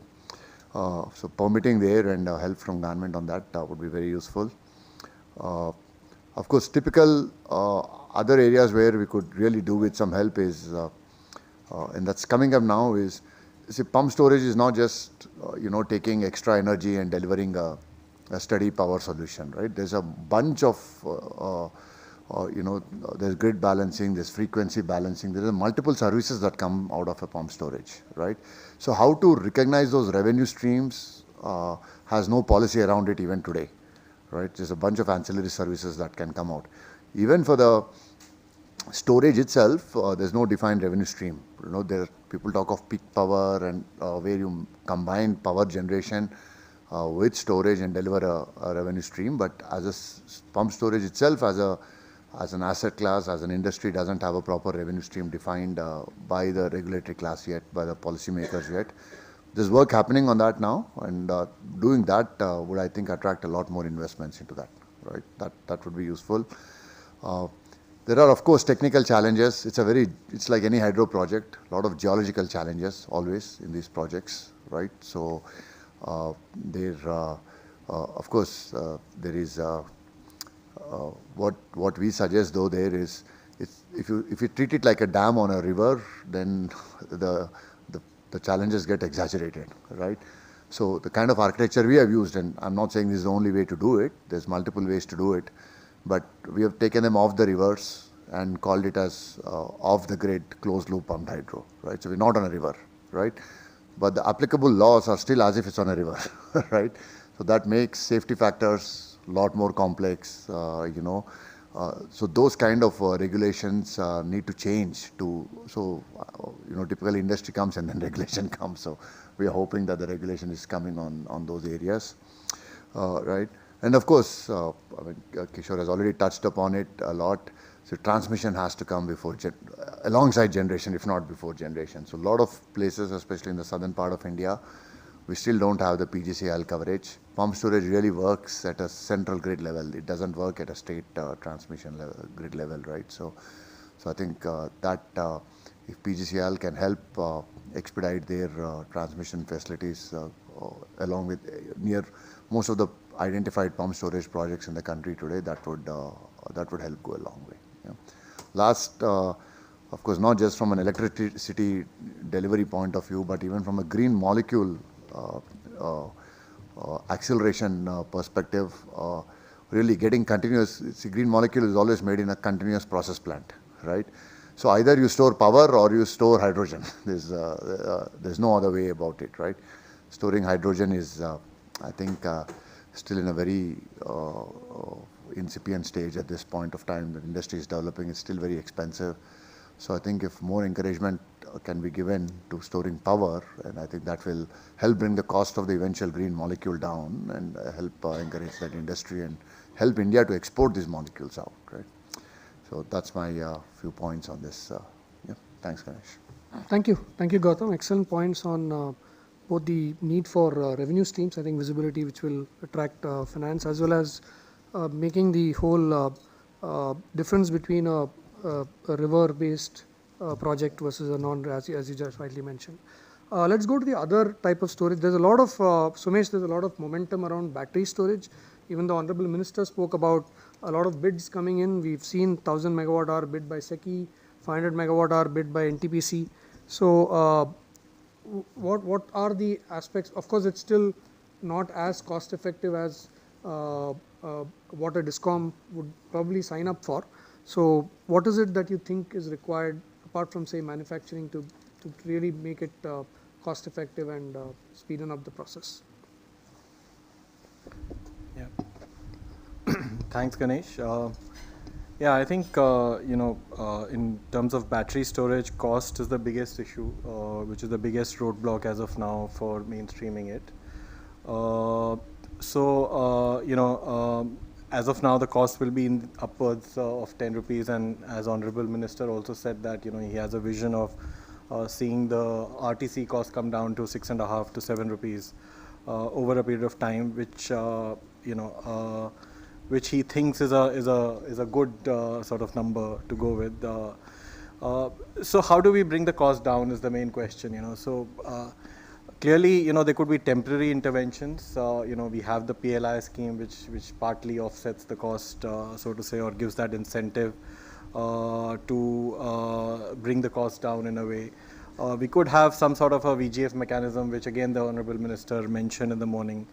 But these are all temporary phenomena, I would say. These are not something which is permanent. This is not something which is sustainable or viable on its own. So we need to ultimately reach a point like solar did, where it's viable on its own, without any artificial sort of mechanisms coming in. So one, of course, is the scale. I think, when the scale increases over a period of time, then obviously that brings down the cost, and that's what we saw in solar industry as well. So if we can somehow provide a greater certainty about the scale of battery projects or battery storage projects that are going to come in the next couple of years, then there will be greater thrust of industry to sort of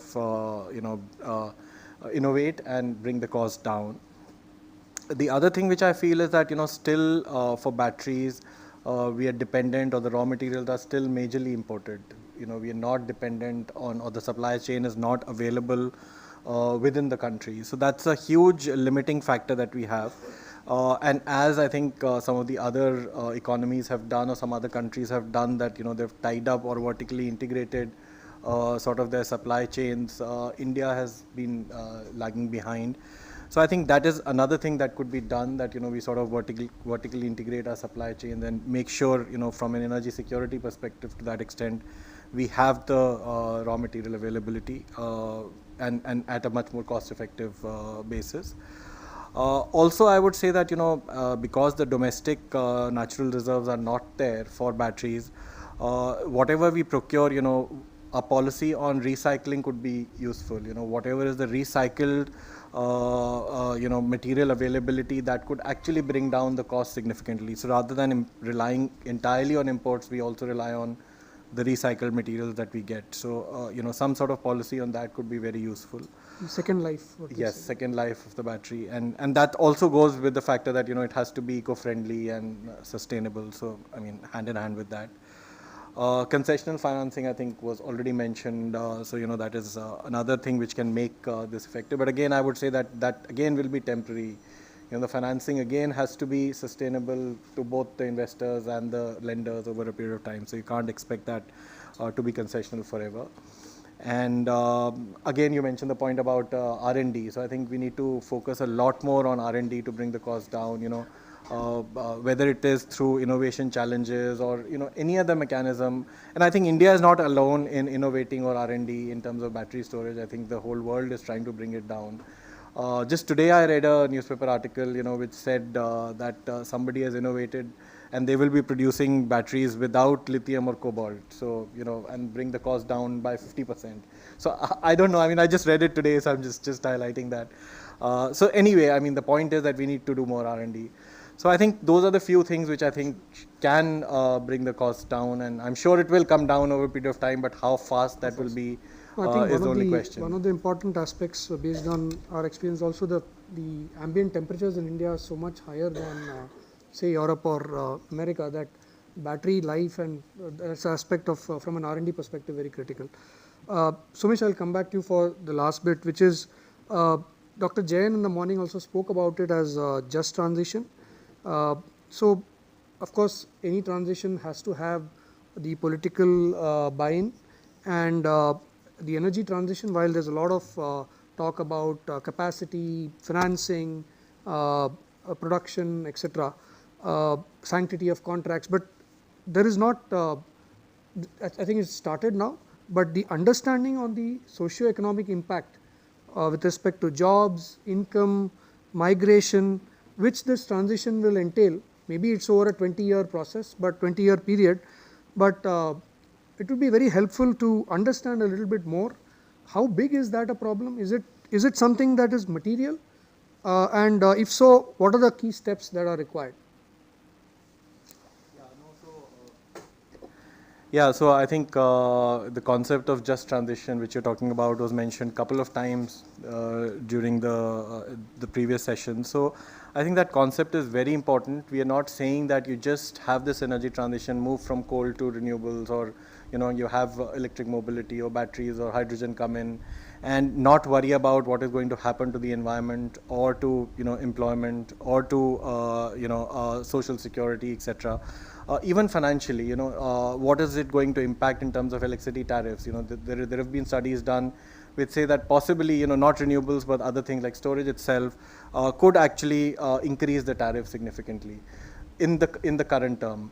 So is that something which the country can afford at this stage or not? So I think all these discussions are going on. Just transition is a very important aspect.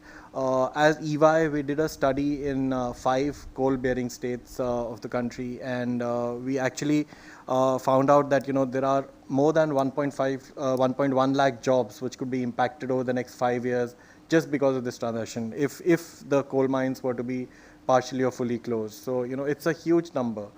And what we are also saying is that renewable industry or the alternate energy, new energy industry could actually result in significant jobs also. But does it mean that the people who are going to lose the jobs on one hand are going to get the jobs on the other? That's the whole question. So it has to be just in the way that, nobody is actually disadvantaged. So there could be, various measures by which this could be addressed, but then there has to be a concerted effort to address this. Right now, when we are talking about this transition, we also have to talk about what are the impacts or adverse impacts which is going to create, which needs to be addressed.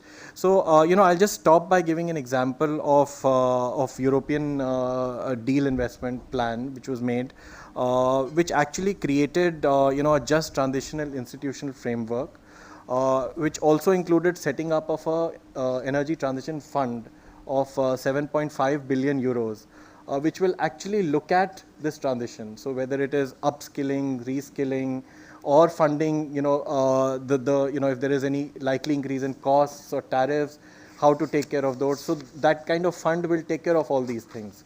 So, even in India, we should actually consider setting up some kind of an institutional mechanism, particularly for the states, which are going to be more severely impacted because of this, or where the population is going to be more severely impacted. And also possibly look at setting up a transition fund, I would say.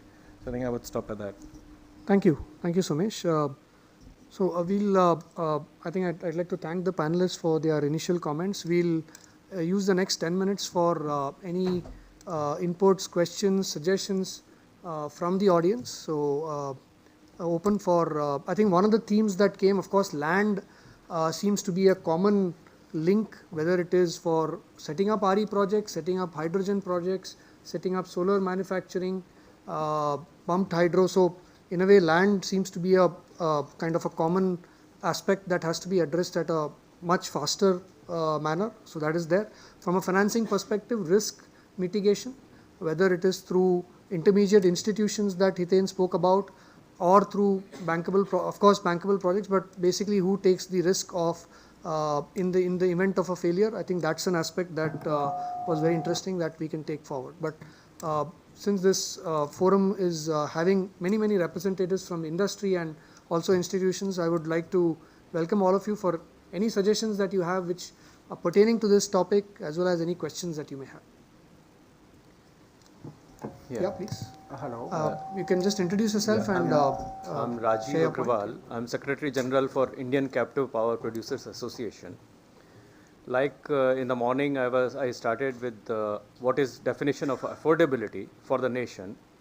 Now, to my mind, this whole gamut of RE based on even a single penny import is non-affordable for the nation. As Mr. Sai Baba was also mentioning, that we have to first create a capacity for indigenous manufacturing even a single pin. Without that, if we are going ahead with this RE business, what gains we are actually going to do? Because whatever gains we are talking, there is another side of it, which is recycling. Whatever pollution which is happening behind the curtain. Now, these are the two things which nowhere in the policy framework I have seen discussing. And what is the cost of that? And how that cost is getting offsetted? Like suppose if we take a very basics of battery.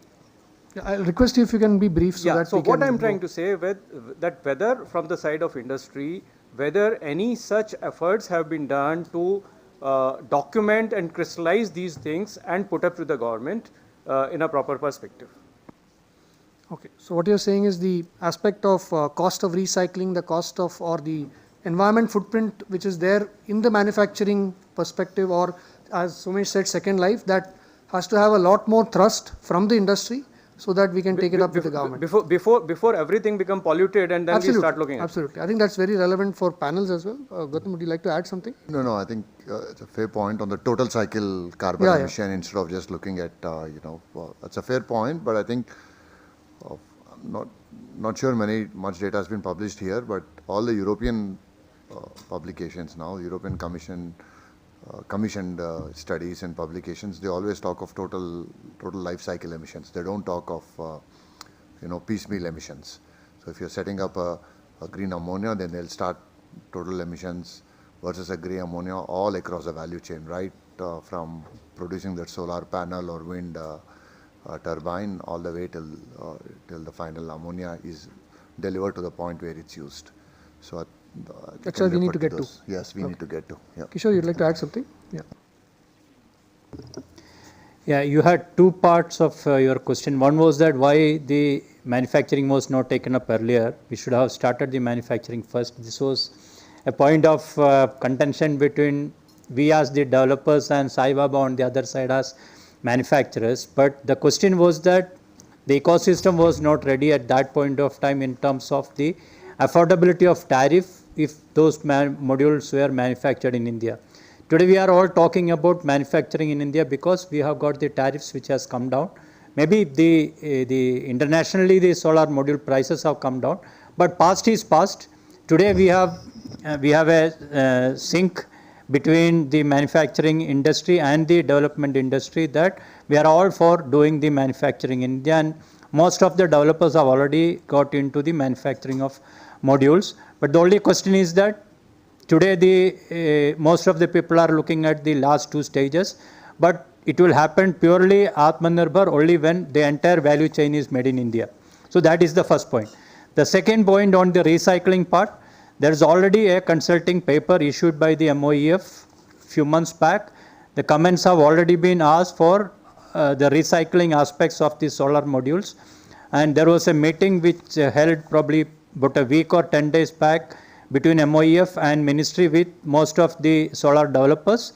Action plan has already been drawn. Probably this is in the public domain.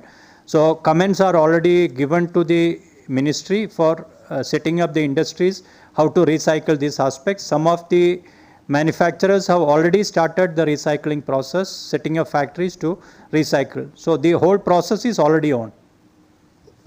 Thanks Kishore. Yes, please. Hello. Yeah, hi. This is Bharat Parekh. I head the power and the ESG research for CLSA in India. One comment and one question, if somebody can help me. The comment is basically in the morning we heard about the cycling of the thermal power plants and to go down all the way to 40% and all that.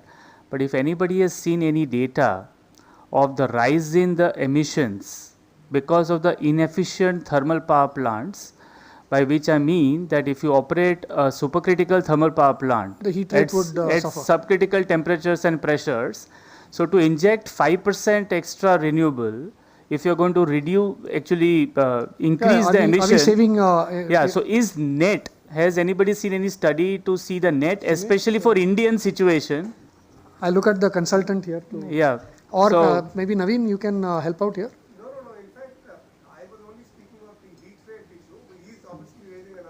Higher order issue of yeah, and India is a very specific, it's not Germany here, because we have got a very fresh newly built supercritical thermal power plants which unfortunately never saw 85% utilization, which is where the efficiency really comes in. Right. So like like headless chicken, we are all running behind that one dream, which is great, but maybe this is something to really think about and do some study and get the numbers in front of us, which will help us to decide. Maybe the decision will be the same. And second, that's something which we should see. And secondly, if I can know, say from Mr. Reddy, so congrats on the PSS and the kind of scale and the size we are talking about.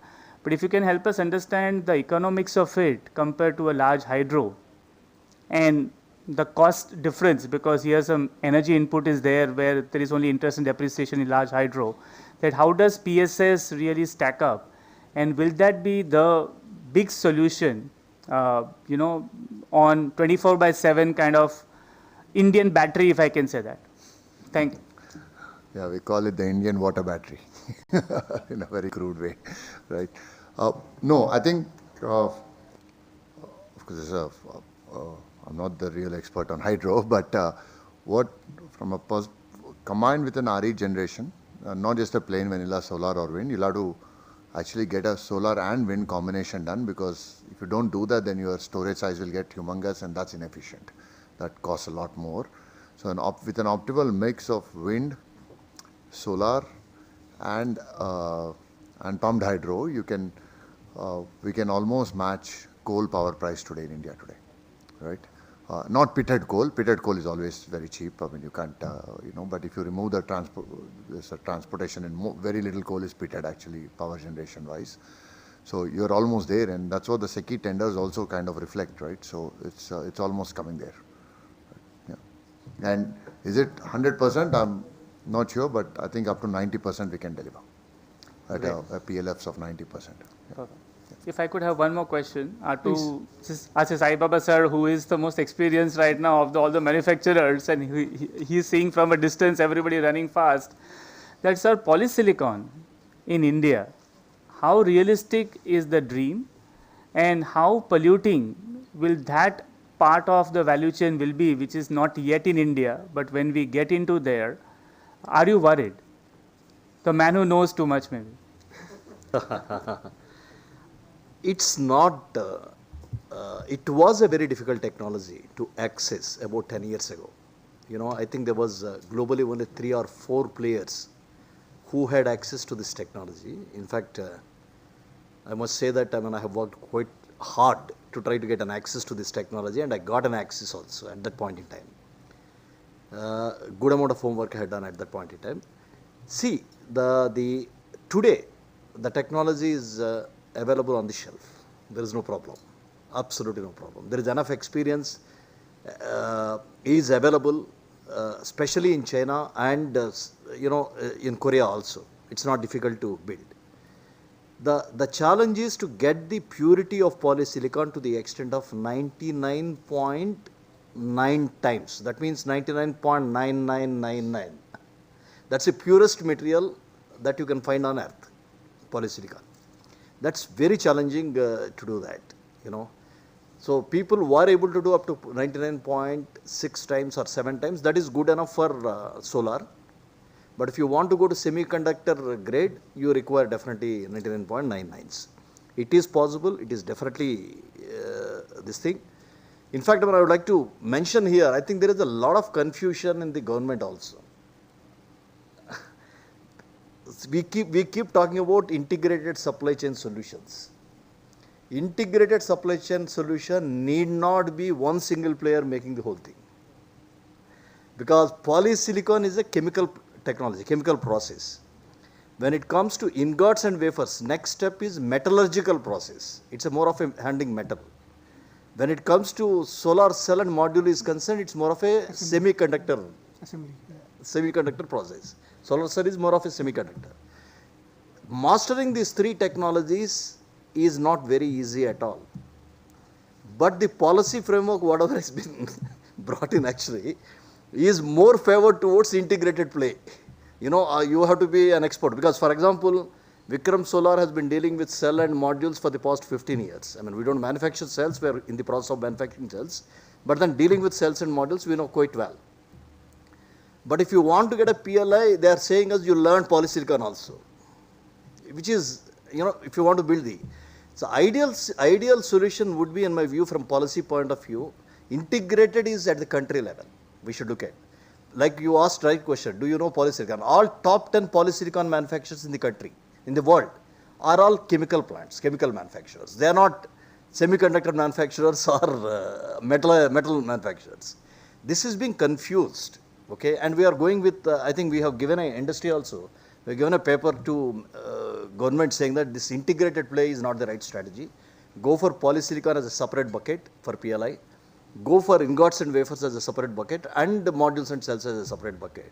I think that's being considered, hopefully. That's accepted also. That's accepted in the new draft. I think they have segregated. No, they're segregated, but still a larger portion of PLI is still earmarked for integrated. Integrated, unfortunately. Thank you. Thank you, Bharat. Any further questions? Yeah. Good afternoon, everybody. Can't see. Okay. Yeah, please. Yeah. Thank you. Good afternoon, everybody. My name is Baby Pant. I am working. Be a little louder, please. Can't hear you. Yeah. Good afternoon, everybody. My name is Baby Pant. I am working in the area of sustainability and climate change. My question is to Mr. Sai Baba.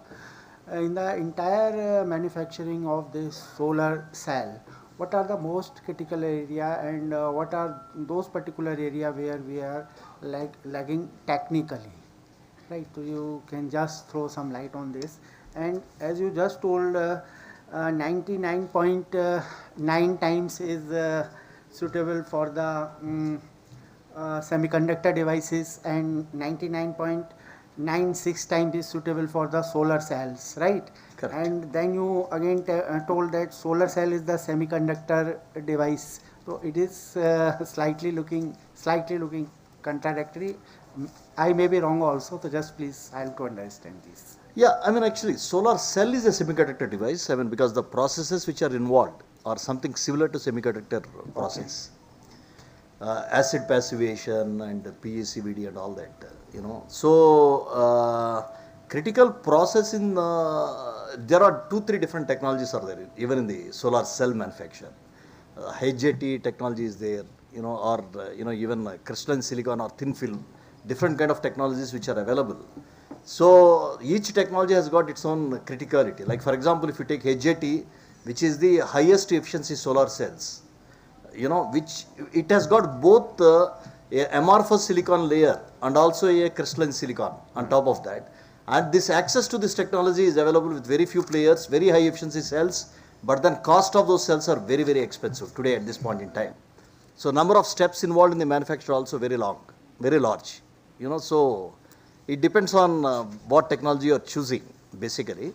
I said I mean 99.9 times is for semiconductor, 99.69s, you know, that means 99.9999 like that 6 times is for solar cells. That's how it is. Thank you. My last question, if there is one. Yeah, please. Hi. So, sir, this is Dinesh Kadam. So, I am from a banking industry. So, I have been listening to the conversations which have been going on since beginning, since the morning, and you know, everyone is having a lot of enthusiasm in terms of the growth plans of the RE sector. But sir, when we are talking about, you know, almost 25 gigawatt per annum additions going forward, you know, that will require that much kind of financing also to, you know, help that growth to happen. And also at the same time, what I understand is that, you know, there is a protection required for the domestic industry to grow and to support the RE growth in India. You know, that protection also includes the duty structures like BCD, etc. But because of that duty structure, now these are the overall, you know, economics of the projects have a little bit changed, and the tariff levels required to support those projects have gone up. So from a lender's perspective, sir, you know, unless those tariff levels are seen in the market, so for me to lend to those kind of projects, you know, little bit becomes difficult. So as on today, I am facing that challenge. So how the industry is planning to address that challenge, that is one. And secondly, from the, you know, lowering of the cost of financing perspective, can we look at increasing the limit for classification of the priority sector lending for the renewable sector? Because today, if you ask me, it is only 30 crore. So if a project has a debt which is over 30 crore, then it will not get classified. In fact, zero amount will get classified as a priority sector. So when we have such a scale, and you know, almost all projects are now at least 100 megawatt and above. So that way, you know, no project qualifies for that PSL unless it is a rooftop project. So that is another point, you know, whether we can look at increasing that ceiling to a, you know, substantial level. These were my 2 points, sir. Okay. You would like to take it? Yeah, Gautam. I can start off. I think what will happen is, in all these conversations about costs, I think the fundamental missing point is the cost of carbon. See, the world has to pay a cost of carbon, which depends on which study you look at, is running into trillions of dollars, right?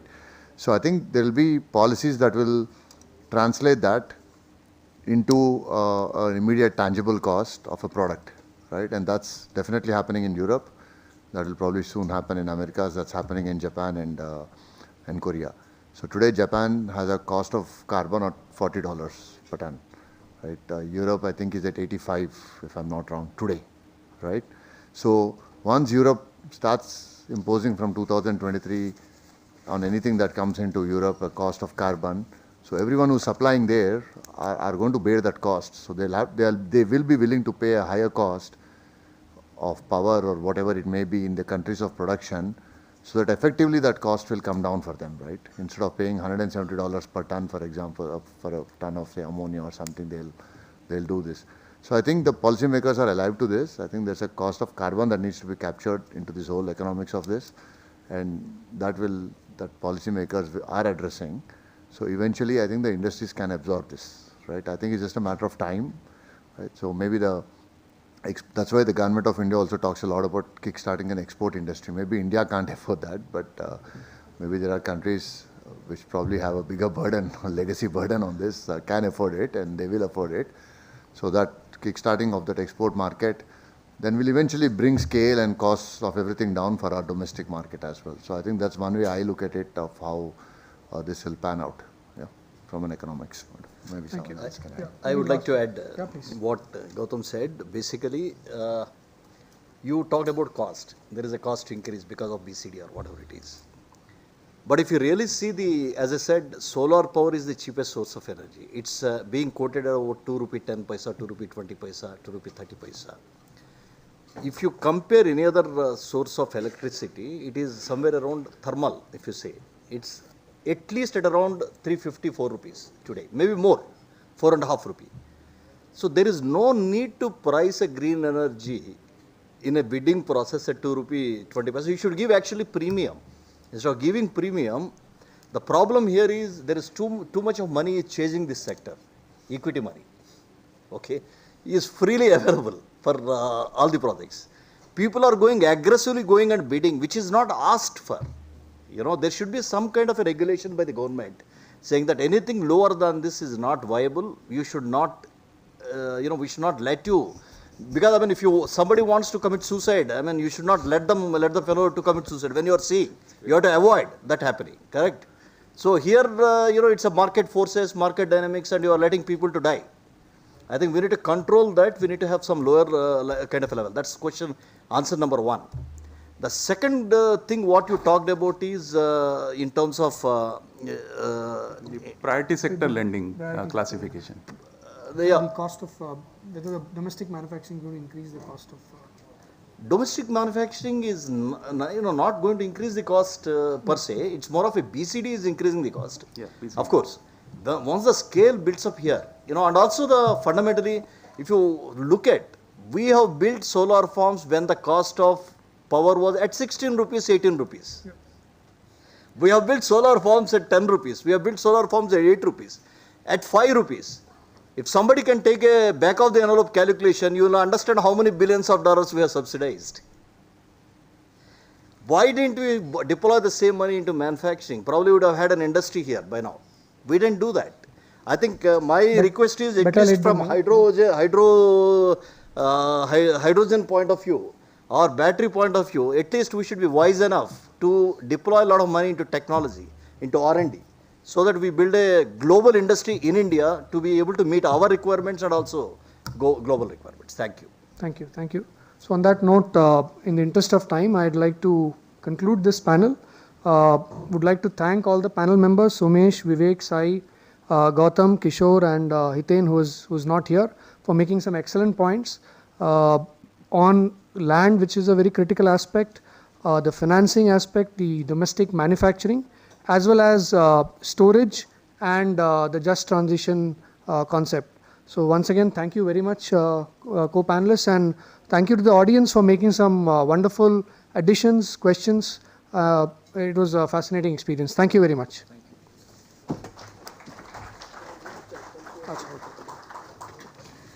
Thank you so much, sir. It was an enriching and insightful session. We have shifted the tea break after technical session 3. We request you all to be seated here. And now I would like to hand it over to my colleague Namrata. Thank you. Thank you. Thank you, Gautam. Okay, nice meeting you. Thank you, Kishore. Thank you, Sai. Great.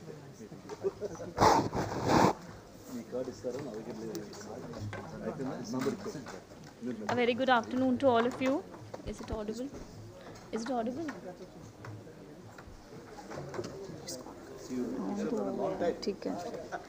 A very good afternoon to all of you. On behalf of FICCI, I welcome you all to this technical session on demand planning for India's economic growth and RE transition.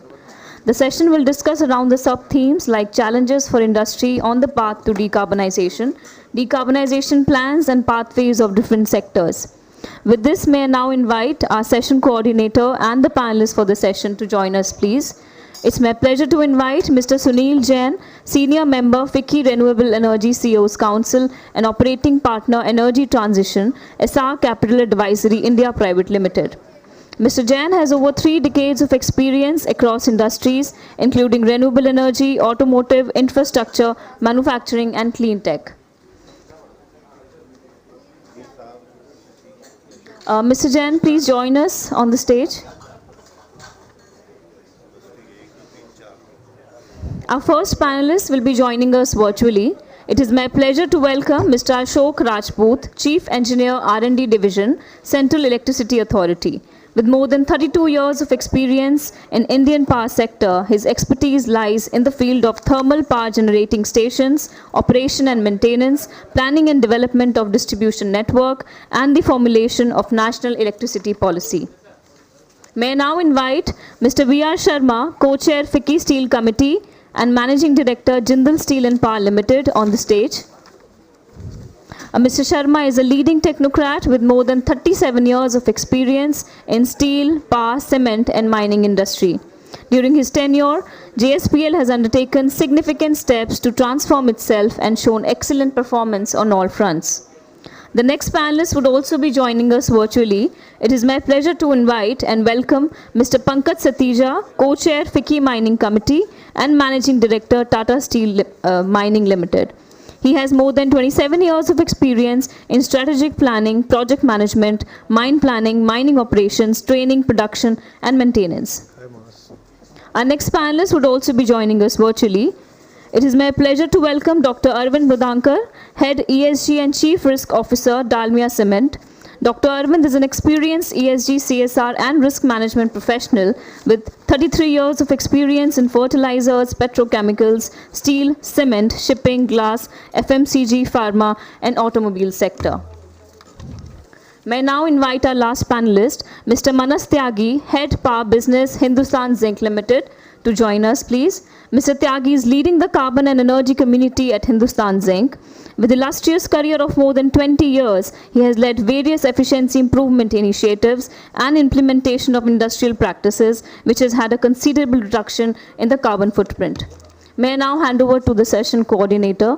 Over to you, sir. Good afternoon.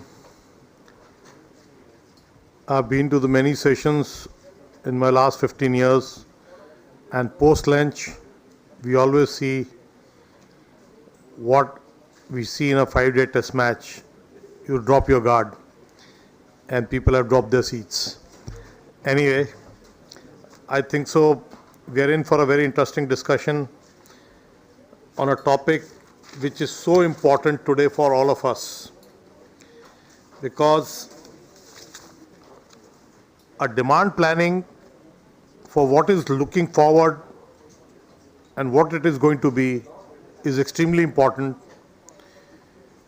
And if the demand is going to rise, how are we going to transit to a RE basis energy, considering that we are still struggling to meet even the current demands through RE?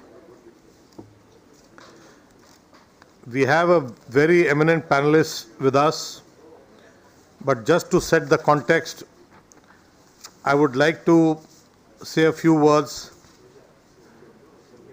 India in next 10 to 15 years is going to add almost 13 cities equivalent to Mumbai. And Mumbai, if we add 13 cities like Mumbai, you can understand what is the kind of demand we are envisaging for power and energy. And when I say energy, I don't look at only energy from power, but I look at oil and gas also. Having said that, India's GDP is expected to grow anything between 7 to 8% year-on-year basis. I'm taking that as government's gospel truth. What happens, I don't know, because there are many slips between the cup and the lip. You can have always Ukraine crisis type of things. But assuming if that happens, the elasticity of demand of electricity is earlier used to be 1:1.2, means if your GDP grows by 1%, the energy will grow by 1.2%. Today it is, let's assume it is 1:1, because you've got a lot of energy efficiency creeping into the systems, and we've got all LED lighting, and therefore the demand is 1:1 on a GDP growth. But keep that in mind that this will be ways that we'll be turning into a more robust manufacturing economy compared to a service-based economy what we are today. Today our 50% of the GDP comes from service industry. And with government's push on manufacturing, we believe that we will have more demand for electricity. Now, if all this has to happen, there is a study that by 2040, India's demand would expected to be 15,280 terawatt hours of energy requirement, which by today's standards could be almost 10 times by 2040. Now, if that is the case, how do we decarbonize? How do we transit from this demand to a next level demand? I'm sure the CEA, the gentleman who is with us on the panel, would throw some light. But having said that, we are adding renewables almost, say, 15 gigawatt every year. The requirement to add is almost 40 gigawatt every year. Now, do we believe that the renewables alone will solve the problem, or the new forms of energy like hydrogen, biofuels, will they be adding to the push what we are pushing for energy transition? So let us first come to our first speaker, and I am requesting Mr. V.R. Sharma, who is the Managing Director for Jindal Steel and Power, to talk about what they are doing in steel, which are probably one of the sectors which are hard to abate. And obviously people have been started talking about green steel. There have been a lot of displays of bars, something like a gold bar, that this is a bar which is made out of green. So need to understand from Mr. V.R. Sharma how you are going to transit to a more greener steel industry. Thank you, sir. Thank you very much. Good afternoon, ladies and gentlemen. It is a very interesting topic today and a very hot topic in the world. How to reduce the overall CO2 emission, how to make country as net zero emission country or net zero carbon by 2070. Honorable Prime Minister has a great dream, and he has charted out a policy that how the journey will be. In the meantime, we have to see that whatever the steel we produce, that should be affordable. You have seen that steel prices, when they go up, then create a lot of problem for the common man, and the projects, construction sites, they are in trouble if the steel prices are up. So today, when we speak on hydrogen or the clean fuel or making green steel, that means people are working only on two areas. One is renewables to green energy, then green energy to green hydrogen, and utilizing green hydrogen to produce steel. It's not that easy as we speak, because the technology is yet to be developed. Technology is yet to be developed on commercial basis, and still we will have to be dependent on carbon, because when we produce steel to renewables to green hydrogen, then we need again energy to reheat the hydrogen to a level about 1000 to 1200 degrees centigrade, and finally we have to inject into our DRI kilns to produce sponge iron or HBI.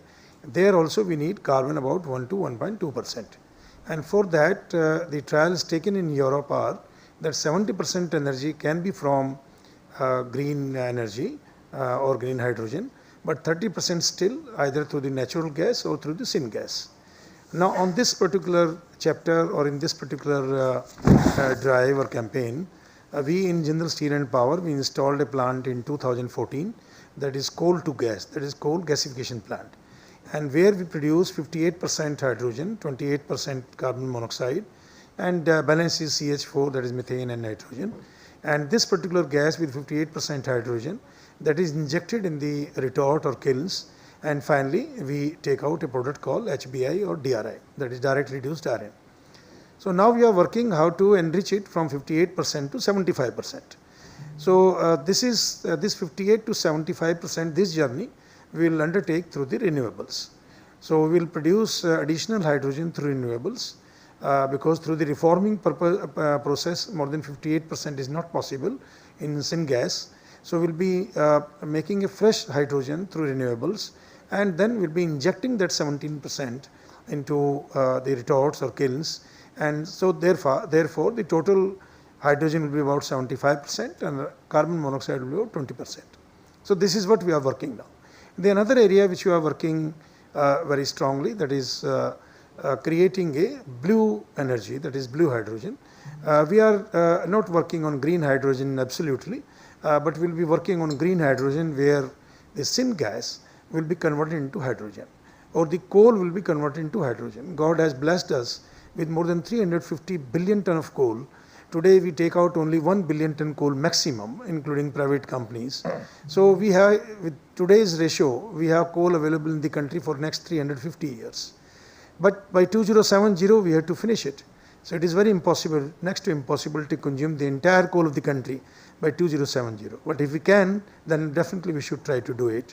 And we will be saving trillions of dollars in terms of non-import of crude.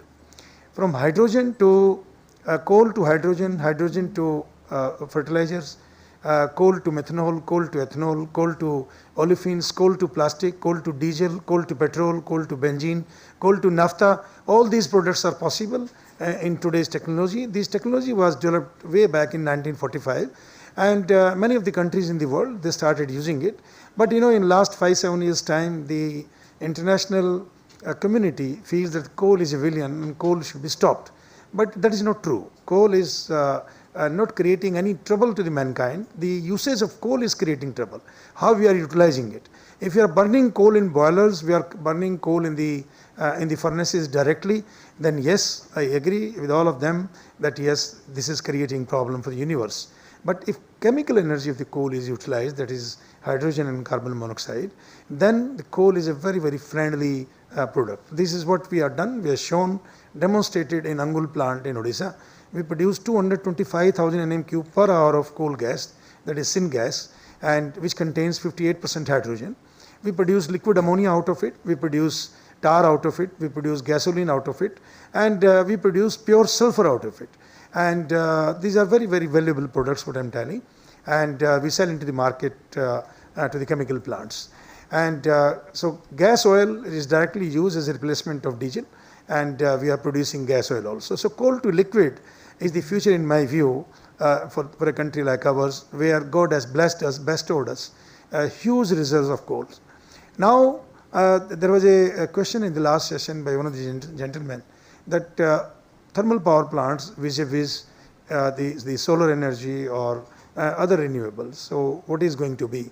The thermal power plants today, yes, it is new generation thermal power plants with the subcritical, semi-critical and supercritical. So these power plants are very effective.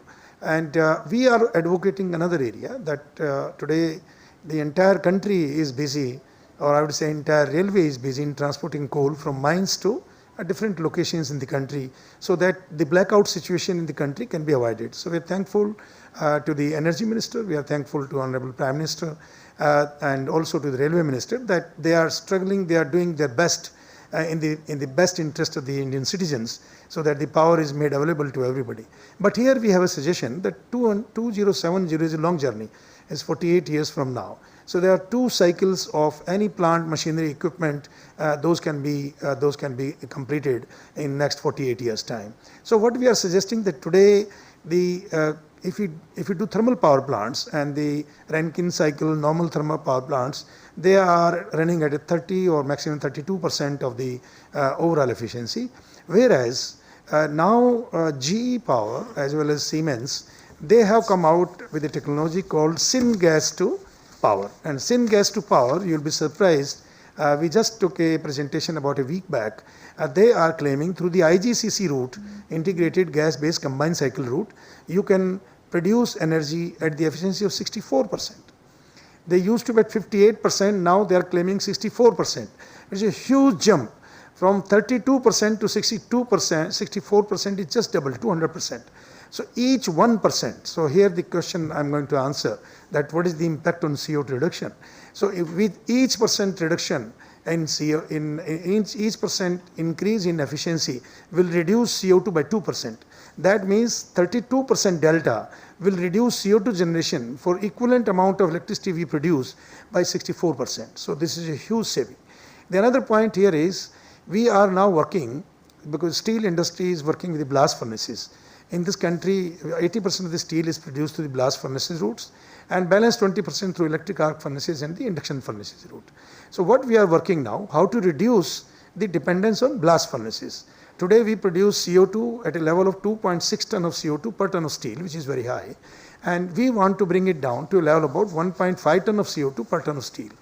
Now this 1.5 ton of CO2 per ton of steel, that means we have to reduce our dependence on blast furnaces. So how can we reduce the dependence on blast furnaces? There are only two ways to do. One, we have to produce coal to gas and gas to DRI, DRI to electric arc furnaces. And finally, we produce steel. This is one, where we will be getting about 1.3 to 1.4%, 1.4 ton of CO2 per ton of making steel. The other area is that we have to inject syngas, that is again hydrogen, into blast furnaces, whereas we can reduce at least 30% of the coking coal or the PCI coal. And that is going to save, put together, is about 0.6 ton of CO2 per ton of steel making. And this is where the entire steel industry is working, how to reduce the coking coal consumption and how to reduce the dependence on coke ovens and the coking coal. So these are some of the developments which which are taking place. Now the point here is, what is the takeaway? The takeaway is, first of all, we should not jump immediately that tomorrow there will be some avatar of hydrogen and it will come and it will change our lives. It will not. It is too much complicated. We have to find out what are the pipelines going to be, how we are going to handle it, how we are going to produce it, and we have to educate our people. We don't have the technicians, engineers to a level where they can handle the hydrogen. It's very difficult. It is a hydrogen bomb if it is not handled very properly. So we have to see in a country where you have the pipelines available and all of a sudden somebody punctures the pipeline either for water or oil. So what will happen tomorrow if some of the gas pipeline is punctured by somebody? Then what my friend Mr. Jain is telling, that so many cities, we are going to repeat dozens of Bombays in times to come. What will happen as far as the safety is concerned? So we have to go slowly. This slowly means we have to have two way of journey. One, coal to hydrogen, and the other is renewables to hydrogen. When it is renewable, it is not necessarily renewable alone. There is another technology available which is universally accepted and proven, that is nuclear power plant. That is also a very environmental friendly technology. Thanks to God, thanks to Government of India, so far there had not been any mishap or Chernobyl or Japan in the country, and I'm sure, I pray that it should not happen.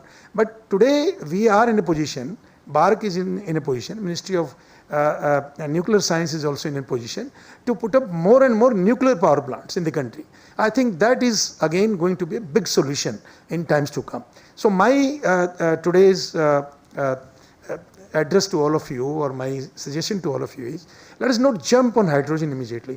Let us not jump on blue hydrogen immediately.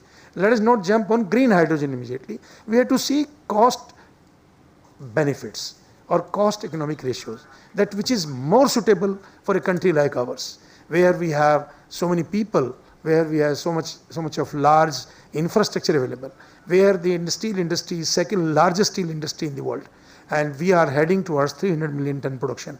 What will happen on that day when we are going to have 300 million ton production? So steel has to be affordable, one, and the technology should be a most economical technology. Last point, China last year they did about 60 million ton of hydrogen they produced.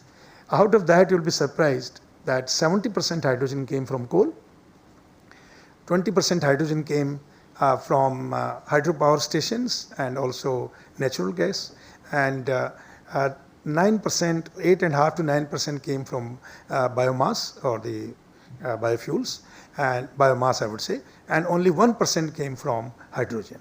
So this is what the breakup is.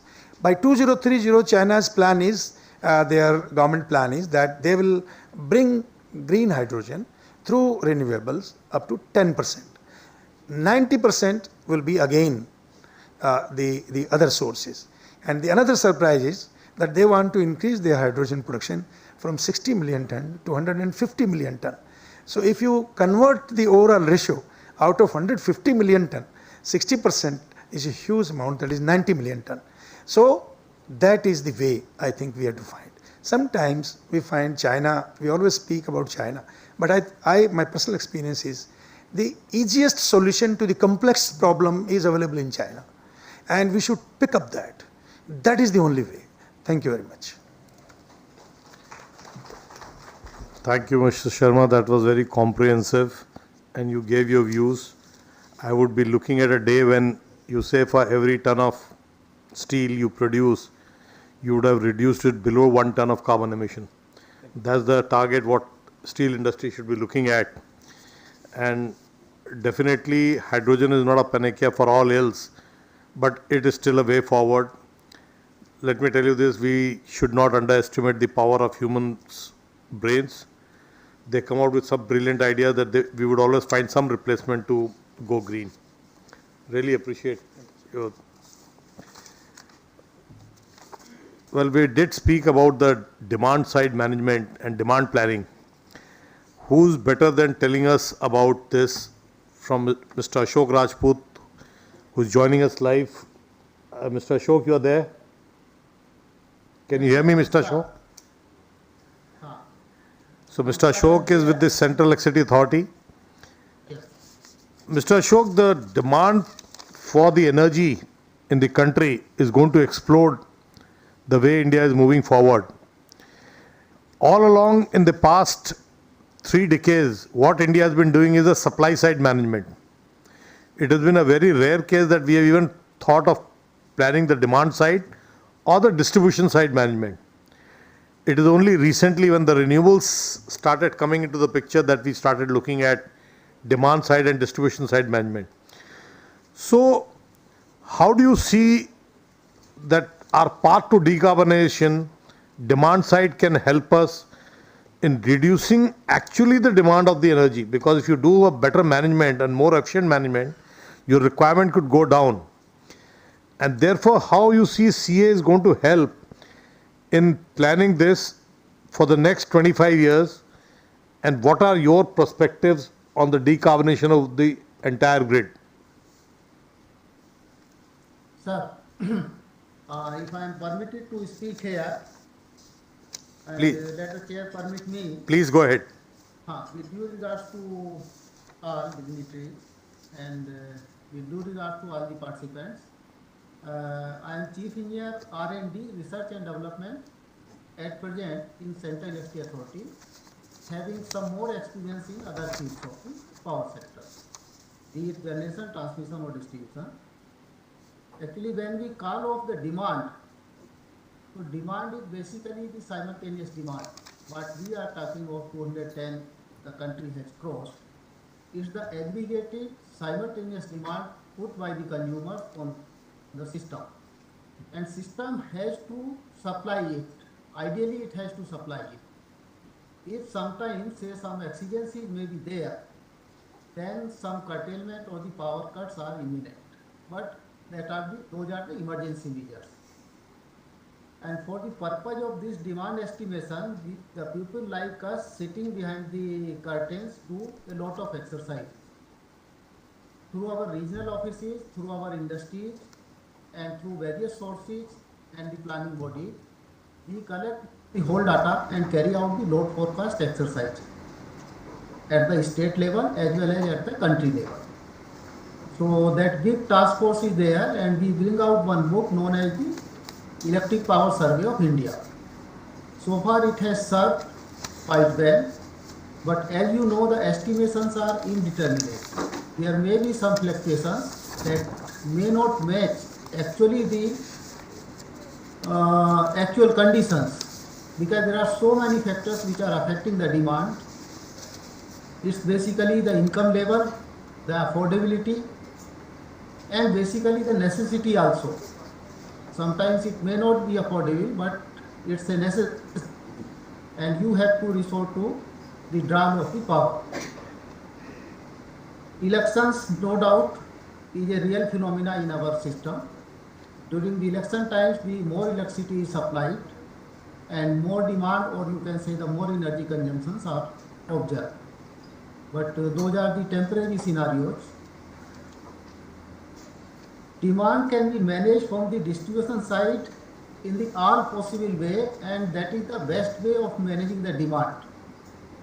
Consumers' education has to be a part by the distribution utility, and since now the distribution utilities are working in a competitive environment, which is the true spirit of the Electricity Act 2003, they should make them in a participative manner, that you are part of our business, you are part of running our show, you cooperate well and we will serve you better. So it has to be both ways. More than that, if we come to the technical aspects in which CA is doing a lot, and since I joined say about 30 years back, since then we are working, but of course the success is not so visible, but it could be, but the efforts are on nowadays. It is basically the higher degree of T&D losses, transmission and distribution losses. So losses take place in the system, in the distribution transformer and lines. These are the major consumers in terms of the losses. So that loss is getting added to the demand. We have around 20-21% of the T&D losses. Ideally, it should not be more than 10, or if it is more than 10, it should be in the range of 10 to 12%. There are good running utilities in the country itself, where the overall losses, including the revenue losses counted into the T&D losses, are in the range of 8 to 10%. These are mostly private run utilities, and some of the government run utilities are also doing that. So naturally they would be in a better position as compared to the utilities, those who are suffering from the higher amount of the losses. Higher amount of the losses also is a distracting thing for the distribution companies. They have to procure more power, and if they are procuring more power, they have to invest more in the procurement of power, and this also is a burden to the whole system, right up to the generating stations. One more thing we are not utilizing gainfully, there has to be some change in the socio-economic pattern and how we work, how the work culture has to change. There is a diversity in the demand of each and every consumers and each and every say plug point of our housing. So that diversity we are not scientifically using. Load research and consumer education and load research studies have to be conducted, and how this demand segregation and demand diversification can take place is the need of the hour. So that is from the consumer end side. When we come to our neighboring countries, we have the advantage of the time zone. So there are different time zones, and by utilizing again the power of the sun, that is the solar hours, we can manage our demand with the help of the neighboring countries. And see, there was a time when we were excess in coal-based generation, but temporarily this time we are having some constraint, some supply issues are there. So that is not from the mine side, they are systematic issues basically. Maybe because of the payment, some utilities have not made the payment to the Coal India, and the payment and some supply has been curtailed. So let us not go into those details, but these are the realities and we have to manage the system. Transmission constraints come in the way of our whatsoever the best generation combination we have. Sometimes even due to the transmission constraint, the renewable energy is forced to be curtailed, and that curtailment is not desirable.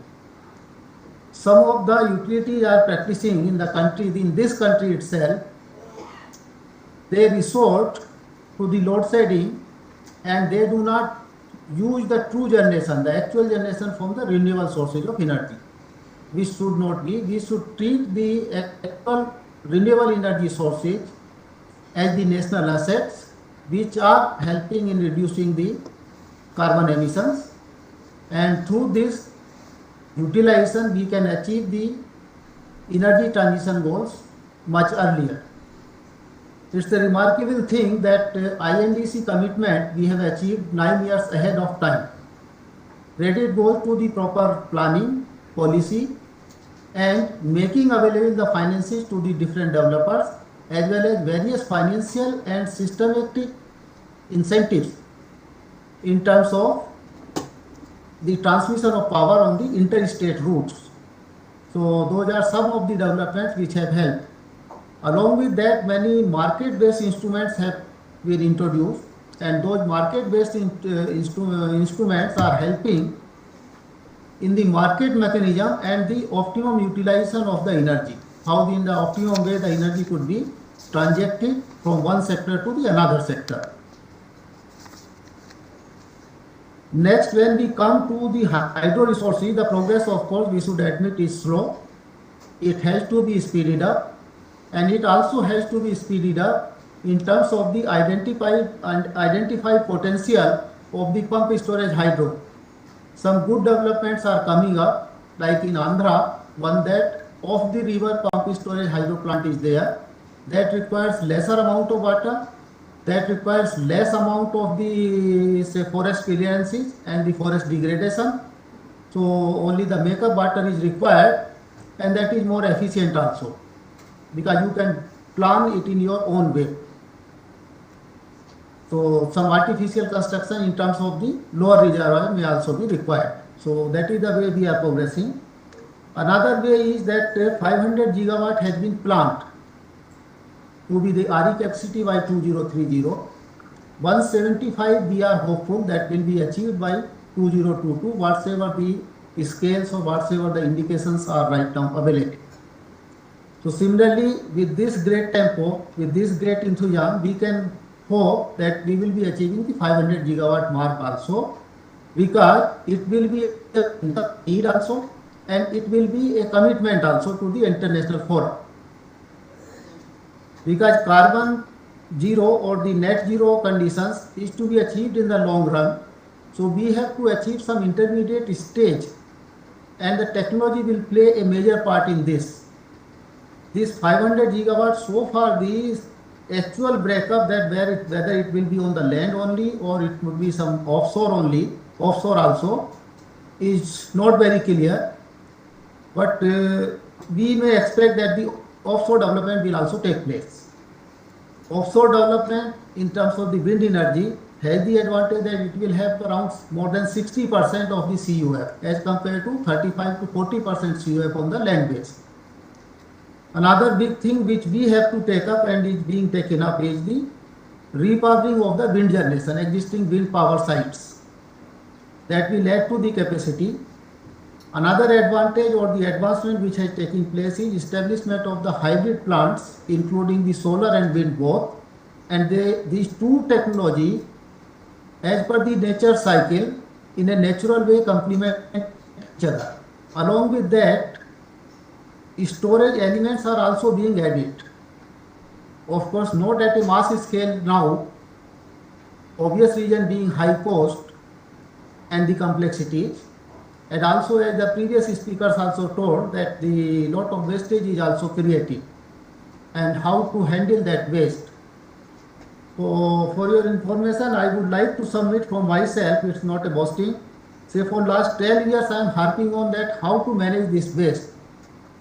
Not only the battery waste, but the waste of the solar panels, waste of the wind turbine blades, and the waste coming out of the thermal power plants, which are being closed down in a phased manner on account of the inefficiency and the age factor.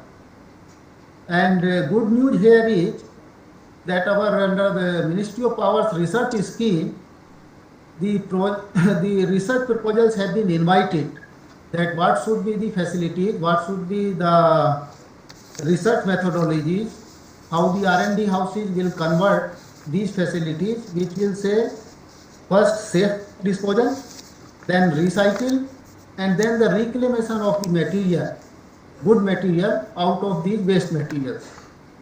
So these are some of the things. And I would like to know whether I have still some time to tell further things or... So I would, one thing which I want to understand from you, how do you predict the energy mix for India for next 2 decades? What do you see as an energy mix? Because our co-panelist, Mr. V.R. Sharma, spoke about focus on nuclear energy. So as per CEA, what is the energy mix of thermal, nuclear, renewables going to be? In terms of the percentage, the thermal will certainly come down. But some actual capacity will be there because we need to support the base load requirement as well as the variability and intermittency has to be captured, has to be smoothened with the flexible operation of the generating stations. So thermal power stations are also now capable of, through some retrofitting, of managing this variability and the ramp rate requirement they can meet. So that is one aspect. Another thing which is coming and is in research and actually one project in India itself has also been completed in the carbon capture and utilization. So that carbon, let the technology mature further for the carbon capture and utilization, and we would also not be behind, we will not be also lagging behind in adopting that technology. More and more efficient thermal power stations they should run, others should be phased down on account of the efficiency. This I am telling at the cost of this one. Which one? Nuclear. No. Yes. One more thing will be, of course, it comes under the Department of Atomic Energy. Nuclear will also play a major role because they will also supply the base load power, and some 2 to 3% nuclear contribution will be there by the year 2030. And further, when our needs arises, these are basically based on the higher capacity, the large capacity nuclear power stations. In between also, when the review will be taken, I am hopeful that there will be an era and there will be a time and demand of the smaller modular reactors, for which the technology is already there, it's matured also, but thing is it has to be interwoven into the our plan and the energy basket. So those will also come. Waste to energy we are ignoring throughout. Waste to energy is also in a distributed fashion in each big city or a cluster of smaller towns. The waste to energy plants could be installed, and the technology now are there that the emission norms they are meeting. Whatever the emission norms have been prescribed, they are meeting. So we should focus on waste to energy. And since our main theme is the energy transition, I would say that 1 kg of waste, if it is burnt, it will produce some CO2. But if 1 kg of the waste, municipal waste, is left to rotten down on the soil, it will create 5.5 times, you can say roughly 6 times the effect of the equivalent carbon dioxide emission. So this we should do. Another thing which we are seeing, that is our vision also. We are in touch with the MOEF also. Slowly and slowly phasing out of the SF6 gas, which is used in the gas insulated switch gears and gas insulated substations. Common name is GIS. So in GIS at present SF6 gas is there. The whole gas is imported from China and in smaller quantity, say from Germany or other country. This gas is quite harmful. This gas, if accidentally leaks into the atmosphere, is 25,200 times equivalent effect of the carbon dioxide. That high is the global warming potential, and its life in the atmosphere is also 3,200 years. So these are the points to worry. Demand basically will depend on our social culture also, and the digitalization will be a driving factor. Digitalization will increase some demand, but on the other hand will also help in reducing the demand in many of the sectors. what will happen, the data centers wherever will come, they will be the guzzler of the powers. But if we are using from the home so many things and doing offices from the home, we will let us talk of the whole integrated system of the energy. Lesser energy will be consumed in the transportation and the movement from one place to the another place. And with little energy, you can do your own work. Maybe you can go to the office alternate days.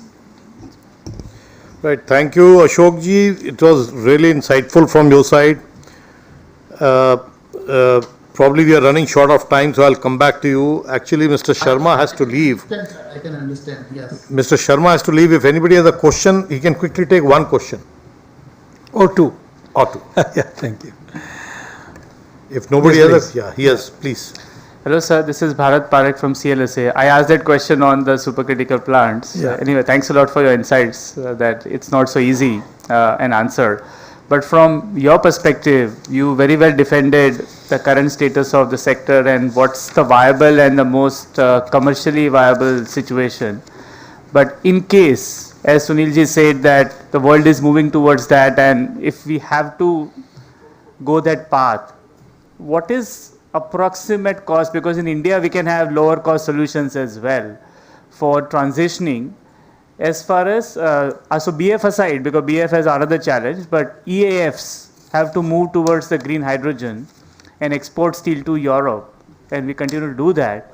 What is your estimates, realistically speaking, for the capex per ton, and how much percentage of India's capacity can actually transition?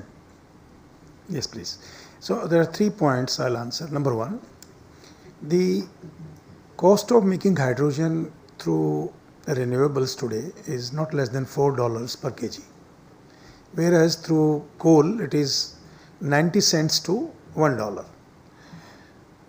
The dollar is going 78 rupees or 78.50. Now it will come to maybe to 85 cents. So this is the cheapest mode of generating hydrogen. 2 plants were installed by a Japanese company in Australia. They have already taken the first 2 consignments of the liquid hydrogen from Australia to Japan. That is a blue hydrogen. Mukesh Ambani ji, he is now going to produce from pet coke to hydrogen. So that is Reliance. So earlier they were thinking to go for the renewables, but now he has left that idea after having seen the cost, that the best is to produce in $1, within $1, if you can produce 1 kg of hydrogen. If we use coal in a very, very efficient manner, then I think this cost can come down even to 60 paisa. So $0.6 per kg of hydrogen, which will be the cheapest hydrogen in the world. The another point is, now 500 trains every day Government of India is running to transport energy and consuming energy every day. So there is no point, in my view, to continue like that. In future, on the pit heads, we should put up our state-of-the-art combined cycle IGCC power plants, which will, as I told you, will complete 2 cycles, 2 life cycles. And these IGCC plants, then we don't need to transport coal, will transport only energy, that is electricity, through the power grids. And that will change the fate of our country, because railway system will be quite relaxed, goods trains will be quite relaxed, the speed of goods trains will increase, Gati Shakti will come in a true Gati Shakti, because today we are transporting 4,000 coal from east part of the country to Tamil Nadu, to Rajasthan or to Jammu and Kashmir. So this is a Herculean job, big exercise, very big exercise, thanks to government that they are doing this to avoid or to eliminate the blackout situation. There is no way out. But we have to see 48 years. Let us not see that in next 48 months something is going to happen. 48 years, after 40 years, many of us will not be in this world. There were 2 life cycles, 48 years.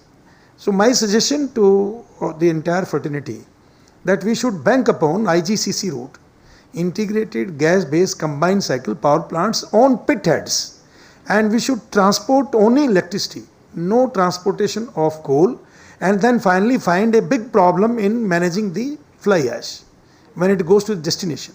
Now fly ash will go back to the mines, So that will be a right solution.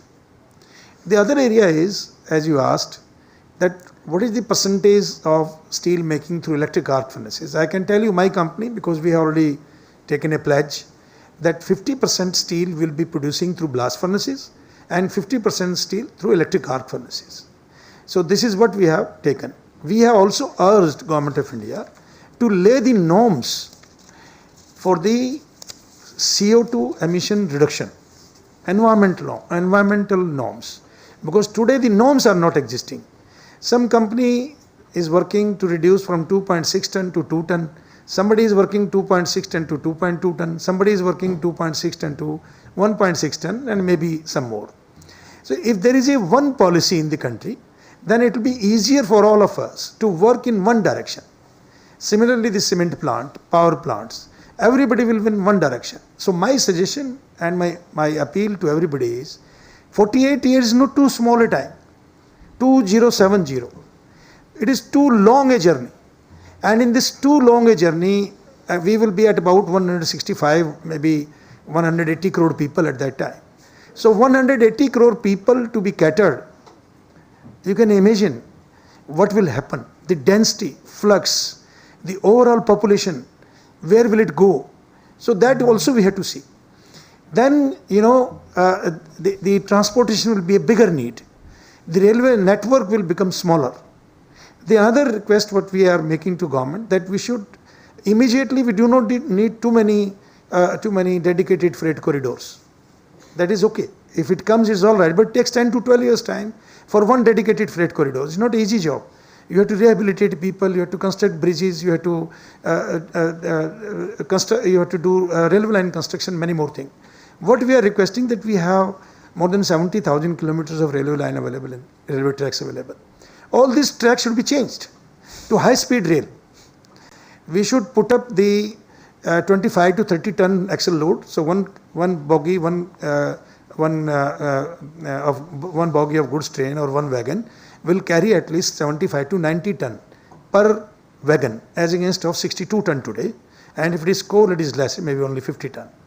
And if the tracks are in good condition, then we can have an average speed of 80 kilometers an hour. And this is what the Honorable Prime Minister's dream is, that how to increase the speed of the trains, Gati Shakti. This is what I think he means. So now today the goods trains are running at what speed? 18 kilometers to 20 kilometers an hour average speed. So imagine when we have our good tracks available in the country, at that time we can still complete or meet out the demand of the entire country, whether we are 150 crore or 180 crore at that time, we can meet out the demand. So steel per se, I think we in Jindal Steel and Power, we have taken a pledge that 50% steel by 2027. Our target is 50% through blast furnace route and 50% through electric arc furnace route. So hope I answered you. Thank you, sir. Thank you so much, Mr. Sharma, for a very insightful future. Sir, really I have appreciate one you. question. Yes, sir. I am sorry, but we can take this offline. Okay, one question, really. बहुत जल्दी है तो. Yeah, very quickly, sir. You were talking about the integrated plant. There was also a lot of discussions about the cold bed methane plants to be set up in India. There were a lot of seminars, meetings which happened. And after that, we don't hear much about the coal bed methane projects. The other thing which was also when I was young, there was a lot of talk about the fast breeder reactors. Thorium is very high. The whole India will become a nuclear based things. That is also not happening now. Is that our policy keeps changing continuously without having some specific direction to go towards, wasting our resources, energy, like our coal, which you have 350 million tons of billion coal. tons, sir. I got your point, sir. So, very in nutshell, I'll tell you. First of all, we need the modern children also, and we need the experienced old men also in the world. Otherwise, the ecosystem will be imbalanced. So, we need each and every technology on the earth of this country. We just cannot chase one particular campaign or drive today, whatever we are discussing, every day we are discussing hydrogen and green energy. It is very nice, very good. It is very futuristic. We should do it. But the solution is we have to ponder upon how 48 years we have a long journey. So pit head power plants is the only solution. If I am not wrong, many of the power plants which came in last 12 years time near to the pit heads are closed. Either they were half completed and then finally the companies, they went to bankruptcy, or they went to NCLT, many companies, I will not take the names, or they did not get the coal. So the first and foremost focus should be that any plant which is installed in the country, Government of India should sell them, privatize them, give it to somebody who can run it. Make the coal available for these plants so that we do not transport at least that much of coal to the rest of the country. As far as the other products are concerned, there, yes, I agree with you. This is a never-ending exercise. So we have to keep on improving, and we have so many technocrats available here. So when we discuss, then solution comes out. Then the technologists, consultants, suppliers, they too come forward and they support us. Hope I answered you. Thank you very much. Thank you, Sharmaji. So I'll take your pardon. I had to attend another meeting. So in case of any question, you may reach to me through email. Thank you, Mr. Sharma. That was really appreciate you joining us. Thank you, sir. Thank you. We move to our next panelist is Mr. Pankaj Satija, who is a co-chair and FICCI Mining Committee and Managing Director of Tata Steel Mining Limited. Mr. Satija is joining us online. And Mr. Satija, I have a couple of questions for you. One, you are probably a major raw material supplier to the steel plants. So for steel plants, you will fall under the scope 3 category because you are outside their purview, but still you are supplying that raw material. So how are you looking at the outlook of energy demand from steel and mining sectors in India? Number 2 is, what initiatives are you as a company taking to decarbonize the mining sector? And what are the challenges and way forward? Yeah, good evening, sir, and good evening, everyone. Thanks for giving me the opportunity. Mining sector is also very important, and I'm happy that has been included. So Indian iron and steel sector is responsible for around 1/5 of industrial energy consumption in India. And energy consumption in most of the integrated steel plant in India is close to 6 to 6.5 gigacalorie. If you compare with the other parts of the world, it's somewhere 4.5 to 5 also. So the Indian steel plant consumes more energy. So the reasons are many. One is the technology which have been spoken about, and second is the quality of raw material, high ash coal and coke, and high alumina iron. So the point of how we are contributing, so most of our mines, we have state-of-the-art beneficial plant where we do beneficiate the ore and upgrade the Fe% and reduce the alumina % in iron ore. And at the same time, we try to have an optimal blend of action that energy consumption in steel plant is optimal. Per capita commercial primary energy consumption in India is about 350 kilogram of oil equivalent, and the amount of energy which is being used in mining and metal industry is close to 4 to 7% of global this year. One more statistics which I'd like to point here and bring to attention of everyone, that as per the annual report of Ministry of Statistics and Program Implementation for 2019 and 20, the consumption of high-speed diesel in mining and quarrying in India has registered 16.72% growth, which is much higher. And if you see the last 10 years period from 2009 to 2019-2020, all other sectors except transport, plantation agriculture, mining and quarrying, all other sectors have a negative CAGR, where mining has again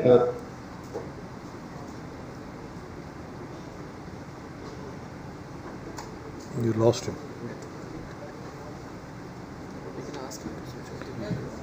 Maybe Mr. Satya, you can switch off your video. I see that three area with the energy more.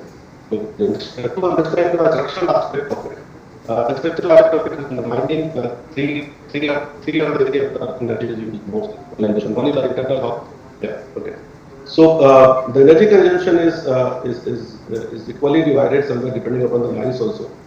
In the haulage part, and then around 20 to 25% comes in the crushing aspects also. So miner has to see, one is that how he can reduce the fuel consumption inside the mine, how he can go to state-of-the-art higher rail coefficient in the dispatch area so that the fuel consumption goes down, improves the alumina, improves the ash, and then go for maximum solar and other renewable concepts. So across the world there are certain good developments which have happened, like Codelco, for instance, uses solar power for one of its copper mine in Chile. Fortescue is using renewable energy in Pilbara, and BHP also has recently signed renewable energy for Escondida and Spencer copper mines.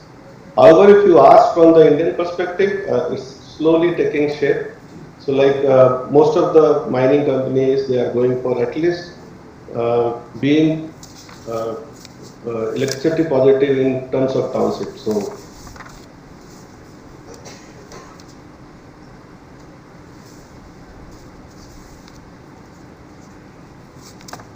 like one of people stay in that township.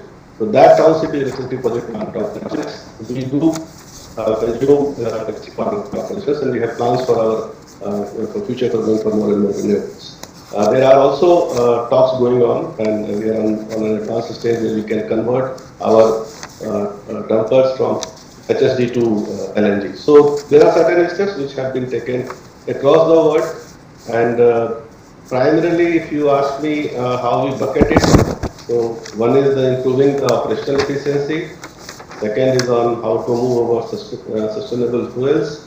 The third is sustainable drivetrains, where you can shift the drivetrains from hydrogen fuel cells and battery electric vehicles. Most of the companies, they have a pantograph charge hybrid system also, where on a flat platform, the vehicle draws power from electricity rather than HSD.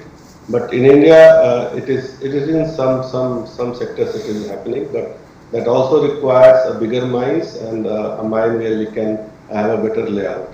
And the last aspect is on the green electricity.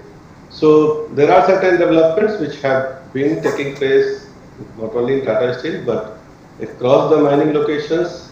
And to be very frank, the journey or the progress have been better in other parts of the country, and everyone knows that to achieve 1.5 degree climate change by 2050, the mining industry has to reduce the direct CO2 emissions to zero. So internationally, many companies have their own plan by net zero by 2050, like BHP, Rio and Vale. Newmont has a 30% reduction in GHG emission by 2030.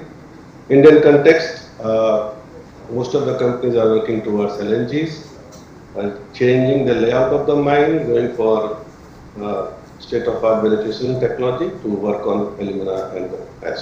So these are the limited points as of now from my side. I will answer more and more. So you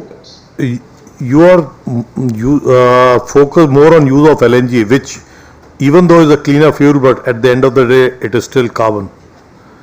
Have you envisaged use of renewables more and more, and there is a target in your company to reduce the carbon footprint over next 10 years? Yes. So we have taken, as I mentioned, some of our mines, the township is electricity positive, and in some of our area we have done assessment through agencies like TERI, where they have given us the total potential in our operating area where we can go for solar, and we are working on that direction. It's from all the area, right from the dump, from the mines, from the rooftop, and then a plan has also been chalked out how we can move towards that. So these are at an assessment stage, and then the planning has been done. Okay. Thank you, Mr. Pankaj. Thank you so much. Our next speaker online is Dr. Arvind from Dalmia Cement. if I know about Dalmia, the Dalmia Group has been quite proactive in their decarbonization business. I think that they've been a part of the RE100 also, if I'm not wrong. And therefore, it would be good to hear from Dr. Arvind, and considering that he's a head of ESG, this is probably the new thing which is happening in the decarbonization space. So keep hearing that you have to be ESG compliant. So it is not only about environment and decarbonization, but it is also about social angle to that decarbonization and how you look at it. And all this comes from the governance. So Dr. Arvind, considering that cement is one of the most polluting sectors industry, what we always say that, if my statistics are right, that cement's clinker production emits almost 8% of all CO2 across the world. And therefore, if I have to have a Pareto chart, probably after energy, cement should be bang on line to decarbonize. Now, considering that, one, how cement is trying to reduce their energy demand, because again, cement is a very energy intensive sector. Two, how the sector is moving. And I know Dalmia has been doing a great job, but obviously I would like to understand from you, what are the emerging technologies for producing low carbon cement? Yeah, so thank you, Mr. Jain, and thank you, Fiki, for inviting me. The topic is on demand planning and RE transition, but I will straight away jump on to the answer the questions which you have raised. And cement is definitely a culprit industry as far as CO2 emission is concerned, and we contribute about 7 to 8% to the CO2 pool. But at the same time, one must understand that cement is the first sector which has actually developed a low technology roadmap way back in 2010, even much before the Paris Agreement. And that time we were ready with 20% reduction. And of course, Dalmia Cement, as you mentioned, we are the first one into hard to abate sector globally, I would say. We have committed for a 2040 carbon negativity. Not only carbon neutrality, but carbon negativity. And this is a very bold step we have taken, and globally also people have acknowledged this. Now, it's not only a lip service, or it's not only a greenwashing. And we had made this pledge in 2018 at Katowice, COP24.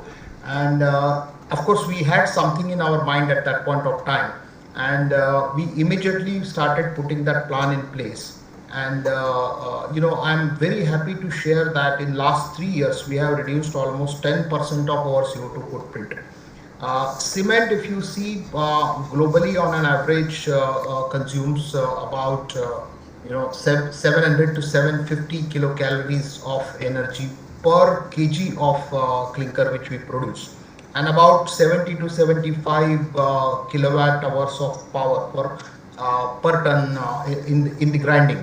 Now, if we convert that energy into the fossil fuel energy into electrical term, it will come around something around 850 kilowatt hours per ton of cement, and so that's pretty high, I would say.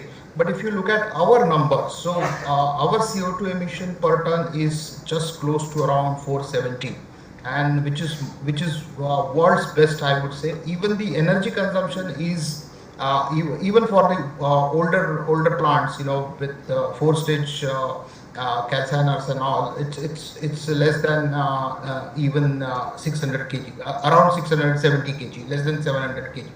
So that's something one of the I would say I feel proud about our company.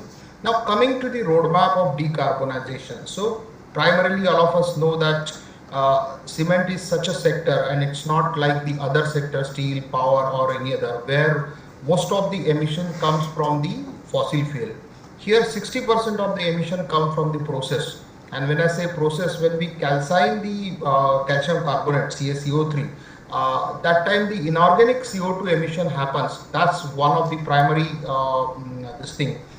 issue we have. And the 30% comes from the fossil fuel we burn into kilns to calcine that the calcium carbonate, and about 10% comes from the power which we generate at our thermal power plants. Now, power is something which is easier to fix, and we have a very aggressive plan put in place. As Mr. Jain, you mentioned that we have committed for a RE100, and almost about 60 to 70%, 17% so far of our power is coming through the renewable route. And by 2030, I am very sure that 100% of our power will come from the renewable route. This is on-site as well as off-site. And now, of course, the policy which has come up from the government on 6th of June, which is even favorable, and power banking and the contract demand and the maximum what you can have through the grid is also, that limitation have been removed. So we can have as much as renewable power we can. So that's on the power side. On the fuel side, the fossil fuel, I think we call in sustainability or ESG a term circular economy, and which is my earlier speaker also mentioned, Ashokji also mentioned, that use of municipal solid waste or use of industrial waste, and use of biomass. We know who are in North India or closer to Delhi, the Parali issue is very this thing. So we have started using all that, and about 16 to 17% of fuel has been replaced by the biomass which is there, and we have a plan to replace 100% of the fuel. So 100% of the power, 100% of the fossil fuel will be replaced. So 40% of the issue will be taken care. Now the important part is the 60% of the CO2 which is coming out from the calcination route. Now we have already taken up initiatives to reduce the clinker percentage, that is reduce the calcium oxide percentage into cement by way of replacing it by calcined limestone, or not calcined limestone, limestone or fly ash from the power plants, or the blast furnace slag, ground blast furnace slag. So that kind of additives and admixtures we have been adding to reduce the percentage of clinker into the cement without compromising with the quality. In fact, some of our products like Insta Pro or Insta Green, they are performing much better than the ordinary Portland cement, the blended cement which we talk about. And finally, of course, we have a plan to put a carbon capture and utilization. We have also done a study with the Asian Development Bank, and one of our plant in Tamil Nadu. We have a blueprint ready actually, and we are looking at some carbon market coming up, or some viability gap funding, and that project will be one of the first demonstration project, large scale demonstration project, where we will be absorbing about 0.5 million tons of CO2 and converting it to urea. So that's the plan we have in place. I will take a pause over here, and if you have any other question, you can ask me. Okay, I'll come back to you. Thank you so much, Dr. Arvind. Well, last but not the least, we have Manas Tyagi, who is physically here, because this panel also, we decarbonized our panel by inviting 3 people online so that they didn't have to travel and create carbon. So, Manas is the head of power business for Hindustan Zinc Limited. I don't know how many of you know, but zinc is probably one of the very important metal, at least for even clean technologies. It is used in wide applications across industry. And therefore, so how do you, I need to see what is the outlook of zinc production in India. And as I know that zinc, every ton of zinc produced emits 3 tons of carbon, CO2. So whether my figure is right or wrong, and if that is true, then you are again a very high emitter of carbon. And what is the way forward, and what are the new processes happening in zinc to decarbonize the industry? Good afternoon all, and thank you, Mr. Sunil. Just to correct, to start with the number that you told, 3 tons per ton of metal, I will say when we see on the smelter side, it is correct. But if we see on totality from mining till smelting, then it is around 4.2 tons of CO2 per ton of metal. So that is the number that we have. As far as the market that we see, there is a major impetus on the infrastructure development by the government, and that surely will be increasing the zinc consumption in India.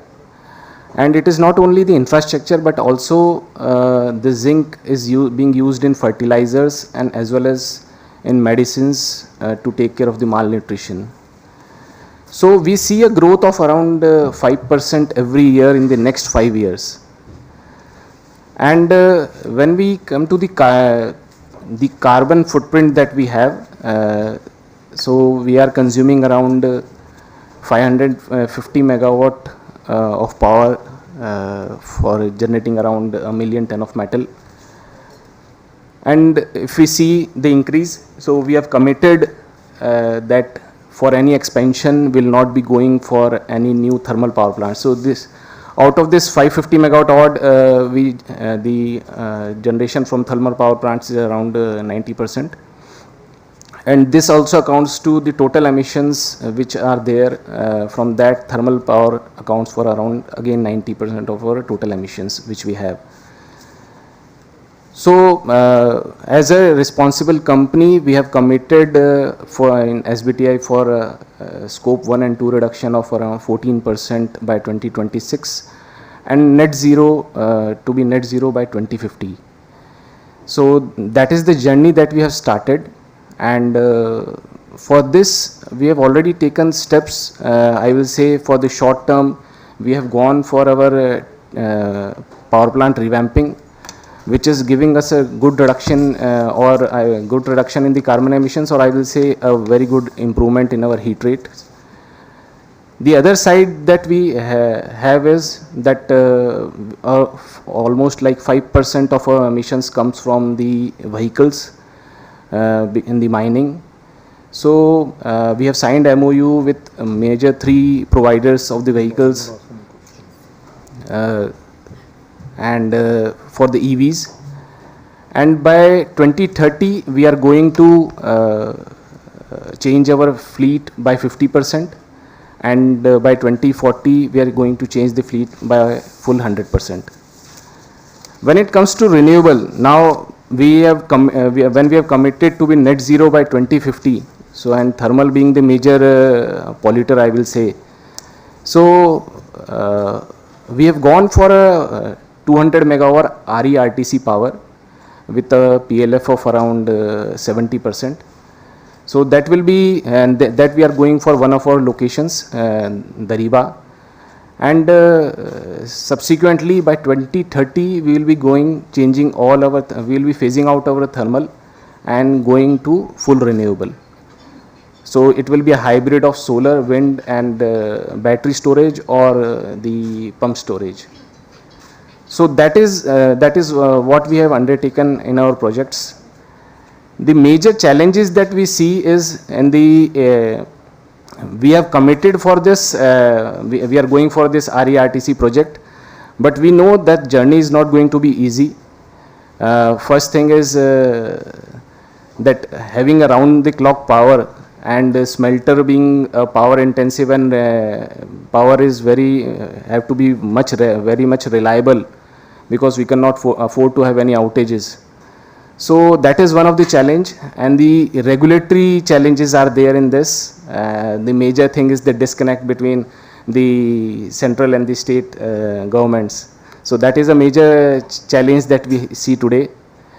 On the EV side, yes, the lead time is a major factor. Normally we get the HSD vehicles in 2 to 3 months time, but the EV takes time at around 1.5 years for a single vehicle to get delivered. And other major thing is that the tonnage that they can handle. Normally till now what the vehicles are available, they can handle up to 50 tons of, but in mining the vehicles have to be of larger size. So these are the challenges. So anything else that Thank you, Monas. I know we are very hard pressed for time, and the organizers, the FICCI, is really coming repeatedly to say that we have to close the session. I'm sorry, we cannot take the questions. They can be taken offline. But as we close the session, I can only say that every company we spoke is having a path for decarbonization. So few 4 lines in Hindi I'll speak. कि आज रास्ता बना लिया है, आज रास्ता बना लिया है तो कल मंजिल भी मिल जाएगी. हौसले में भरी ये कोशिश भी एक दिन ज़रूर हरा रंग लाएगी. So welcome to Green Energy. Thank you. Thank you so much, sir, for conducting the session so well. May I also thank our eminent panelists for their insightful deliberations. Ladies and gentlemen, since many participants have to catch their flights, we'll straight away move to our last panel discussion. May I request all to please be seated. Thank you all the panelists for joining online. Yes. We will have high tea after the end of this panel discussion. Also, I am pleased to share that we'll have the knowledge draw at the end of the discussion. To be eligible for the draw, you have to be physically present inside the hall. And also share your feedback forms, please. Request you all to please put your feedback forms on the table.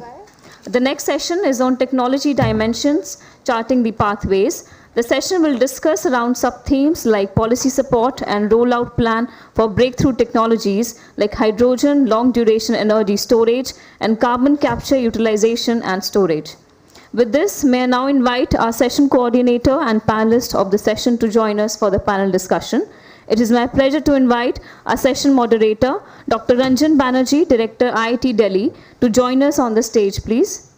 Dr. Banerjee currently serves on the editorial board of International Journal of Sustainable Energy, International Journal of Sustainable Engineering, International Journal of Thermodynamics, Solar Energy Advances, and Global Transitions. It is my pleasure to invite our first panelist who will be joining us virtually, Dr. A.K. Tripathi, Advisor, Ministry of New and Renewable Energy, Government of India. Thank you for joining, sir. Our next panelist is Dr. Rahul Valavalkar, President and Managing Director of Customized Energy Solutions India Private Limited and Executive Director, IESA. Dr. Rahul leads the emerging technologies domain for customized energy solutions globally and has emerged as a thought leader in the areas of energy storage, renewables, demand response, electric vehicles. May I now invite our next panelist, Mr. Reji Kumar Pillai, President, India Smart Grid Forum and Chairman, Global Smart Energy Federation. He's an internationally renowned expert with nearly 4 decades of experience in the electricity sector in diverse functions covering the entire value chain. I would now invite our next panelist, Mr. Atul Arya, Head Energy Storage Systems, Panasonic, to please join us on the stage. Mr. Arya has more than 27 years of experience across diverse sectors like energy storage and electric vehicles, power transmission and distribution, and charging infrastructure. May I now invite our last panelist, Mr. Himadri Singha, Associate Director, Deloitte India. Mr. Singha has got 15 years of experience, out of which 7 years in consulting in energy sector. Currently, he focuses extensively on new and alternative energy areas, such as renewable, hydrogen, battery storage, etc.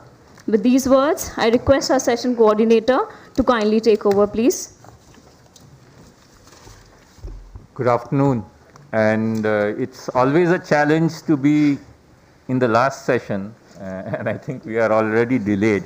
So we are talking about technology and charting the roadmap for technology and looking at technology for energy transition. We already, in the last session, we saw a number of prescriptions of possible technologies. We heard about green hydrogen, we heard about nuclear, we heard about IGCC. We have a very distinguished panel here, and I plan that we will run this today. Now it's about 5:25. We'll run the panel for about 40 minutes, if you agree. Sure. We'll request each panelist to speak for 5 minutes, and 5 minutes is 5 minutes. So we'll stop you at 5. And after that, we will have some time for interaction and discussion with the audience. So without any further ado, I'll like to request Dr. Tripathi, who's online. Can you hear me?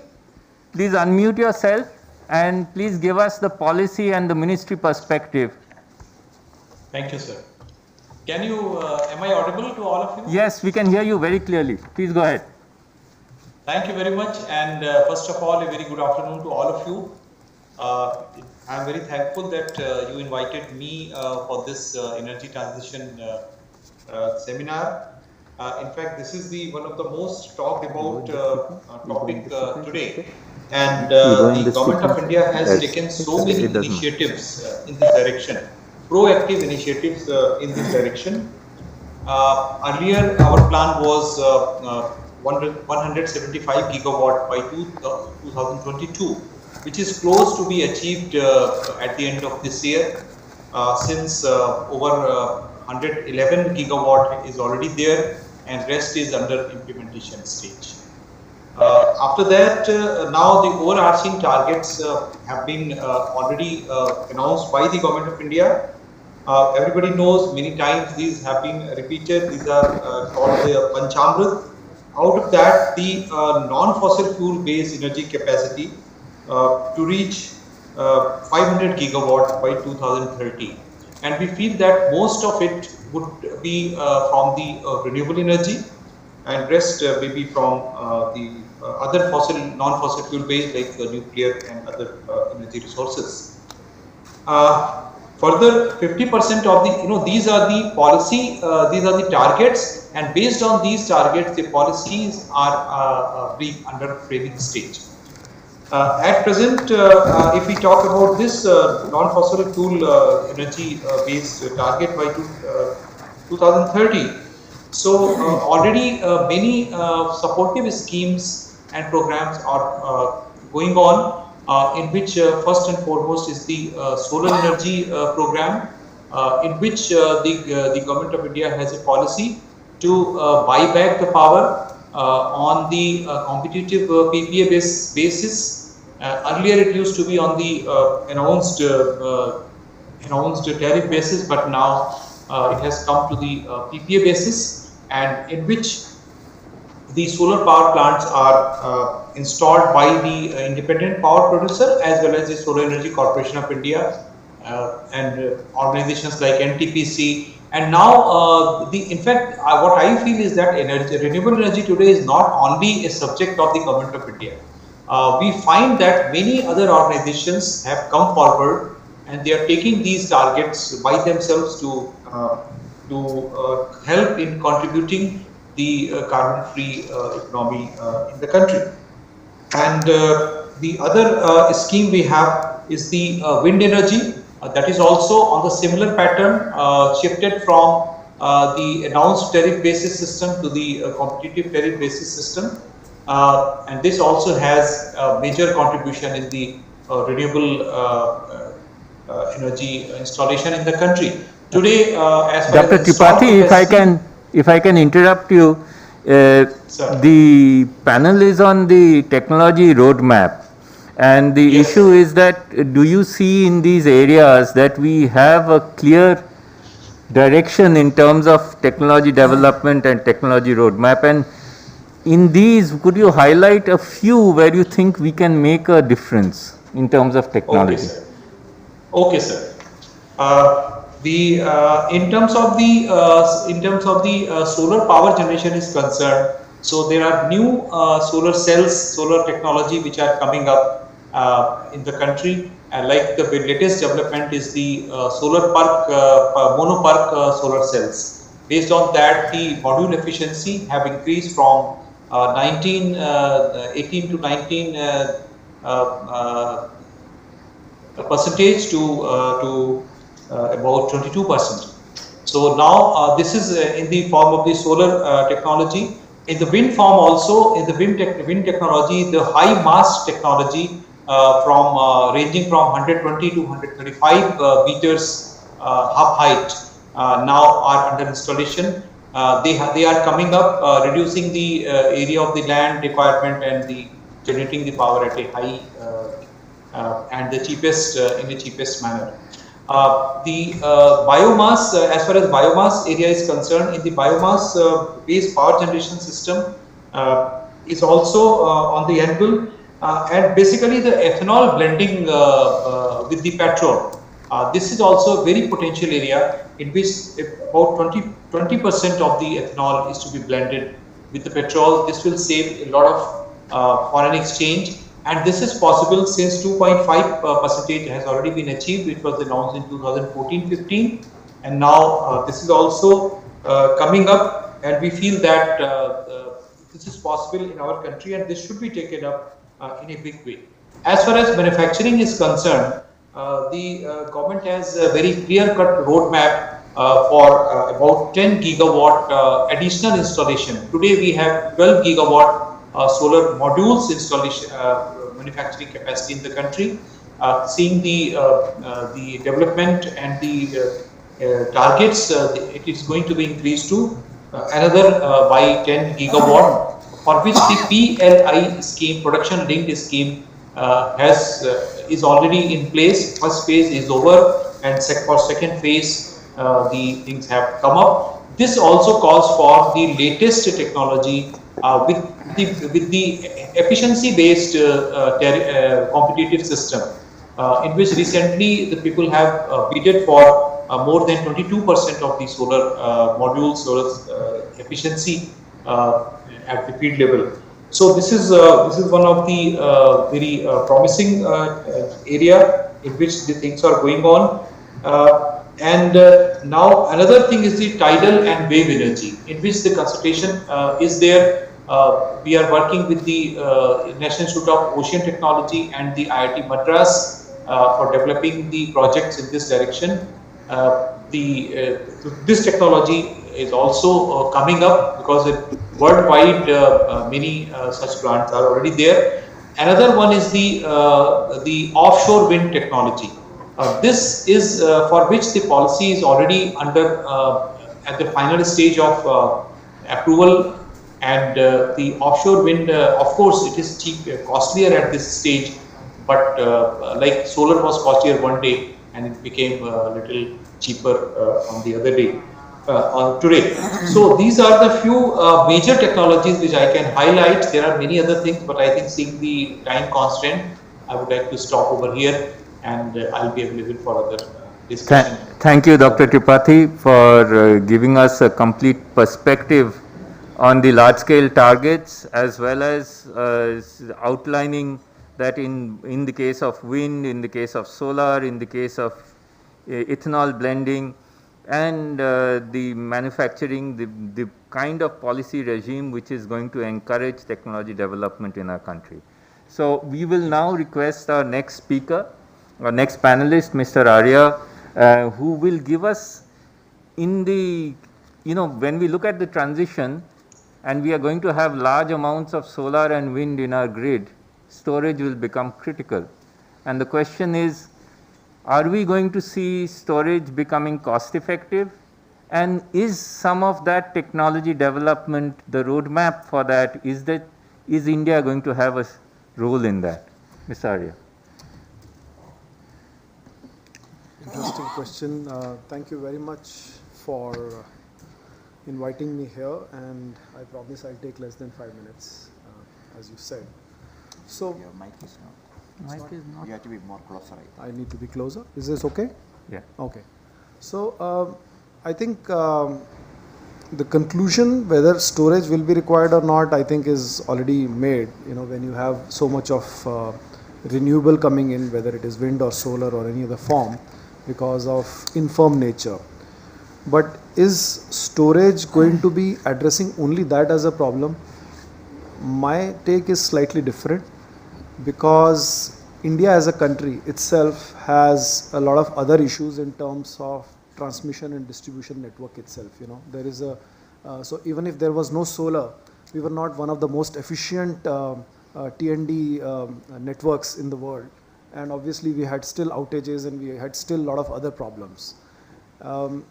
The second issue, which is also likely to be addressed or can be addressed potentially, is the growth of electrical energy requirement as such, because of whether you take the macro indicators of manufacturing being one of the key themes of the government of India in next few decades, or the urbanization, or adding more and more applications on the electrical energy versus coming from other forms of energy, for example, electric vehicles, etc. So my guess is that energy storage is that crucial piece of device which is going to address multiple such applications or the troubles which may have on the grid, and not just only the infirmness of renewable, and we should look at it from that perspective. And that's where we will also need to look at the metrics, whether it is cost effective or not. And let me give you some examples.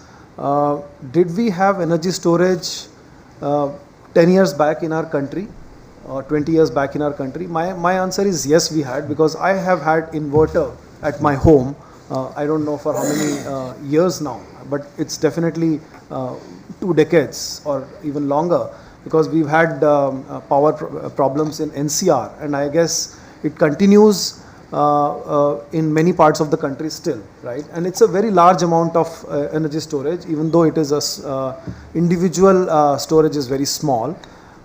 Similarly, do we really need to lay down the transmission network to the remotest part of the country, especially in hilly areas, northeast, and many other areas, which is going to be very, very expensive? Can we have a distributed energy generation and storage to give firm power for the development of that particular region? My answer is yes, it is possible. So you have enough use cases for energy storage, and I think I can go on and on. I can give you some examples. Even before we were, coming out with these tenders of hundreds of or tens of megawatts or gigawatts for energy storage, this country, as a company, we have installed energy storage in telecom towers, for last 8 or 10 years. And this is a very large number, by the way. We have 500,000 telecom towers, and many of them still run on diesel generator, partially, not fully. So diesel mitigation itself is a very large use case, whether you have renewable or not. So I think cost effectiveness can be seen from a combination of all these factors. If you compare with diesel power, it absolutely makes sense to install it right now, right? If you compare it with the cost of installation of transmission network to the remote part, I think one needs to get into the details of it, but in my opinion, it makes sense. So we need not look at only, somebody in the previous session spoke about 10 rupees as a cost, right? Yes, it is. But then the cost of network expansion gets socialized. So you never really get to compare the right cost. So I think the right cost comparison needs to be done. Now, the second part of your question was, will India have a role to play in this technology roadmap or not? As we are going currently, I think we are, let me be candid, we are at a very, very initial stage in terms of technology development. We are more focused on bringing the manufacturing and installation. So PLI scheme really talks about bring the manufacturing, but bring the manufacturing of what? You bring the manufacturing of cells, right? But that doesn't bring the technology. That brings only the manufacturing expertise. That is like importing how to manufacture, but you really don't know how to design a cell, for example, right? And for that, I think one needs to really invest as a country into R&D, and we need a lot of people, because it's and especially lithium ion or any storage technology, majority of them are chemical, electrochemical. So it's a multidisciplinary field. It's not a single industry which says that, okay, electrical engineers can work on it or chemical engineers. I think there's a material science, there is chemical engineering, there is electrical engineering, there is a lot of other things which are involved. So I think as a country, we need a very, very strong push and impetus from the government in terms of policy to push it. Without this, if I were to be a little blunt, maybe we may not have any role to play in the technology roadmap of storage technologies going forward. So I would end it at this point, and maybe we can have discussion. Thank you, Mr. Arya, for giving us such an interesting perspective, for explaining to us the multiple value additions that storage can provide and a number of niches, and also telling us that we are really at a very initial phase in terms of looking at technology development, and though we are looking at deployment and maybe even manufacturing, we need a specific thrust in terms of technology and R&D if we are to make any impact in this space. So we move on now. We'll ask Mr. Reji Kumar Pillai, and I would request you to talk, apart from anything else which you would like to, but to talk about smart grids and the distributed power, because we are seeing that a lot of our country's deployment is all large-scale centralized renewables. Do you see that changing in the future? And what role will technology have in that? Well, first of all, let me compliment Vicky for coming out with this very important, interesting conference on energy transition, and also thank them for inviting India Smart Grid Forum for this program. So, if India has to achieve net zero by 2070, the power sector must be net zero at least 20 years before, so 2050. If you look at the latest projections, I'll come to your questions in a while. Before that, if we look at the latest projection from IEA or any other international think tanks, India, our current 400 gigawatt system is likely to more than double to 860 gigawatt by 2030 and to 1600 gigawatt plus by 2040. And in 2040, 1600 plus gigawatt, they estimate 960 gigawatt from renewable solar and wind alone. And Indian power system would require something like 85% flexibility, highest in the world. Every other power system require flexibility in the range of 50%, where we need 85%. How do we get that? So I talk about three different approaches, and partially those will cover the questions which you asked about also. So, by one estimate, India has more than 70 gigawatt of large capacity DG sets. Adil talked about diesel replacement, and these are all sitting in places, not in remote places, but in urban, semi-urban areas. This building may have perhaps 2 megawatt or 5 megawatt of DG set. That is a backup power supply arrangement. Because the grid power was never reliable in India or in any developing country, every infrastructure has a large DG set sitting there. That comes into play only when there is a power cut, which means few hours in a month. If we replace that with lithium-ion batteries today, the storage batteries. Why I talking only about battery? I come to that later. So the battery connected to the grid gives 24/7 grid support services. We released a white paper last year, and that time diesel was somewhere around 90 rupees. So that time itself, 1 unit of electricity, 1 kilowatt hour from a DG set, large DG set, not your 5 kilowatt, 10 kilowatt, the megawatt scale DG set, it comes to 29 rupees and 60 paise in Delhi, including the maintenance of the system. If you look at the total cost comes to that. And if you buy electricity from the grid in Delhi, it's about 9 rupees at commercial rate. You store it in a battery, which gives you at the 2021 prices, the entire system costs somewhere around $350 per kilowatt hour, the ESS system cost, which Rahul will correct me whether I is correct or not. So it comes to somewhere like 14 rupees, which means less than 50% of the cost of electricity is when you do it from a battery, and buying electricity from the grid at commercial rate and discharging it back to the building. And the battery will give you ancillary services, voltage and frequency support services 24/7. There are several other applications it can do, including peak load shifting to system upgrade, deferral to several other things. This is one. So if you are able to do at least 10% of this 70 gigawatt of DG set replaced with batteries, that itself will take care of our renewable integration to a large, and this is going to be distributed all across the country, not in one place. And there is a clear business case. There are third-party aggregators who are willing to come in and set up those kind of BESS systems to the buildings. And we are currently doing a very detailed project report for a hotel in Gurgaon, where there are a lot of power cuts there. And the second one I will come to, the biggest challenge India faces today is on cooling challenge. You have seen already 48 degree, 49 degree, and very soon, in 2 years ago when we released a white paper on district cooling systems, we wrote that by end of this decade, temperature in North India will be 50 degrees centigrade, which may happen in 2 years down the line. This year it already touched 49 degree. So at 50 degrees centigrade, common man on the street who has no access to cooling will die. The workers, the employees who are or the lower sections of the society who cannot have access to cooling, they will not be able to sleep even. Without food you can sustain a couple of weeks, but without sleep you won't live for more than 3 days or 4 days. So we have as a society a responsibility to give cooling, cheap cooling to people. That can come only from district cooling services. So every building today you can have a centralized chiller plant from where chilled water can be supplied to every building, from where buildings can be air conditioned. Today we have only one DCS or district cooling system, which has quite evolved in the Middle East and many other parts of the world. We have only one system which is working in Gift City in Gujarat for the last 7 years. Actually our Prime Minister personally got it done when he was Chief Minister, but unfortunately he is not able to get it done in the new parliament, although we have been writing to that, it didn't happen.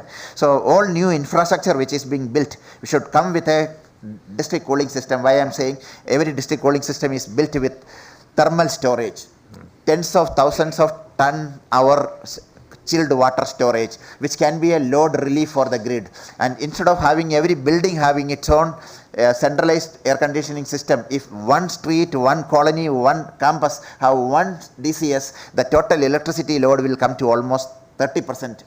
So, and the third approach which I said tell you, so integration of the cooling system with the thing, and giving cooling as a service, not a capex. So if you can give electricity, water, gas, everything, cooling also can be given as a service, and there are established business models. Third one is about the electric vehicles, millions of electric vehicles. The first million was added only in 2017, 2018, the second million came.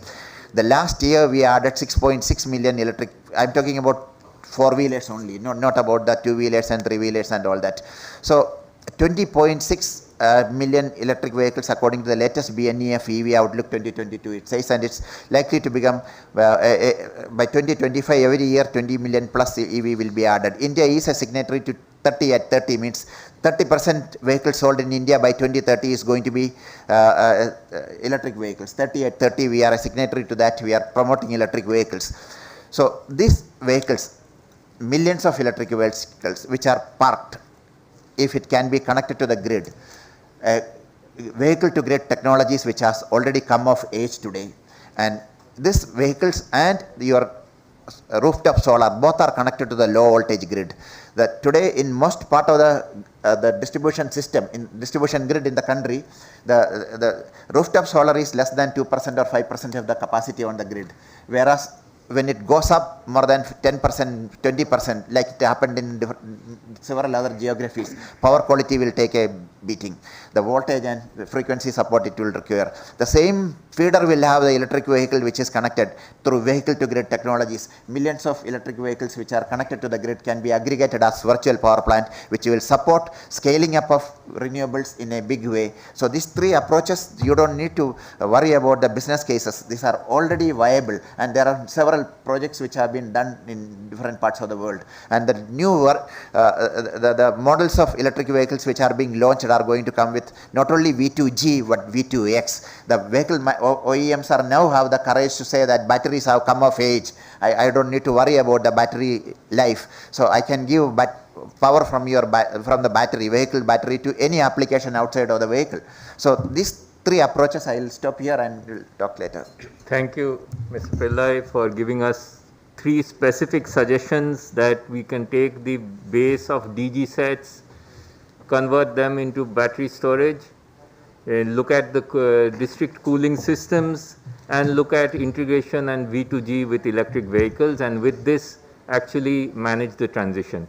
Now we go over to Rahul. Please tell us what you think should be the technology roadmaps, and how do we make the technology, make India, the strategy for India going forward in terms of technology.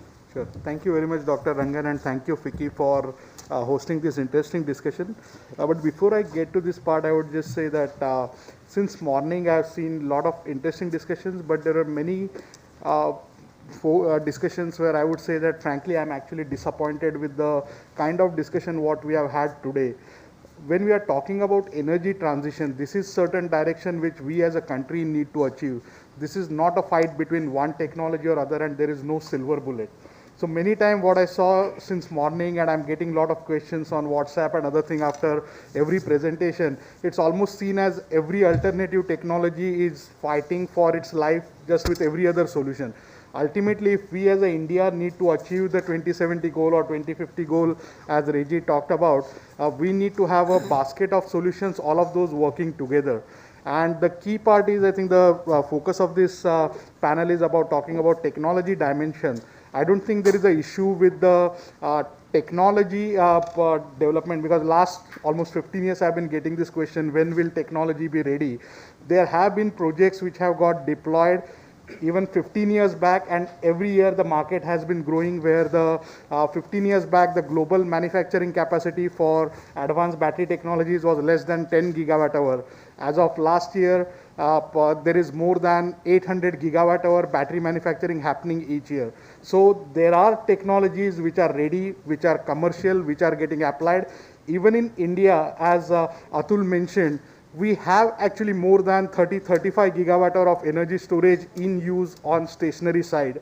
In terms of the majority of that is coming from the inverter and backup. So although we get fixated with these large SECI tenders or something happening from government, ultimately for customers, if it is cost effective, as Reggie mentioned, those technologies are getting deployed and there are better technologies available. The biggest question now what we have in India is that are we as an industry going to look at this as an opportunity? Are we going to keep on having this discussion about some short-term cost and is it cost effective and viable for India or not? Because this is a transition which is happening. We had the same discussion back in 2010, 2012, 14 timeline, where solar policies were getting set up and the focus was decided just to be on the lowest cost solar, to bring down the cost of the solar, and we missed the complete manufacturing build-up which happened around the globe, around that primarily in China.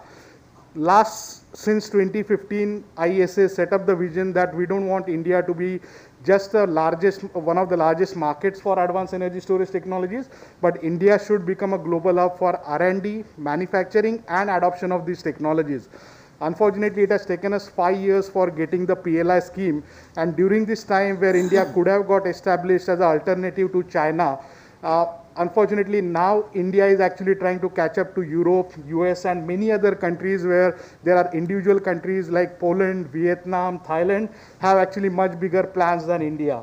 So when we are looking at the IESA, we think again energy storage technologies have evolved. There is more than 90% cost reduction have achieved on the technology, and at the same time the performance has grown 2 to 3x. So in terms of the levelized cost of storage or in terms of the application, actually the market day by day is increasing exponentially.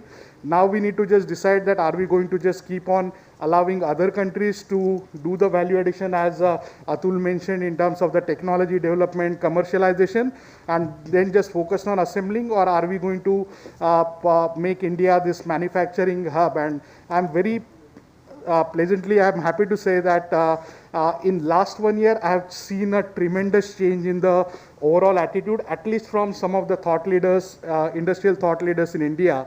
And last September 22nd at World Energy Storage Day, IESA set a vision where we said that we don't want to limit ourselves to just this 50 gigawatt hour PLI by government, which is expected to come online by 2027. We want to get to 100 gigawatt hour by 2030. And 500 gigawatt hour domestic manufacturing by 2035. Many people laughed at us. But today, I'm happy to say, last month when we celebrated 10th anniversary of IESA, most of the industry leaders who came in and spoke, and they said that 100 gigawatt hour by 2030 is too conservative estimate. Will be anywhere from 130 to 170 gigawatt hour manufacturing will happen. And it is not about just PLI. PLI, there are 4 winners have been selected by government. Maybe 2 of those will actually succeed. But there are 12 plus other companies who are setting and investing in gigafactories. And not just that, there are 30 plus other companies who are setting up manufacturing and processing capabilities in the supply chain, because there are many questions which were asked in the morning about raw material availability, about supply chain. In fact, I'm happy to say that right now there are many companies in India who are saying that we don't want to even get into this supply chain for serving to just this 50 gigawatt hour or 100 gigawatt hour manufacturing in India.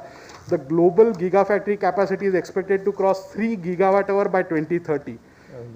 So that's where I think there is a global opportunity available, and we need to start going beyond just trying to focus on the cheapest technology in India and try to figure out this is a next $1 trillion opportunity available to us as an industry, and we need to capture that, and we are here to make that happen. Thank you, Rahul, for providing a very optimistic perspective on our technology and our targets.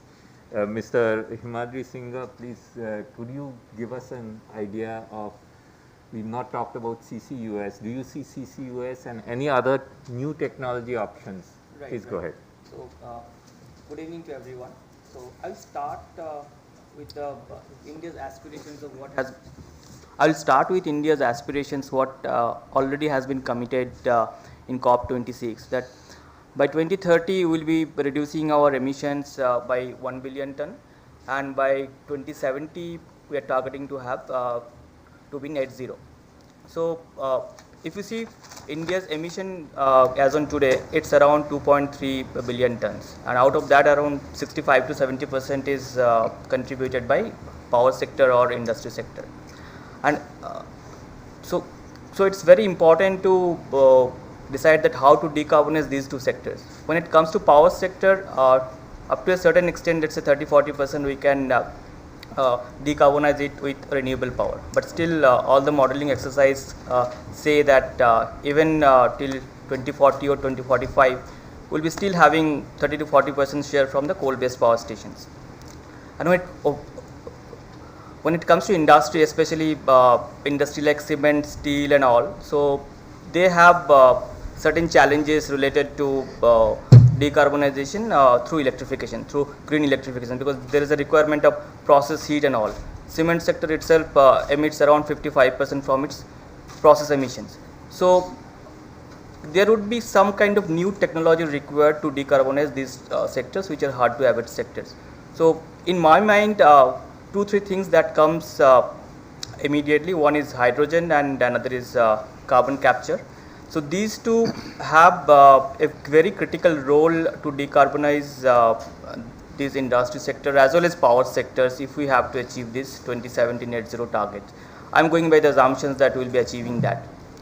Now in hydrogen we are seeing some tractions that there have been many announcements related to investment targets. Some of these companies have already announced alliances with global OEMs in electrolyzer manufacturing. There have been large announcement, $1 billion investment announcements are there. CCUS, in other hand, is in a little nascent stage, but is expected to pick up, because if you see that 60% of our existing thermal power plants are less than 15 years old. So we cannot just shut them off like European countries. They will still be there, and keeping those in line, and if we have to achieve those emission targets, we have to bring CCUS. Now, how to do this? That's where basically your policy and regulations come into picture, that how much financial incentives we can give, what could be the potential regulations, and also one major concerns that that is being very visible, that what is the demand? Let's say if I produce hydrogen, can people buy it? Because it's not yet cost competitive. So when can we achieve this cost competitiveness, and how can we achieve that? I mean, what kind of financial incentives, what kind of regulations should be there? So that's very important. In CCUS, another important area is that we still don't have any kind of policy. Green hydrogen, we have some policy, phase 1 of the policy. Still it's not talking about anything about the demand creations and what could be the potential, future potentials and all. We are talking only about the exports and some amount of cost reduction through through reduction in open access waiver and all. But still a lot needs to be done to make it cost competitive. For CCUS, we need to have a policy. We need to also have a mechanism to store it and also use it. We don't have any kind of geospatial mapping of that where we can store it. That's a very big challenge. In the end use segments also, where can you use it? How to mitigate the disparity of the cost that we import currently from the Middle East. So there is a significant cost disparity. So probably I will end with the note that a lot of financial incentives, a lot of regulations like carbon tax, a lot of policy then roadmaps. These are all required which are not yet visible.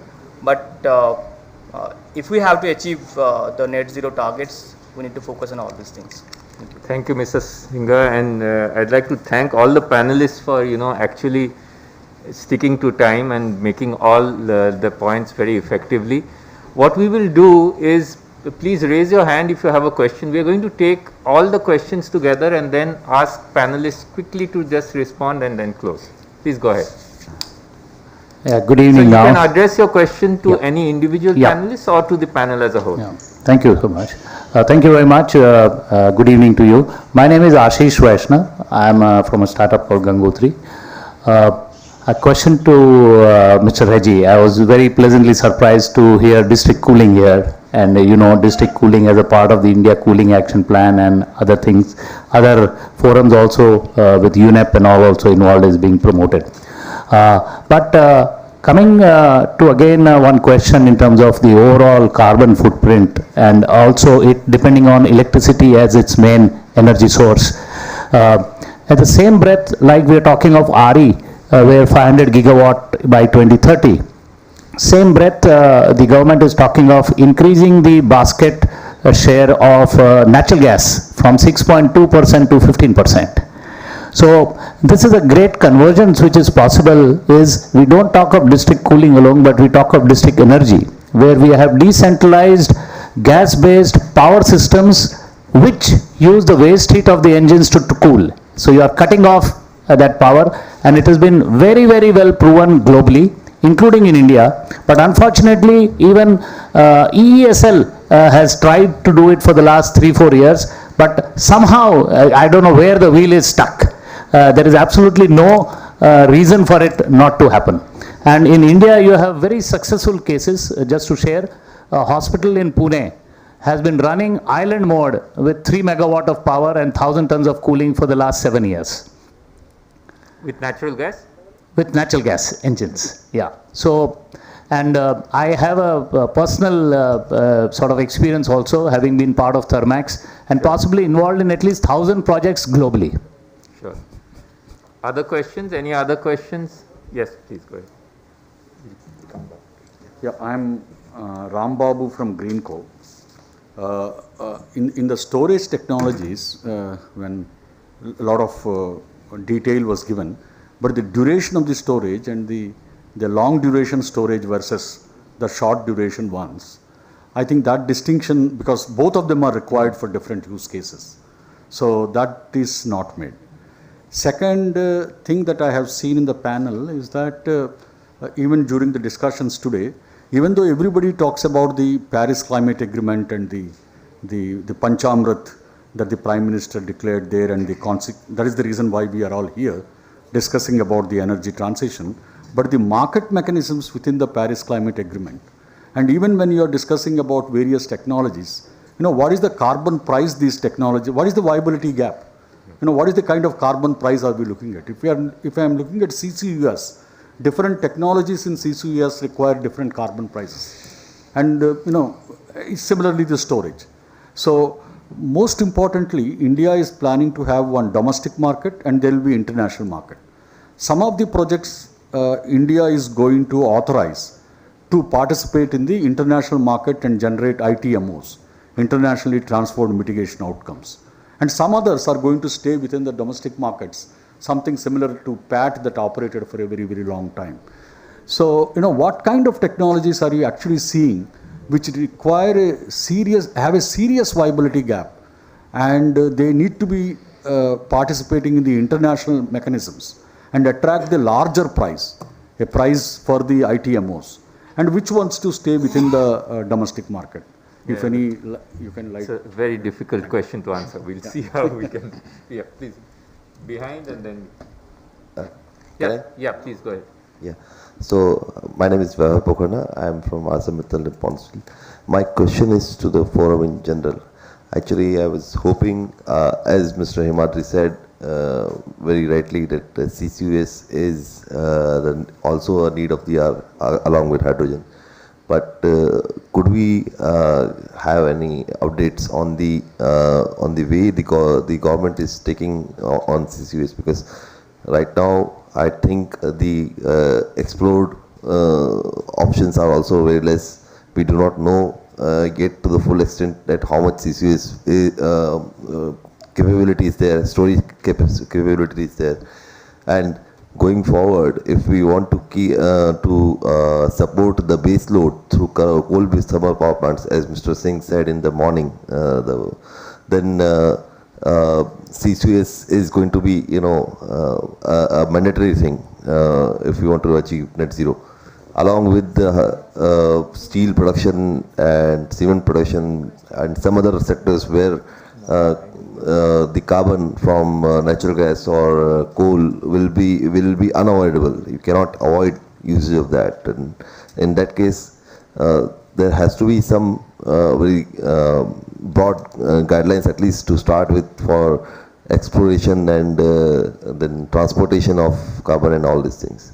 Sure. Thank you. Okay, I think the last question, yes. Good evening. I'm K.K. Roy Chaudhary. I'm an energy and environment engineer. I would like to comment on the knowledge capacity building requirements in all these endeavor, and I would like to know about the knowledge capacity building in the India energy transition endeavor, and post developments of whatever we are talking of, EVs, what do you call that, urban mobility, EVs, then so many other things, solar, and also fair enough. All the domains, we are talking of knowledge capacity building. And what are the steps being taken that public are assured? I'm requesting to let us know the concerns for public security measures, the public safety measures, as you throw all these products in the markets. What are the standardization? What are the standardization preparedness in our country? Sure. Thank you. Thank you so much. So we've got, okay, absolutely the last question there. Yes, please go ahead. Hello, my name is B.B. Pant. I am climate change and sustainability expert. There is a short-term goal of 1 billion of CO2 emission reductions by 2030. So just is there at this moment, is there any detailed plan, like segment-wise, like energy, agriculture, industry, who will reduce what percentage of this, and who will take the ownership in their respective functions? Okay, thank you. So these 5 questions that we have are actually cover a very broad spectrum and would probably take an hour for us to discuss. But what we will do is we will go to each panelist and ask them in a minute to try and address some of them. So Dr. Tripathi, 2 questions. One was on the CCUS policy, and the question was about whether CCUS policy is impending and what will it take to do that, and maybe the last question on this 1 million tons. And Dr. Tripathi, please go ahead.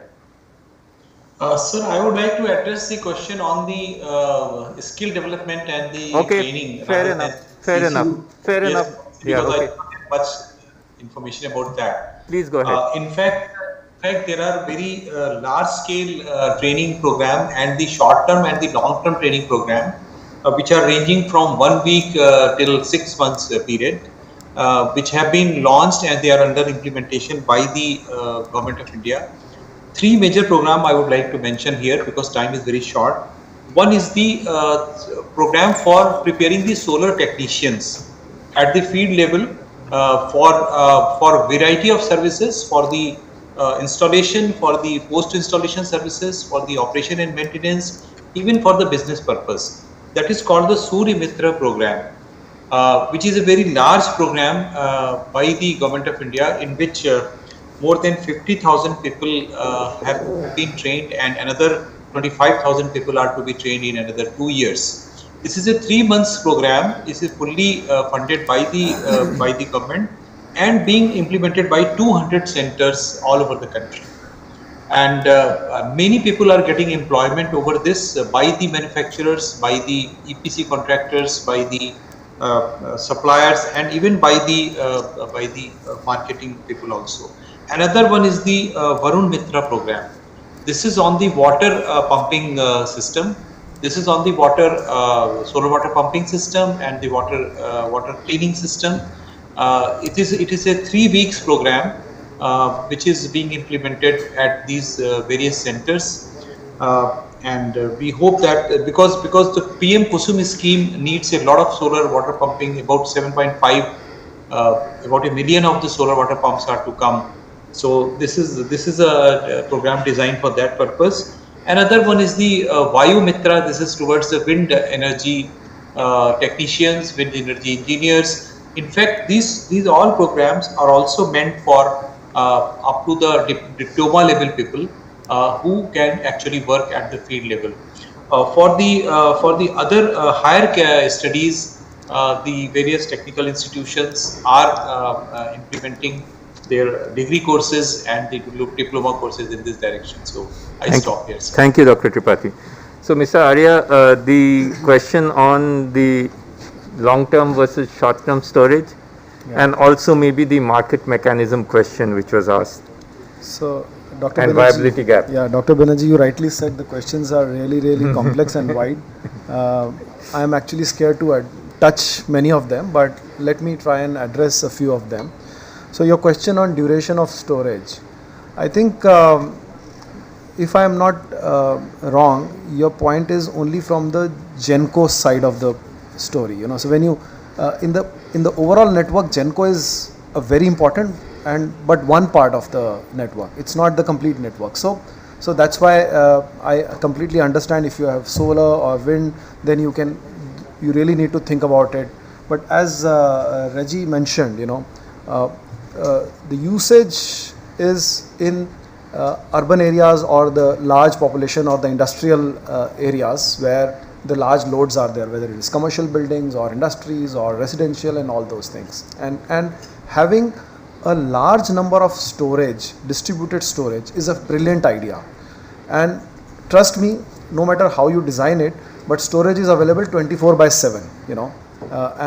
The greatest advantage it gives you is it can work as a source and sink both. So you can actually use it in duality, right? So he gave a brilliant example, and I think I've been proposing this to many people to have. So I think depending on the use case, you would have very short duration and very long duration storages as well. And for very long duration, maybe pump hydro or those kind of storages are the most cost effective, but then they cannot respond to the demands very quickly.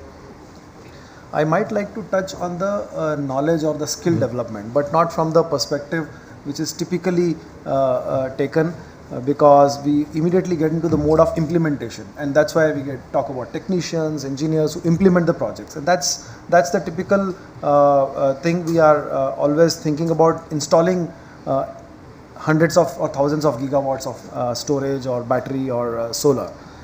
I think the knowledge which we have in this country, or which we need to develop, is beyond this, and this is linked with the technology development. Like I said in my earlier discussion, is that we are talking about cell manufacturing, but why aren't we really talking about anode and cathode manufacturing? Why aren't we really talking about electrolyte manufacturing, the separator manufacturing? And these are the industries which are quite similar to chemical processing, and we have a thriving industry, right? What we need to do is, I would not say repurpose, but for the want of any better word, I would say retrain some of the available chemists, or the plastic or those technologists in the country, get into those research, because that's the skill which is going to pay us dramatically high returns, and technicians will definitely be required, and I think this will evolve. But the high value attraction will come from the high-end research or high-end repurposing. Absolutely. So, Mr. Pillai, it's one question was specifically targeted on the. Okay. Yes. Yeah, see, we talked about the district energy systems. District energy systems is more popular in areas where there is more district heating. We need to do heating. So in India, we could look at it, the integrated way of heating and cooling.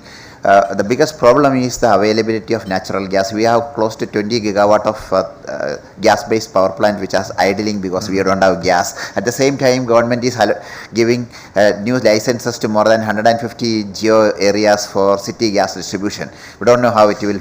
It will be extremely difficult to motivate a building infrastructure owner to invest in a natural gas based system when he is not sure where he is going to get the gas from, and nobody has control on the price because it's price fluctuation. So the district cooling systems are why we are advocating for that is because that electricity distribution system capacity, electricity consumption is all going to be almost 30 to 40% compared to individual building having its own centralized air conditioning system.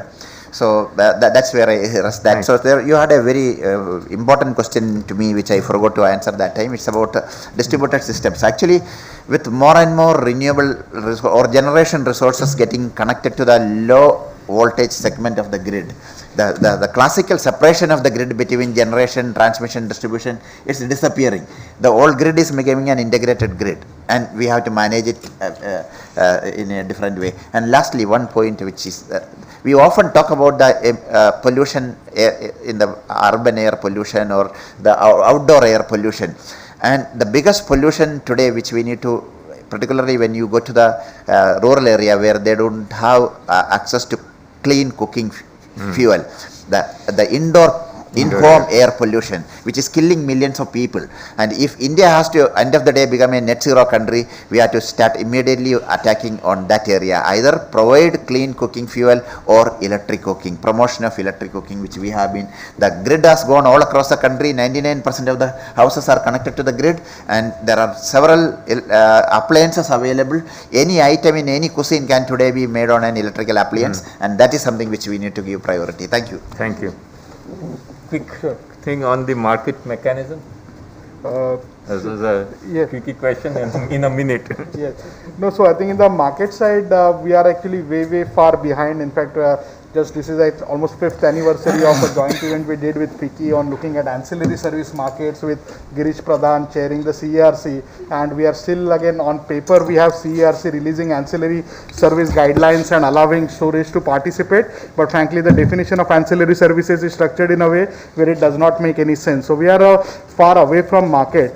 I would just like to also touch base on the question on the long duration and also I think the diesel side.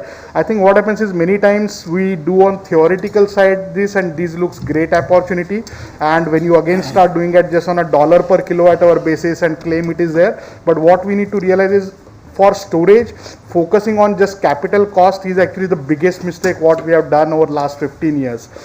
If you start looking at levelized cost of storage, if you start looking at utilization and then try to find out how you are going to use the storage more, if you have 2 hour, 4 hour storage, advanced battery, that doesn't mean you are going to use it only for 2 hours.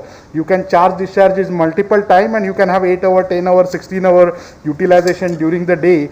And if you are using a storage device multiple times in a day, then with the capital cost, what cost of capital we have in India, it actually is better than rather than waiting for a 25-year storage and waiting for inventing that for 10 years down the line. So that's the biggest mistake we have done.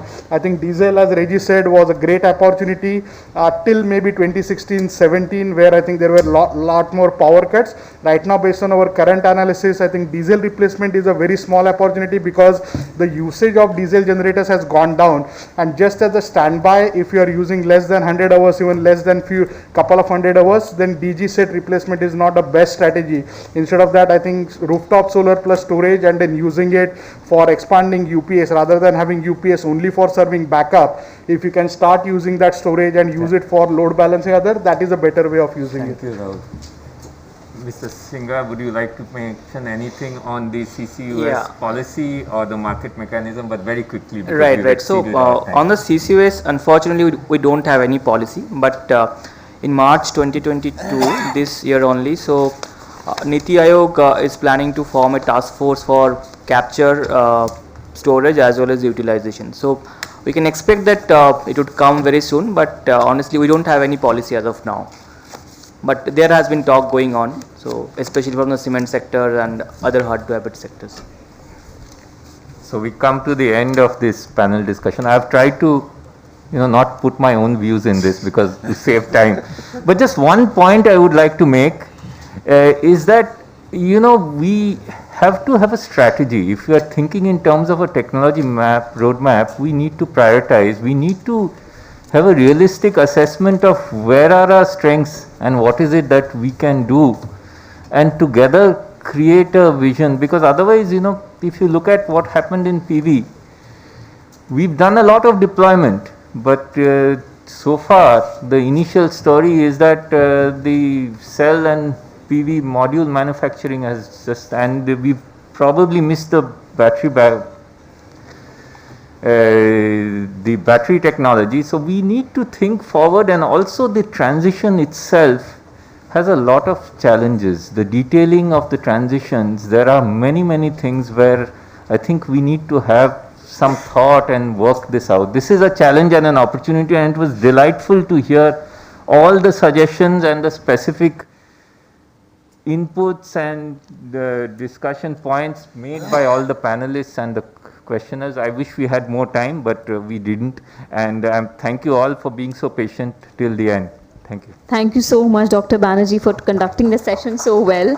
Thank you to all the panelists for joining us today. Before the high tea and the lucky draw, may I request Mr. Arpan Gupta, Additional Director and Head, Mines, Metal, Cement, Power, Coal and Renewable Energy Division in FICCI, to kindly deliver the formal vote of thanks.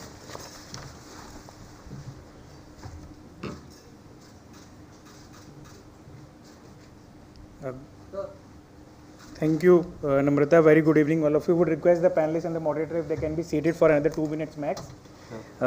It's a formal, I know we are running late, and it's a formal duty of vote of thanks that I have to do.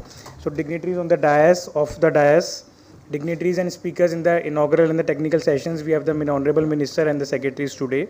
Esteemed participants, colleagues, industry members and friends, on behalf of FICCI, I convey my sincere thanks to one and all for participating in today's event, making it a great success.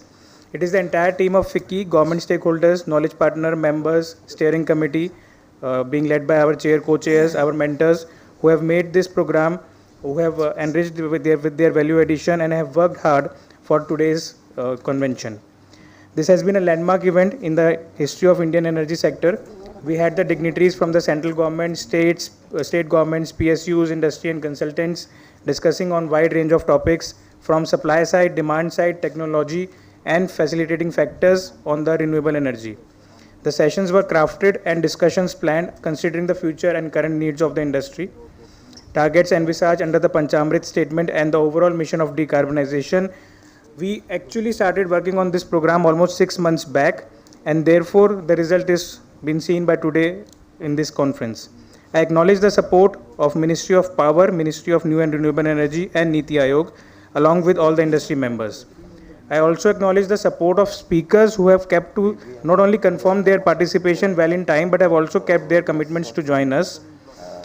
They, along with our esteemed participants, have deliberated on the energy transition, charting out its growth path and vision. All the highlighted, this is a very important all the highlighted actionable suggestions would be incorporated in the post-event report, and I would request the industry members, if they want to highlight, if they want to share their feedback, inputs, we would be happy to incorporate that in the post-event report. We had an amazing audience today. We could still have 40-50 people at this hour of the time. So many thanks to all of you. My also a special mention for the sponsors for supporting the event, media friends who are the public face for our initiatives, knowledge partner EY, and also like to thank our anchors for putting a lot of energy and enthusiasm into the conference. I once again thank you all for joining us today. Via this platform, I also would like to highlight that this being an annual forum, our next edition would be in 2023, and would request again for your wholehearted participation and response to our initiatives. Thank you so much. Thank you, sir. May I request the session coordinator to kindly conduct the lucky draw, please? Can we have the slips? Sir, if you can kindly pick up 2 slips out of it.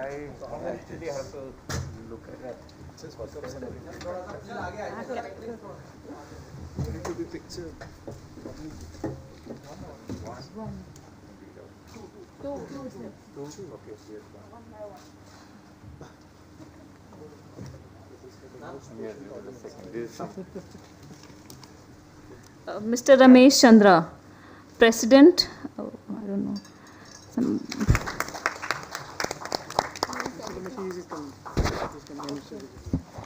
Mr. Vijayu from AGM Sustainability, Green Co.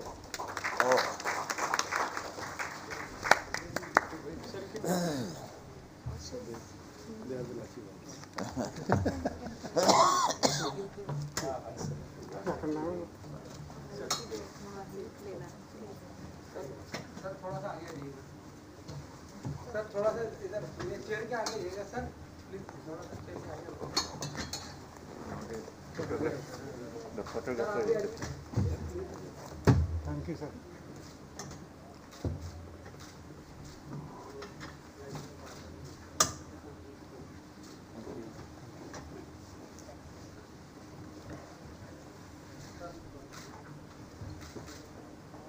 Thank you.